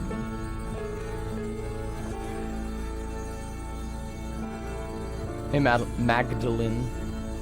Prague.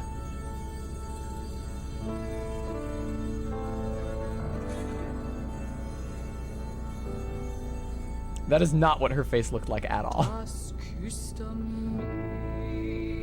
Thank you, Todd. I heard Deutsch. Carl Pfeiffer, Anton Pfeiffer. Hey, it's Il Peter Gertner. Kreutzers, Apollo Gertner. Apollo had a son named Peter eventually, apparently.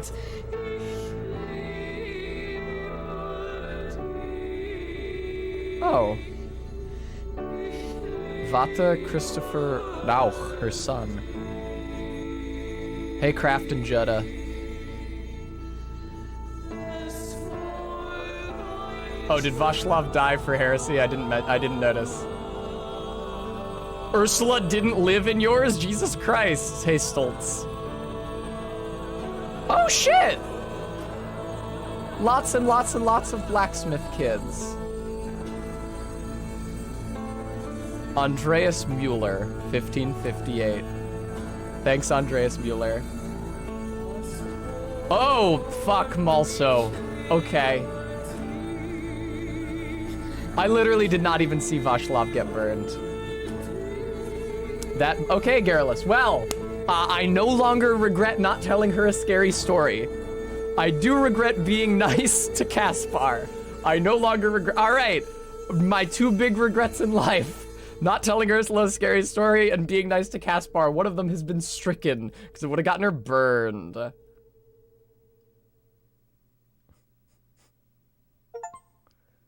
Yay! Yay! Yay!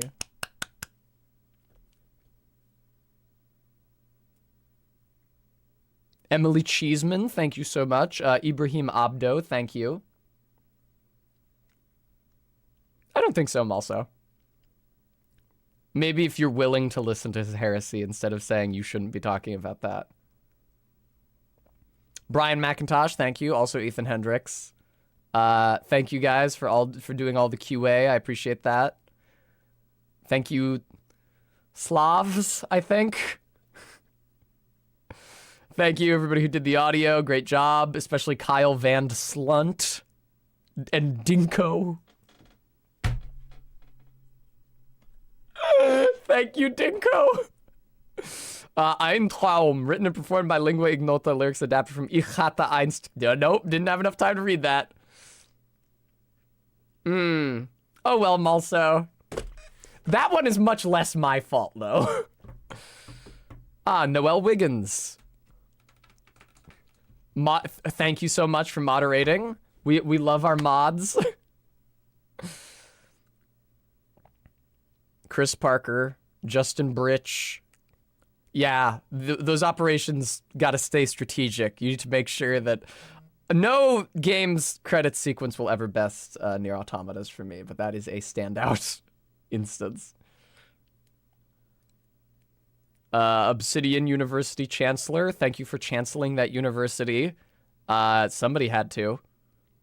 Vertical Slice feedback. Alpha feedback. Thank you, Ariana. Thank you, Tara Nguyen. Who the fuck is messaging me right now? Andreas didn't die for real, but the Baron did? Yes. I see our beat. I didn't know that there could be an Inquisitor around depending on what you do.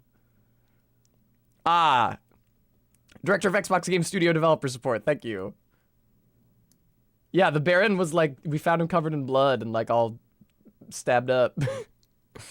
Kristen Ward, Julie, Catherine, Rob, Emil. Thank you all. I don't know what we'd do without our senior communications managers, and our non-senior communications managers, and our senior finance director. I'm gonna start doing squats. I'm still gonna stream for another hour. Don't you worry about me, but I'm gonna start doing squats. All right. Weird that there's no song for this part.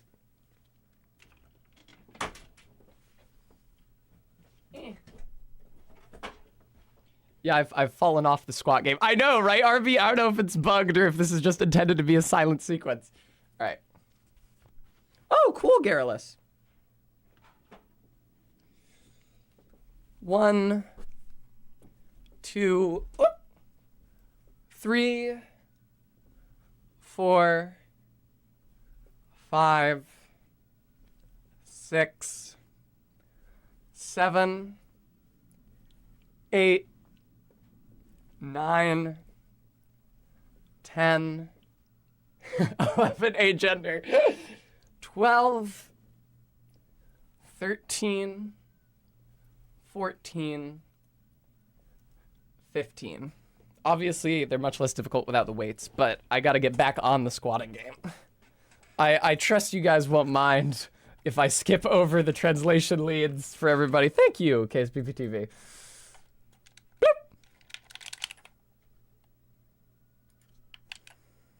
Oh, I can speed it up. Poggers. Polish, Russian, simplified Chinese, Korean. French, Italian, Polish, Portuguese, Spanish, Russian. Man, there are a lot of Russians. Bibliography. Eco Umberto, The Name of the Rose. Translated by William Weaver.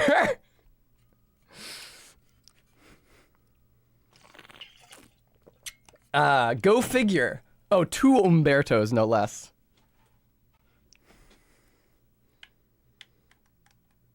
Oh, you can actually pause it. Cool. Oh, you know what? Let's be fair. We didn't really give everybody their due. Did I see an Oscar?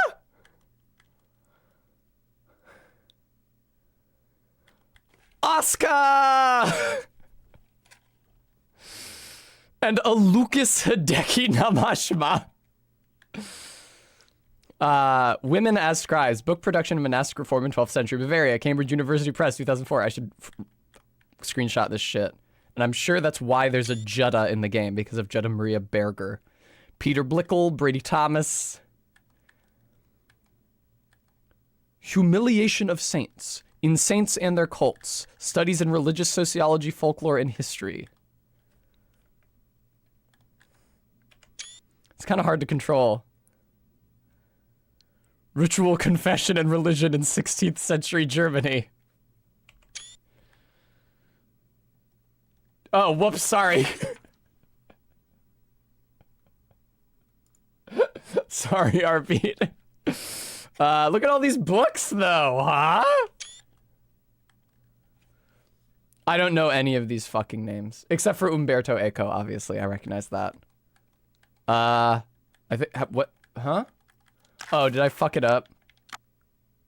What is... Uh-oh.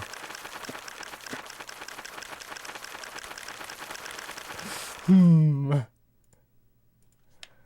you okay? Video game? I can't even control that menu. Oh shit! Hey, we got it moving again! Hooray! All right, go back up there. Ulrich Wendt. Man, there's a lot of these. Pregnancy, childbirth, and the female body in early modern Germany. Thank you so much, Ulinka Rublak. I appreciate that. Damn, there's a lot of fucking books. All right, Josh Sawyer, you did your homework. I'll give you that. Thank you for playing. All right. Well, that was Pentiment. Hooray, hooray, hooray. Now, I think, there we go. I think I might have something else for you guys for the rest of the stream. Don't touch that dial.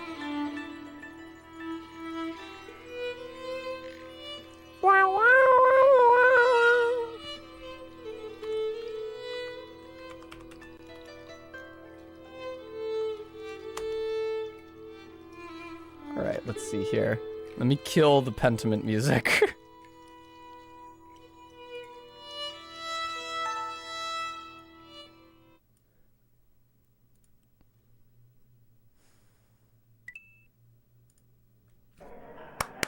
No, not Pentiment. Pentiment, go away for a second. Hey!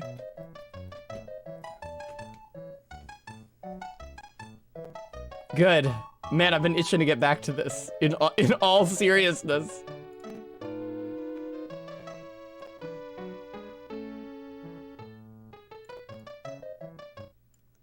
Whoa, God.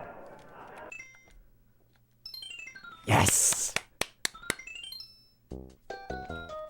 Ba-da-ba-ba-da-da, da-da-da-da-da-da-da. That was a really cool game. You'll forgive me for saying so, because competition has certainly been stiff, but...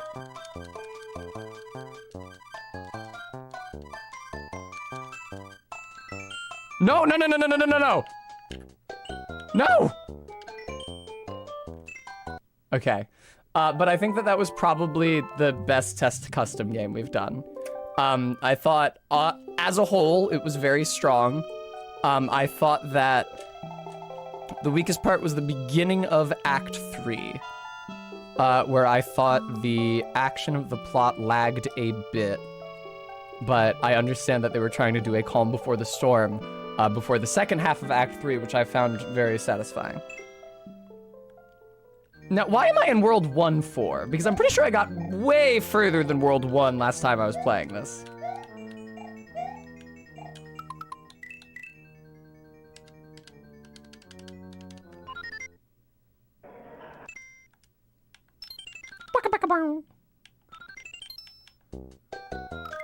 Perhaps a gender.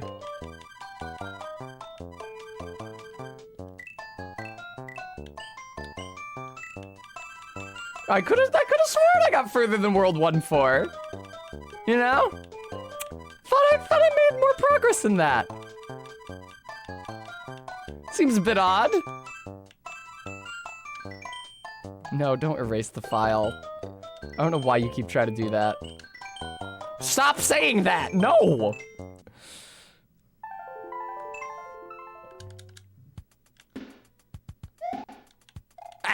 No, we didn't warp back. Maybe we didn't save. That's possible. I could have sworn that I saved, though. That's fine.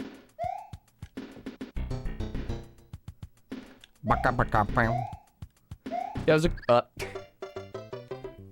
that was a cool game. I feel a lot less bad about not telling Ursula a scary story and getting her interested in her family's pagan history, if that would have gotten her fucking arrested, or worse than arrested, executed. I would not like to have gotten Ursula burned at the stake. The only thing that would have made me sadder than seeing Ursula consigned to a Christian modernist existence would be Ursula burning a fucking live. Oh! Woo! Yeah, my Twitch category is still Pentiment. What are you gonna do about it? And now I can't die.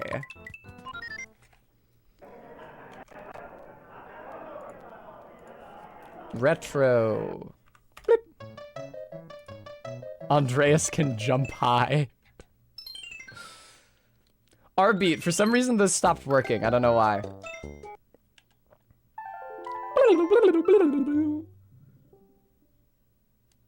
Yeah, it is cute, Persephone, I agree.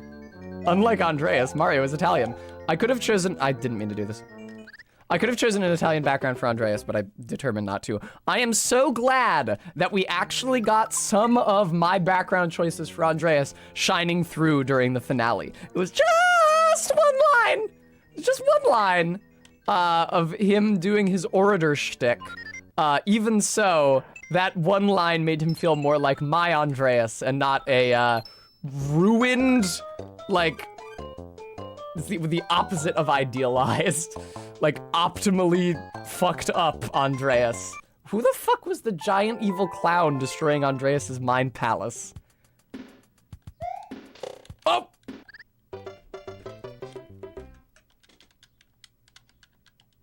That game did make me realize that a combination of that game and Barry's southern accent the other night did make me realize how much I swear, and I feel kind of bad about that. But do I feel bad enough to stop swearing? I'm not at all sure. Bum, bum, bum, bum, bum, bum. It would have been really, really funny, but I understand why they wouldn't have done it. It would have been really, really funny if that one line I got from Andreas at the end that reflected my background choices for him had been from his hedonist background and not the orator background. That would have been so fucking good. Bum, bum, bum, bum, bum, bum. I mean, I thought that the British also swore. It would have been so good if this, like, filthy wretch had emerged from the aqueduct to reunite with my father after 18 years. He was like, ooh, hey, little, you've grown up to be quite the young woman, haven't you, Magdalene? Ah, fuck. I had a lot of fun picking those dialogue options. I was also sad that we didn't get to hear anything about Sister Zdena. Obviously, she would have left after the abbey burned down. She didn't want to be there in the first place. But I would have liked to have heard what happened to her. I went out of Act 2 caring the most about her and Caspar. I quite liked the mural on the Dance of Death. I was annoyed that they didn't let me into the crypt so that I could get into the aqueduct. I understand why they didn't, because they were building towards Andreas himself showing me. But I was annoyed that I got to explore so little of the abbey. That being said, the Dance of Death mural was really, really cool. Even if that is how I learned, to my great chagrin, that Caspar, in fact, did not survive the events of Act 1, or Act 2, rather. I didn't really give a shit about them, also. I didn't like them very much.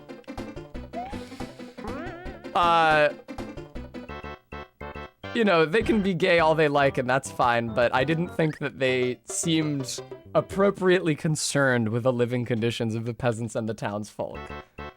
Matthias, or not Matthias, Matthew specifically, I would call him the Latin version of his name. I mean, and that makes sense, he was the sacristan, but seemed kind of shitty to me. I can't grab onto this vine, can I? Ah. Wham. Whee! Ah! It's cute that Jacob Estler became a Lutheran. I'm not sure that it really makes up for any of the extremely heinous shit he did. You guys said that there can be an inquisitor in town depending on what you do. I am curious about what happens if you get someone other than Ferenc executed, considering that Ferenc is up to his balls in witchcraft shit. I'm also interested in what happens if you get Guy killed at the end of Act 2. I would think that the bridge between having Guy killed and the Abbey burning down would be even shorter than it was during my playthrough, because Guy's right there. No, I don't mind spoilers to that end. Now that I've beaten the game, obviously people in chat may mind spoilers if they haven't played it, but now that I've beaten the game, I don't mind spoilers for other routes of the game. I'm probably not going to play it again. It was extremely fucking long. You know, it's the kind of game, I might play it again, like, in a decade, but assuming I live that long. But I am not moved to play it again in the near future. Oh, Ferenc becomes an Inquisitor. Shit, Jesus. Hello, Red. Wow. I've really been looking forward to playing some Lost levels, because I really enjoyed it the other night, and because Pentiment is such a heavy game and such a wordy game, it's nice to indulge in some good old-fashioned fun. This is Mario. He jumps around. He dies to the plant.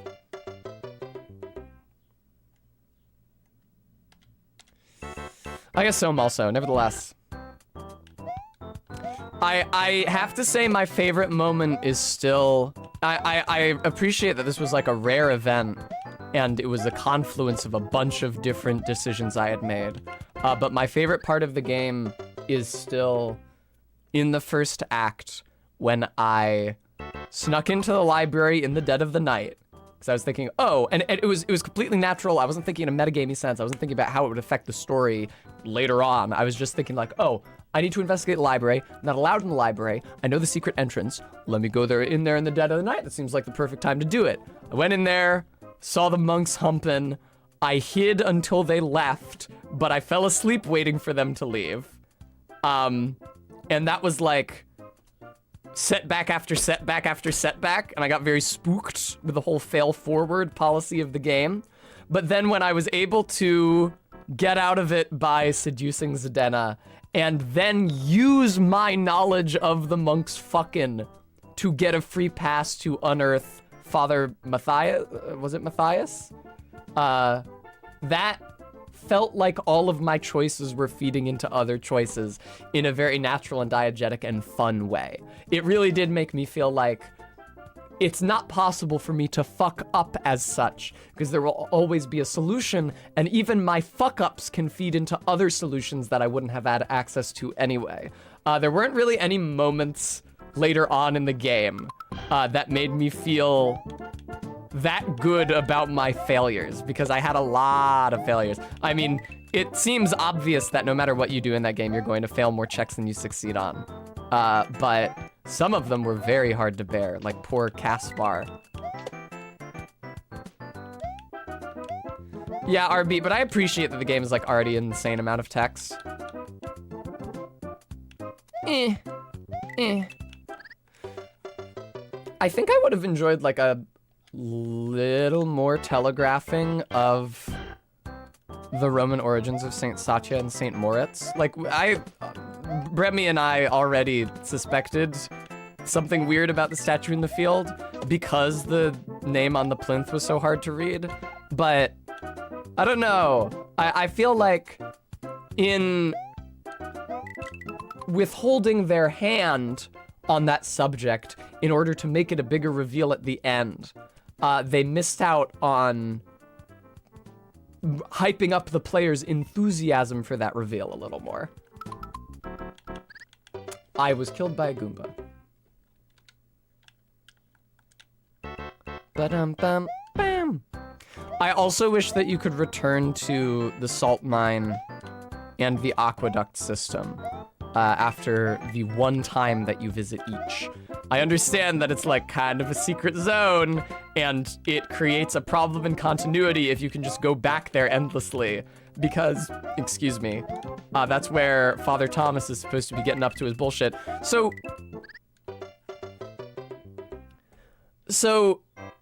presumably the ghost that Sister Marie, I think her name was, saw in the convent kitchen in Act 3 was Andreas creeping around in the sewers.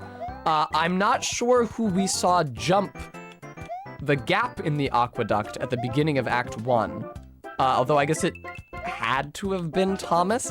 It sounds like he delivered the notes himself. And you figure Father Thomas, especially in Act 1 when he was younger and more robust, would be better suited to creeping around secret tunnels and hopping over ruined aqueducts than the physically and mentally frail Sister Amelie. Oh, okay.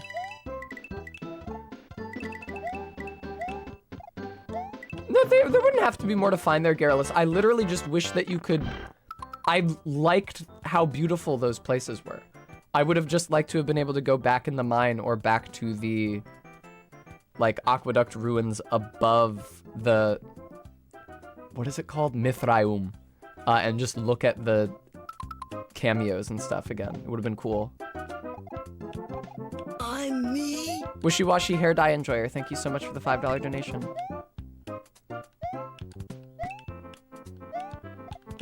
Ba ba ba ba ba ba.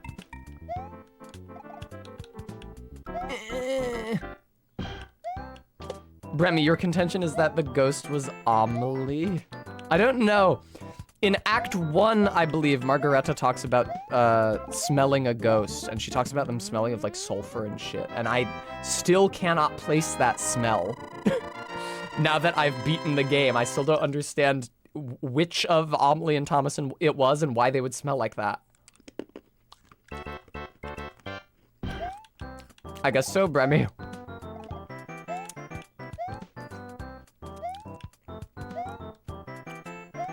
Ba-da-dum. Ba-da-da-da-da-whoop. That close. Ba-dum-bum. Poor Sister Amelie. It also seemed weird.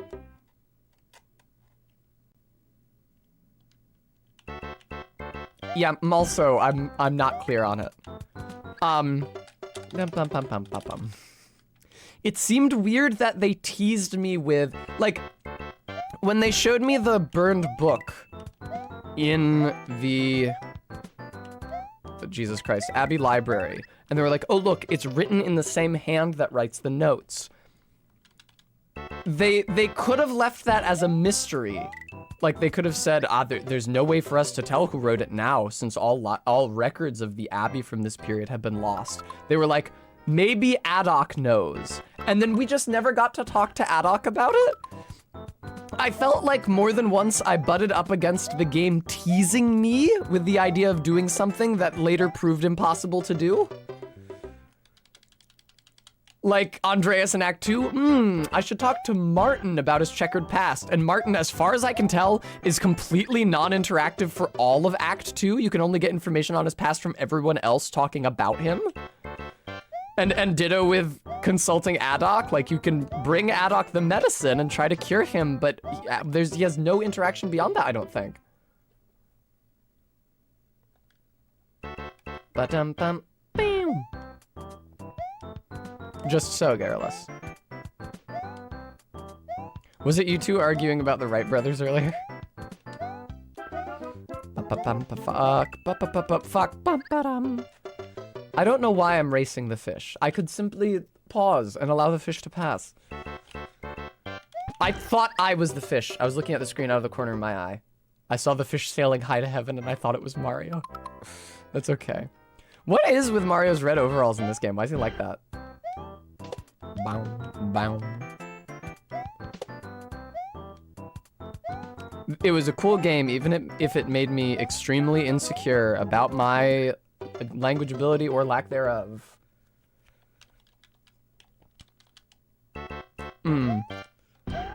Magdalene doesn't speak any other languages besides Italian. It's like, oh, okay, she's merely bilingual. Excuse me. Cute, Persephone. That conversation with the Italian doctors in the bar when I bought the house around as Andreas was so brutal. I thought it was very odd that you couldn't talk to Martin. I don't know if I missed my chance to talk to Martin. But like in Act 2, your suspects are Martin, Guy, and Hannah. You talk to Hannah about whether or not she killed Otto. You can talk to Guy all about his embezzlement scheme and his goals therein. You can't talk to Martin, it doesn't seem like it.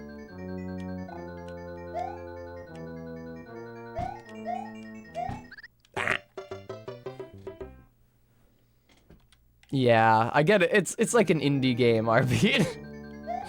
And if they had put like a AAA game budget towards a visual novel / point and click adventure game, they would not have made it back because not enough people would have bought it for enough money.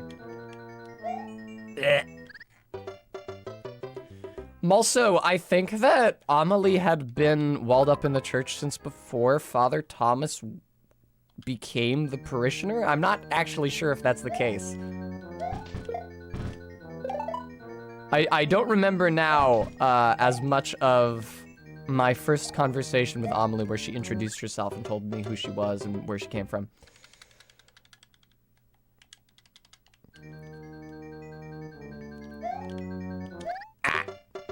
I think that it was a clever narrative decision to have Andreas meet Amelie in the Mithraeum immediately after he was having delusions, so that it is not immediately obvious whether we are actually experiencing a physical truth when we see Sister Amelie cradling the head of Mars Pater.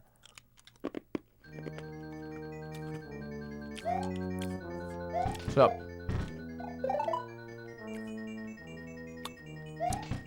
also, I guess Mars Pater must be a thing, but I've literally never heard that title, Father, appended to him in anything. Not that I have a lot of experience with Mars and Roman customs. Oh, okay, yeah, no, I'll just take damage and die. That seems fine.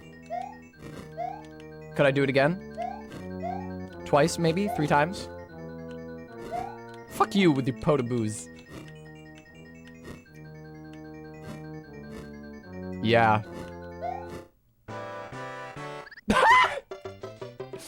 I was so close. I was so close. I know that, the Piter at the end of Jupiter is father, but that's not like a recent title that the Romans applied to Jupiter in Latin. That is... What the fuck is the goddamn Indo-European name for the god? Diauspitar? Sky Father, in Proto-Indo-European. So, it indeed should not closely resemble, or that closely resemble, come on, man, the Latin word for father. I think that might actually be from the same root, Arbeat. I'm not sure. Let's Google that right now. I've wondered about that before, but I've never looked it up. Ba-na-na.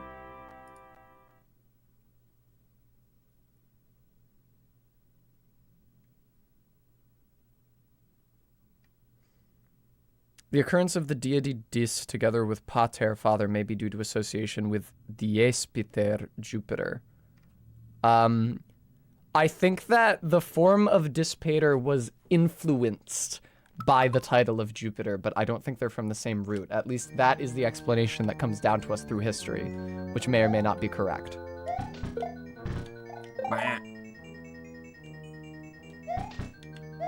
Indeed, Mulso.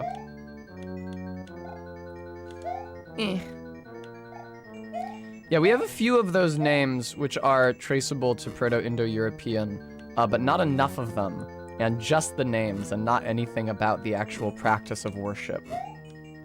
So even if we know that Proto-Indo-Europeans revered a figure, I hesitate to say worshipped a god, named Diauspitar or something like it, whose name was ancestral to Zeus's and Jupiter's, it doesn't mean that he controlled the lightning or otherwise resembled in any particular Zeus or Jupiter as they are depicted in surviving Greek and Latin stories. Like, there's no reason to think that Diauspitar of the Proto-Indo-Europeans, fuck you, impregnated a woman in the form of a swan or anything. Indeed, there's every reason to think that the ancestor figure to Zeus and Jupiter didn't have anything to do with lightning. Because we can also trace to the practices of the Indo-Europeans a figure named something like Perquonos, who is a weather god, who eventually gives us Thor in Norse, and also Perun, a figure in Slavic mythology. And also... Fuck, there he goes.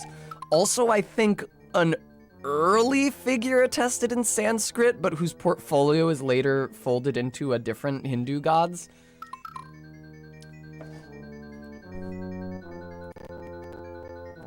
Does it, Ellen? Yeah, Bremy, it sucks. You are correct that it sucks. It is impossible to learn true history. I guess there's degrees of possibility, but it's less possible for certain things than others. And it is harder to find reliable sources. Like, how easy it is to find a reliable source on a given subject is inversely proportional to how interesting that subject is.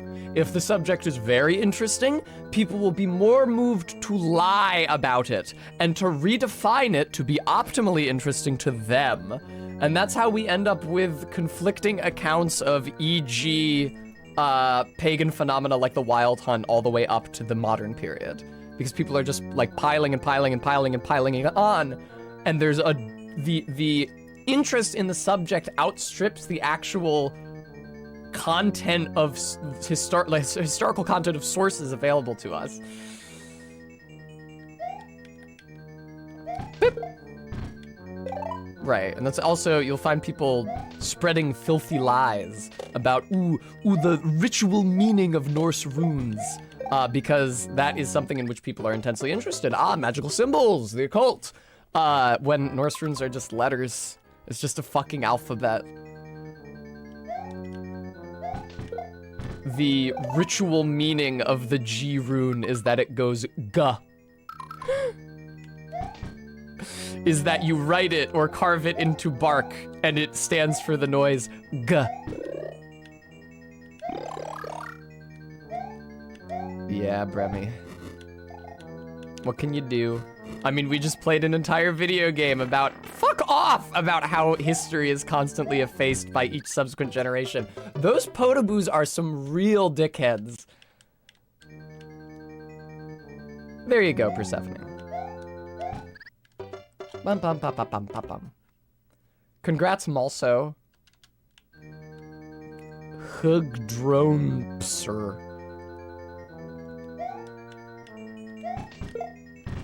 It would be beautiful if there were a way for us to see into the past. When I was very young, I read like a shitty children's chapter book about a near future in which science had not developed time travel, but had developed the ability to display any events that occurred at any arbitrary distance in the planet's past. Which, if it were real, seems like it would be a bad thing, especially for like the criminal justice system. It'd be like a real unprecedented invasion of people's privacy. Let's just watch you for the past 48 hours and see what you did. But it would be a wonderful way to actually get some insight into how people lived in the ancient past. Aw, Ellen. Thank you for repping my Discord. Yeah, Scapeworm.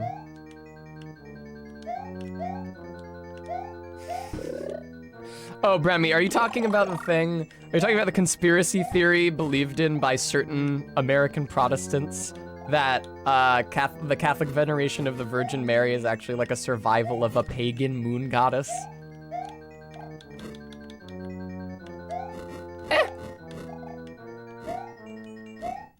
They just hate to see Catholics winning.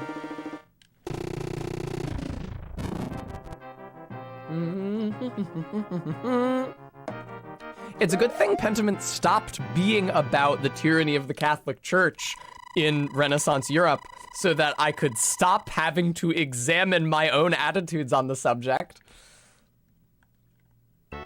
But Frampus, I don't agree it's shameful. Whatever works.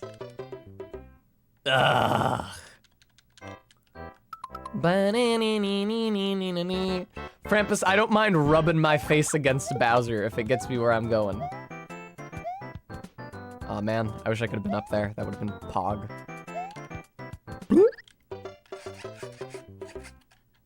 But don't Protestants also celebrate Easter?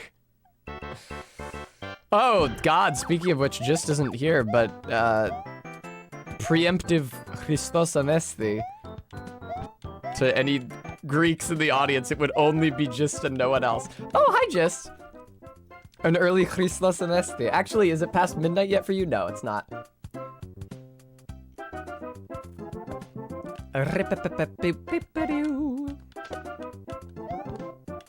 Koopas. Yeah, honestly, I'm not even sure it's worth getting power-ups in the lost levels. I feel like horizontal movement is more valuable than power-ups. Ah!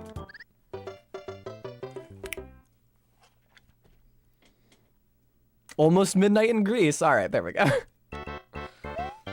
My grandparents took me to midnight mass for Easter exactly once. It was pretty cool. This is a bad situation. I didn't really... Oh, come on!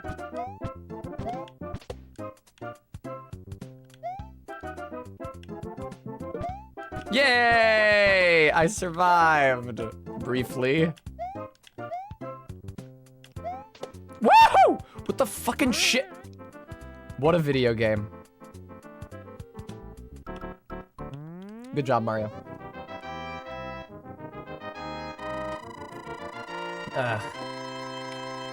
Human beings, Ellen, are you not familiar with the mechanics of Super Mario Brothers Lost Levels? Sometimes a spring launches you 500 feet into the fucking air, and you never see Mario again for the rest of your life. Human beings have pattern-seeking brains and a desire to believe that they are privy to secret information. And because they have no due reverence for the past, they will trod all over it for the sake of indulging that feeling.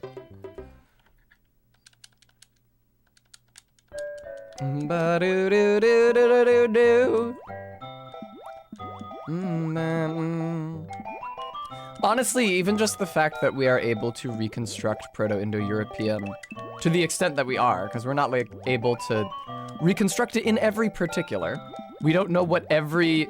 We can reconstruct it mechanically. We can't precisely reconstruct it phonetically, and we can make guesses about what the phonemes were like based on what their descendant sounds are like. But we cannot know with certainty. Even the fact that it can be reconstructed to the extent that it has been feels like a miracle. Like the idea that a language that was spoken, fuck, I don't know what, 4,000 years ago, that was never written down, and whose culture was not chronicled in any contemporary written sources could be reconstructed is a beautiful, beautiful thing. And in fairness, like, Hittites and certain Hittite words are attested, but Hittites were like not the ancestor language or culture of every subsequent Indo-European language or culture. They were an early offshoot. No, I don't, Scapeworm, because I have not seen Prometheus, and it sounds like I should be glad I haven't. Now, I did first try this level when I was playing it on stream with Barry, but that's because my beautiful girlfriend was beside me, and I was filled with the Lord's divine grace to do good works in her name. Now, though, I die to the fish. Yeah, Ellen, I'm sorry about that. I noticed that last time I wore this on stream. Bum, ba da dum bum. Oh, come on with the fish! Wasn't there a video game that had, like, islanders speaking a language that was inspired by Proto-Indo-European or something? It's a terrible idea. Just have them speak fucking Lithuanian. No one's going to know the difference, except for the Lithuanians. Aw, Ellen, congrats. I knew it before Better Call Saul, but I learned it from fucking XKCD. I did find the joke in Better Call Saul a funny one.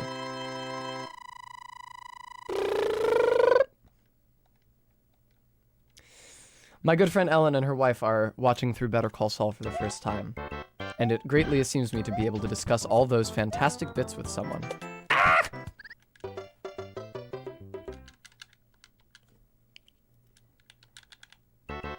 Dum bum bum. That's the second time I've died like that. I still feel like no season can really top the first season, though. It's got everything I want in a lawyer show and nothing I don't. There were very many things I didn't want in subsequent seasons.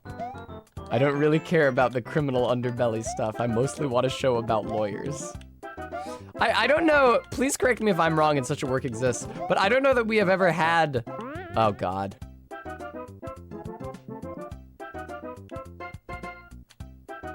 A show about the law without glamorizing, dare I say, deifying the law. Like, LA Law was a thing, Law and Order is a thing. There are shows about lawyers, but I never saw any other show nor any work of media depict a down on his luck lawyer in as compelling or evocative a way as early Better Call Saul does. There's lots of stereotypes and lots of stock characters, lots of jokes of like bad lawyers like Lionel Hutz who are dirt poor and just scraping by and constantly humiliating themselves in court.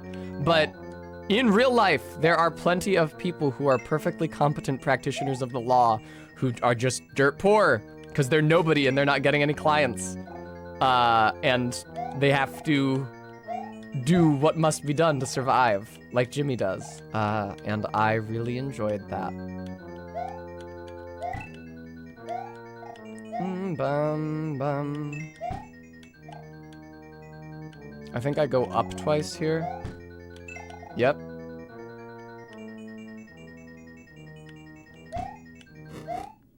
Hey, Bowser.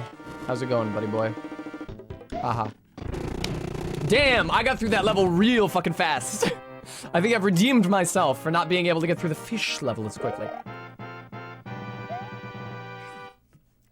Was that, dare I say, was that my first try on that stage, viewer? Yay, World 4-1. Oh, right, the Lakidus, Jesus Christ. I learned recently that the Lakidu behavior of dropping a shell, like, directly under it is actually a bug in the game's code.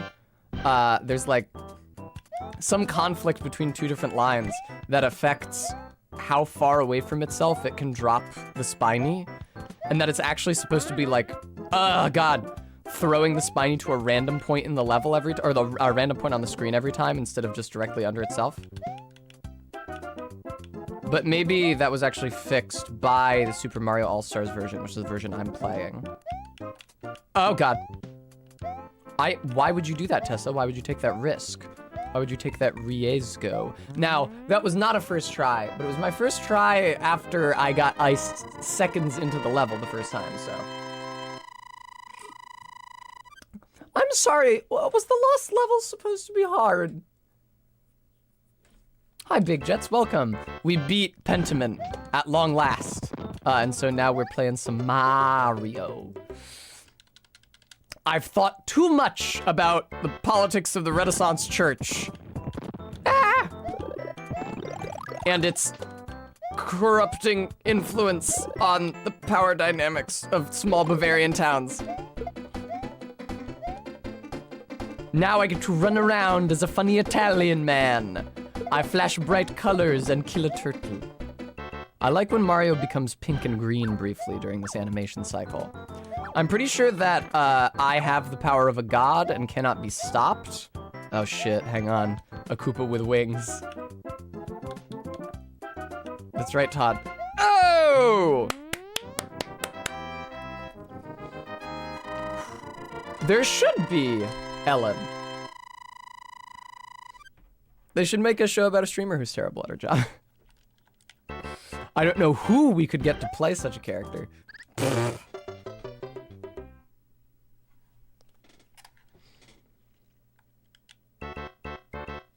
Well, that was pretty good, Tess. Ah! I don't think this is a launch you 500 feet into the air spring. I think this is a more normal sized spring. God damn it, D. Bum, bum, bum, bum, bum, bum. Go, go, go.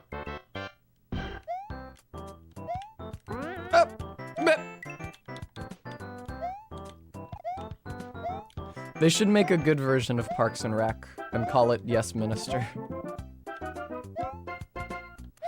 Please! Okay. Okay.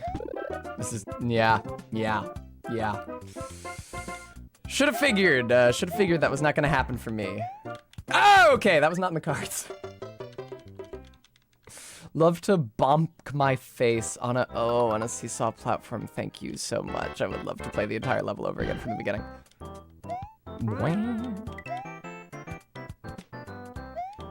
Yeah, speaking of Pentiment spoilers, do you guys know what happens if you're a dickhead to Caspar for no reason and he obeys your order to flee?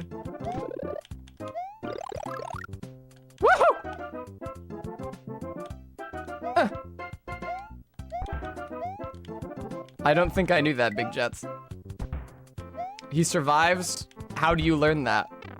Oh man. All right. Who dares message me at this juncture in time? It's just people on my Discord. Just people on my Discord chatting. We have a lovely community. ! Discord. You should consider joining. If you haven't already, viewer. That's insanely fucked up that they kill poor Caspar for you being nice to him. Ba -ba -ba -ba -ba.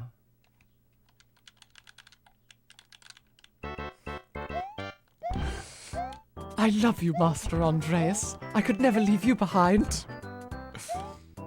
Please, Master Andreas, don't you want to join me in the afterlife?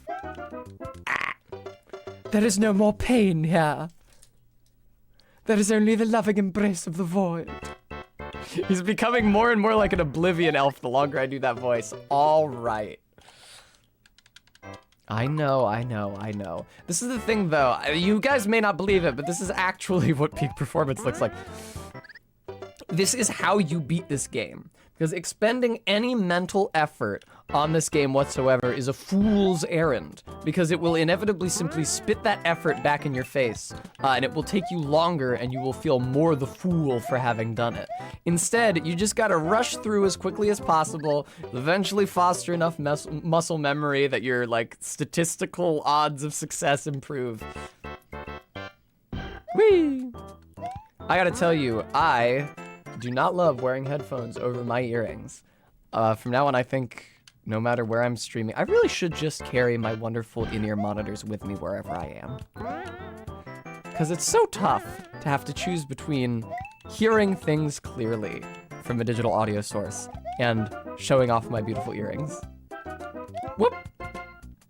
Hello, Koopa. Oh, right. No, I fucked that up the second I stood still on that platform. You have to keep running so you can make that, paratrooper before it changes position too much. I think I am going to continue streaming this game for the near future. I started the Lost levels on the channel a couple times before, but I never completed it simply because I was playing the NES version and not the Mario All-Stars version. And in the NES version, when you game over, you're sent back to the beginning of the world. In this version, when you game over, you're merely sent back to the beginning of the level, losing any intra-level checkpoints if you have them. So it's it takes a much gentler hand with the player. And I'm much better able to make progress on stream for you guys to see. All right, Bowser.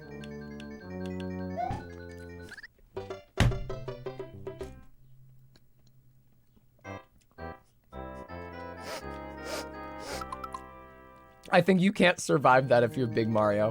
I think that's by design. All right, there we go. Fuck off with this giant fire bar. I believe one of these blocks is a power-up. Oh, God. Ah! No! Speaking of Oblivion voice lines. I should stream Oblivion at some point so Minty stops leaving threatening voicemail messages on my machine.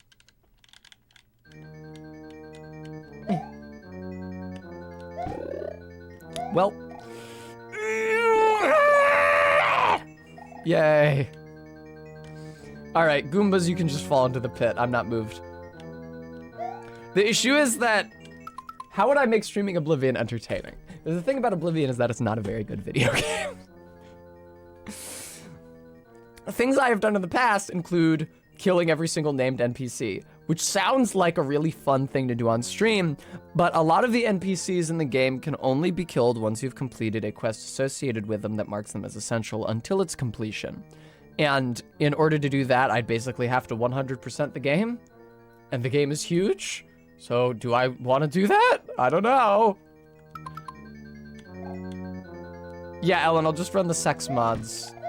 All my Oblivion sex. Yeah, because when I play Oblivion and I see those character models, the first thing I think is I need to find a way to have sex with these. Down I go. God, everybody in Oblivion is so hideous. Their faces are terrible. Everybody is built like a fridge. Uh-oh. Oh! Insane that they decided to have Andreas live at the end of the third act of that game. It didn't really feel like I was thinking about what the game was missing, what would make for a good resolution. Andreas having faked his death was not high on the list. He was a sad guy and he died in a sad way. And it didn't really necessarily feel like he had more story to tell. It's sweet that he stayed in Tassing. And had the opportunity to teach his namesake how to make art. Now this really fucking sucks. Indeed, Bremy. Oh, come on!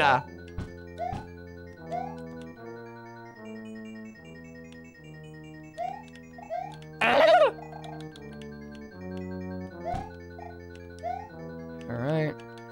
What hammer, bro? Please!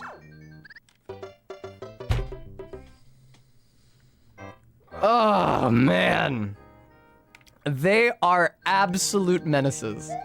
Hammer Bros continue to be the hardest enemy in any Mario game to this fucking day. They're difficult in like a very simple and obvious way. They throw a lot of projectiles that move in an arc that is not immediately easy to anticipate. Uh-oh. And they jump from platform to platform, and they play footsies extremely well. Uh-oh. Do fighting game players say playing footsies, or do they just talk about being good at footsies? Ooh! Ah! The ceiling was a bit too low there. Excuse me. Please.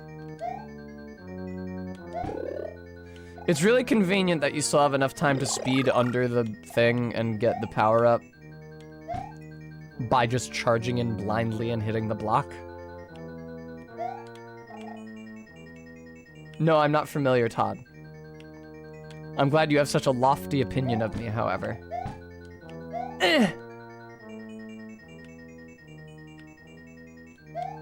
That was a terrible idea. This was a terrible fucking idea! Oh, God. Hammer bro. Oh, my God. Gary King's not a scumbag.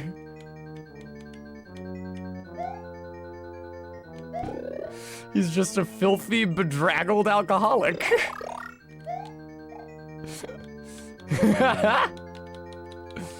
Alright, down the pit with you Goombas. I like how he is trying to fuck that lady in the disabled's toilet. Why do you call it that? Come now, England.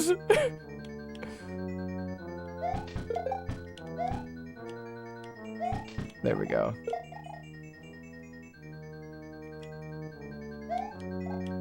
Okay. England be calling the bathroom the toilets, like a elementary schooler. No! Don't make me do pick a path now! Oh God, I hope it was the middle.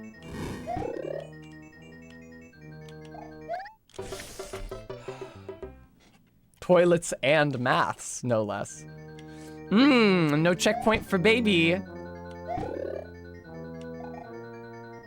This might be the last level.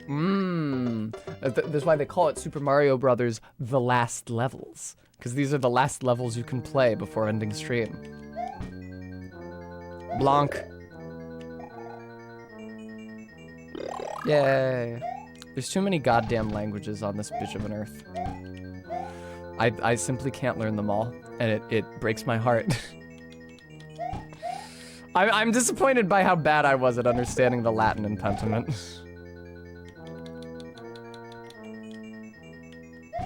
Nice, okay. Woo-hoo-hoo. Shut up, Mulso.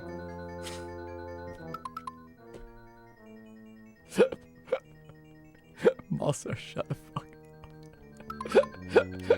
up. Man, there's too many real languages on this planet that represent such a wealth of human diversity and culture. I am inspired to learn a bullshit ad hoc artificial romance language that some dumb dick dreamt up. Ah!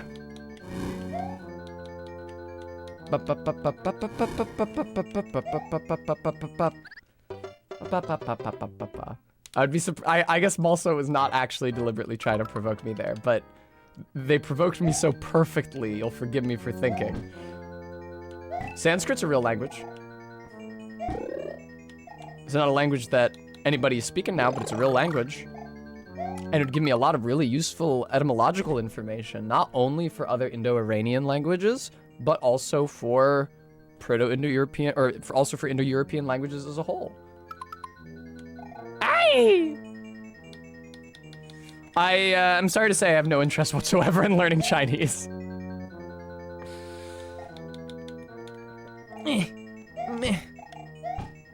Ooh. It seems extremely difficult, and I don't know. It's not related to any of the languages that I know and love. I don't know anyone from there. I don't know any of the literature written in it. Yeah, good point as a author. Woo! Eh.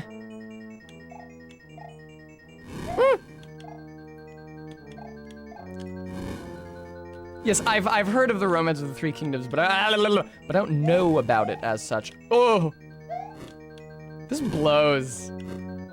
At least you can see more of the screen than you could see on the goddamn Game Boy Color. What? No Bowser. There was no Bowser in this one. Why was there not? Did he not load? What was that? Where was Bowser? There's supposed to be a Bowser there. Oh, well. Bam. Get out of there. All right, well.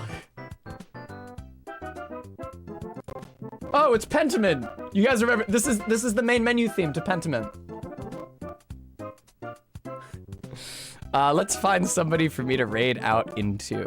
I think now is a perfect time. Bum bum bum. Ba-dum ba-dum ba-dum. Ba-dum bum ba-da-dum. Ba-dum ba-dum ba-dum. Who's live? HC Justin.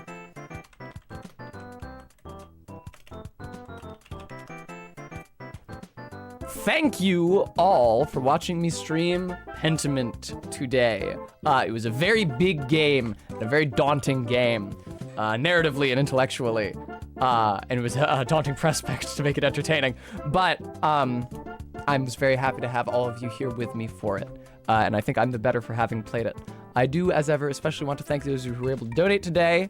ZJ Mac and Maddox Kent were the only people who didn't donate under pseudonyms. But I think that I should also thank RB, because I know that he donated specifically towards my playing Pentiment and probably directed other donations there too as well. So it's worth mentioning. I will be back tomorrow. I am going to copy my Mario the Lost Level save data, assuming I actually remember to save today, and then I'm going to send it to myself so that tomorrow, at my own home, I can continue this game. I hope to see you there. Until then, I hope you enjoy the rated stream and the rest of your evenings. So take care. I'll see you next time. Bye-bye.